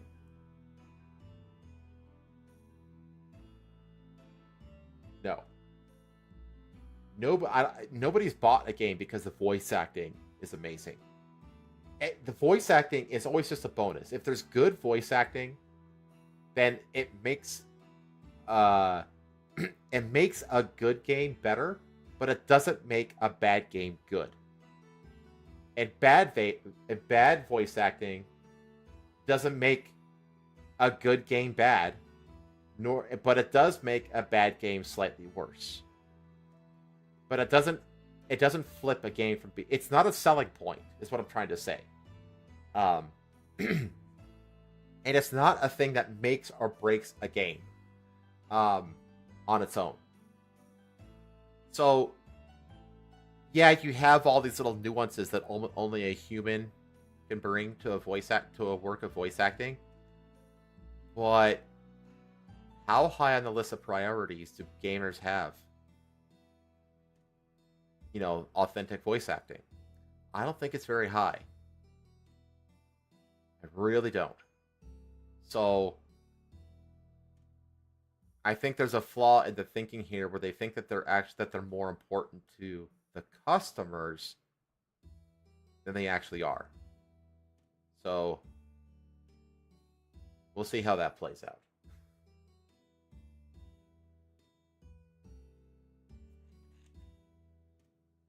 Gosh, I need to catch up in chat. We need I don't know what we really need is a who's on first movie. Just wait until someone makes a movie based on the Goose Game. How long until they start turning online furry comics into movies?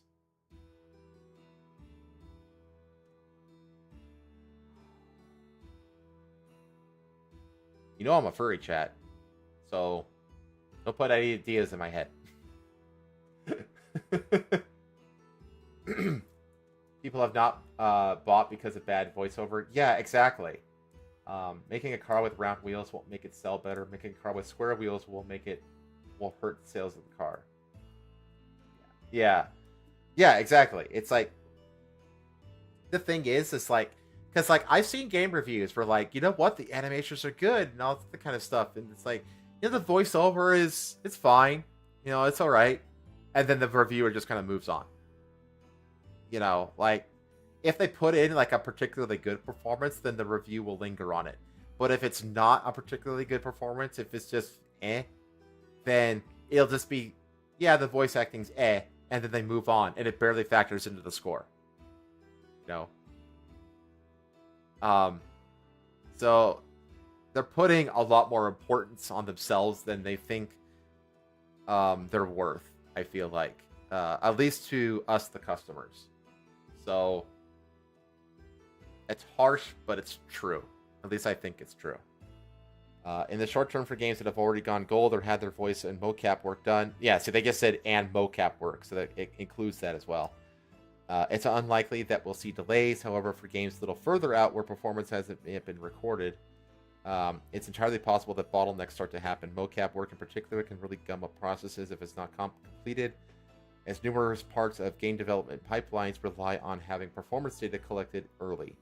And while it's possible non-union members could scab by filling those roles, this is generally considered a huge no-no. SAG-AFTRA itself encompasses 160,000 members. There's a lot of That's a lot of voice actors. It sounds like an oversaturated amount of voice actors, if you ask me. Right now, none of them are allowed to even audition for new roles in gaming. Given enough time, that's going to cause a holdup. Well, again, it goes back to my earlier point about if you give the studios no other choice than to use AI or scabs, and that's what they're going to do. I mean, in the end, they have a bottom line that they have to pay attention to. They have shareholders that they have to be responsible towards. So if they have to scab, if they have to get some random developer out of the basement and into a mocap suit to do some mocap recording, that's what they're going to do. They have to. Like, you can only take it so far before the financials start to force you into certain decisions. So, again, I feel like they think they have more leverage than they actually do. Let's see. Does this mean I can't play video games anymore if I want to support the strike? Good news. SAG-AFTRA wants you to keep playing video games. Sounds like the Genshin Impact boycott. The official website's FAQ has a message for creators and streamers on the subject that extends to fans as well. We are not asking you to stop playing video games. In fact, the opposite. Please continue doing what you love. And any support and solidarity would be extremely appreciated, so game away. I mean, I can appreciate that, honestly. Like, not trying to, like, morally shame people into not doing the thing that they love doing, playing games. I can respect that. I think that's a good statement, actually. Putting your furry bedroom home. Hey, I didn't divulge anything, okay? Not anything that you already knew. Let's see. I'm at San Diego Comic-Con. Poor you.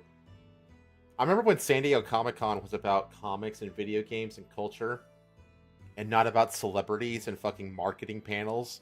Because that's all it is now. San Diego Comic-Con is just meeting celebrities and going to celebrity panels and industry announcement events. That's all San Diego Comic-Con is now. It sucks. Does this mean my meetups and panels with video game voice actors are canceled? Nothing's canceled. SAG-AFTRA has carved out an exception for the convention that allows its members to continue participating in all SDCC-related work as planned.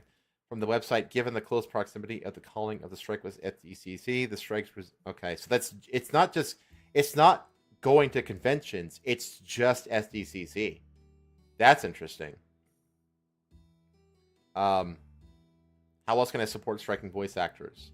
Encourage the creators and streamers to invite video game performers onto streams and shows to discuss the strike, and it's asking everyone to amplify SAG-AFTRA's messages after the strike using Level Up the Contract, Video Game Strike, and SAG-AFTRA Strong on socials. The union has also provided shareable graphics and other information about how to support online.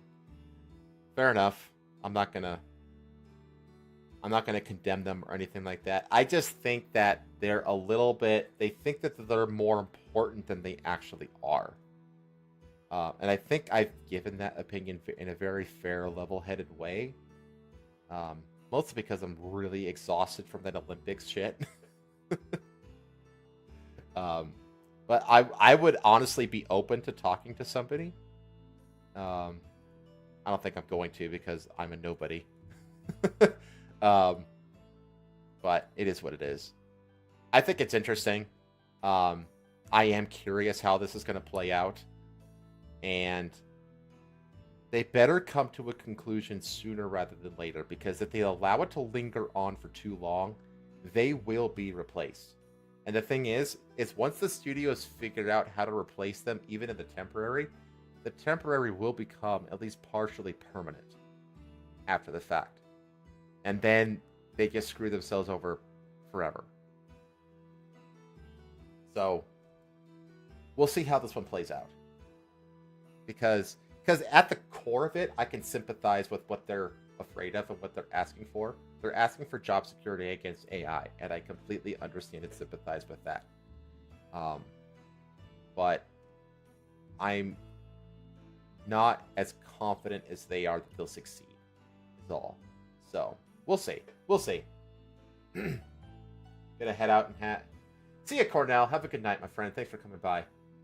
I'm actually gonna wrap up here pretty soon too. Let me find.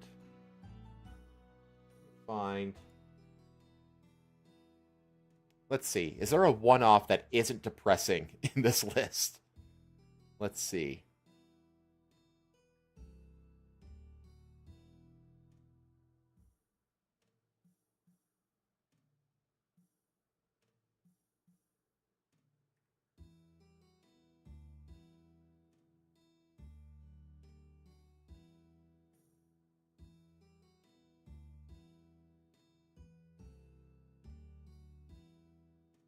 Here we go.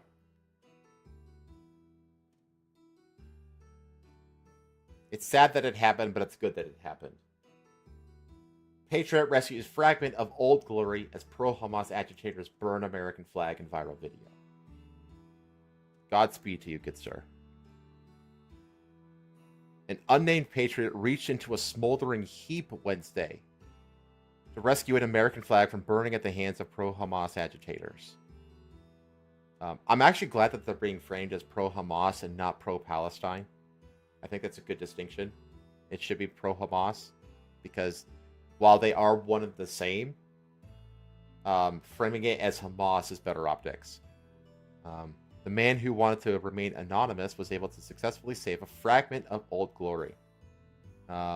He told a local journalist who recorded the incident that he is an attorney who works near Union Station in Washington, D.C., where the anti-Israel demonstrations happened. So this was, I think, during the Netanyahu visit.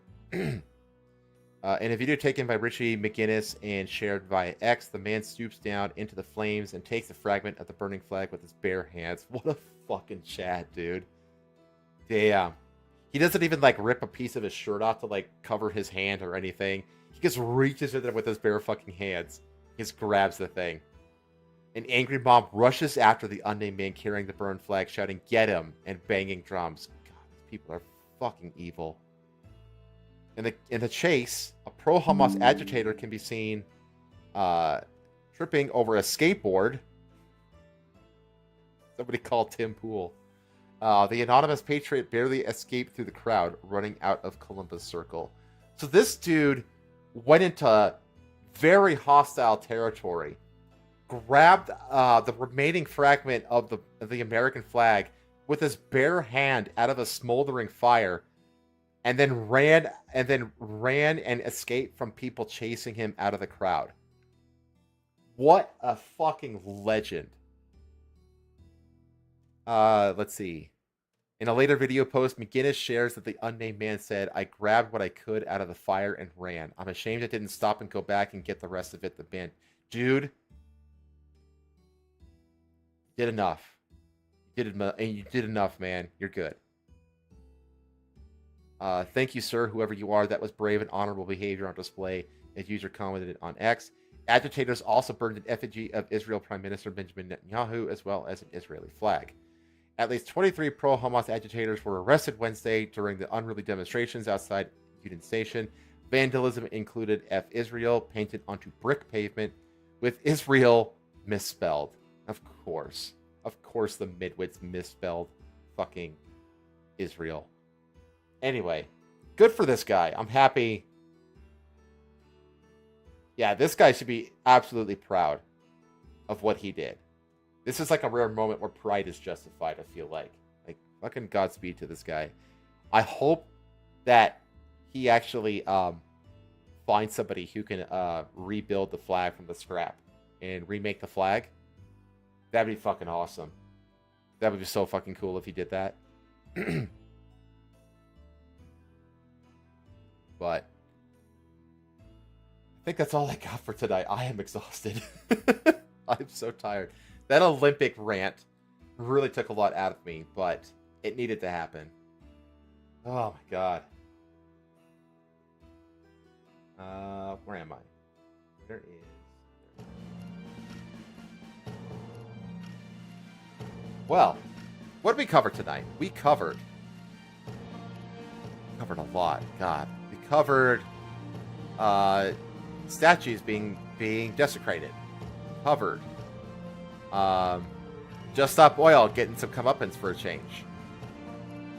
We did some volcanology with Helmsman, with geologist Helmsman. That was fun. We did Harley Davidson going woke with Robbie Starbuck. We talked at length about the ongoing situation with Yasuke and how they could have actually respected Yasuke's story. Talked about the Olympics, obviously. Talked about the Cybertruck, the goofy Cybertruck, and how it's not exactly raccoon-proof. We talked about resetting the clock on another CP enjoyer in a children's animated production studio. Skibidi Toilet getting turned into a movie and a TV show, and the SAG-AFTRA strikes. That was a lot. Did a lot tonight, chat.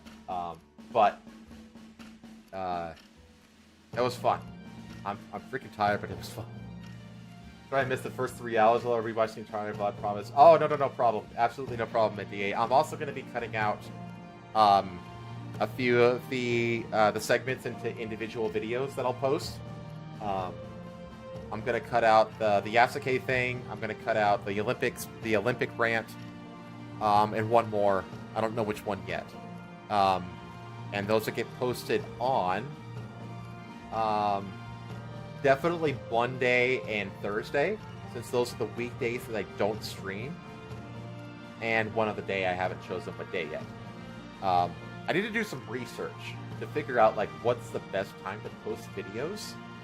I feel like I'm choosing some pretty decent times right now because the first 2 videos I posted both have over 1,000 views on them, and the other one I posted has like 600 something views. So they're getting engagement, and I've gone up from like 68 to like almost 100 in a week in terms of subscriber count. So it's definitely working, chat. I'm happy about that.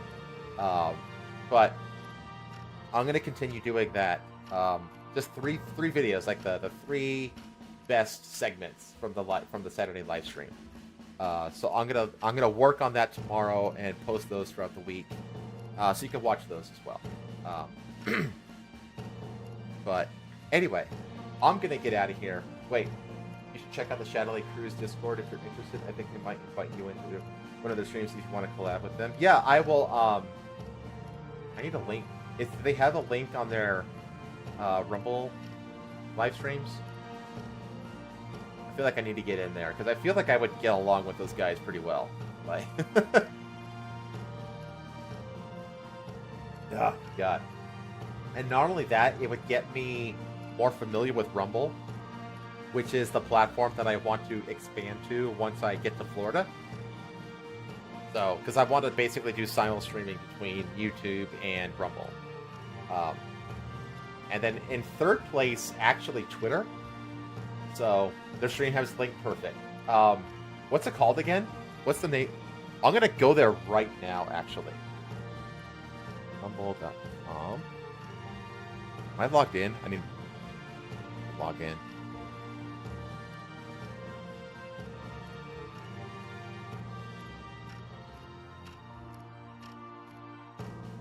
Oh my god, this is the right account information.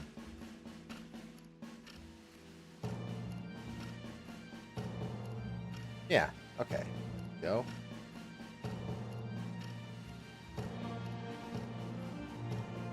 Okay, It is Sultans of Shadowway. Yeah, I'm familiar with Trim. I've spoken to him a couple times.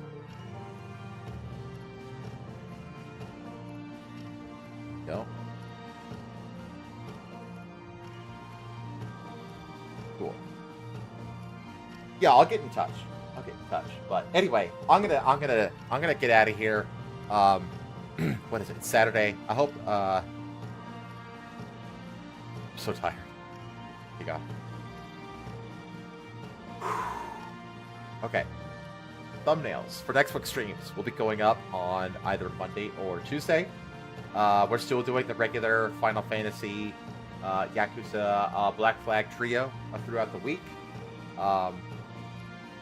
Let me think. Black Flag is coming to an end pretty soon. Hopefully I could time it to end right as Black Myth Wukong comes out, so we can just transition directly into that. And then, yeah, Mondays will get posted Monday, Thursday, and whatever, some other day. And other than that, I hope you have a wonderful rest of your weekend. I hope you get some R&R, and I'll see you on the next one. It's always a pleasure, chat.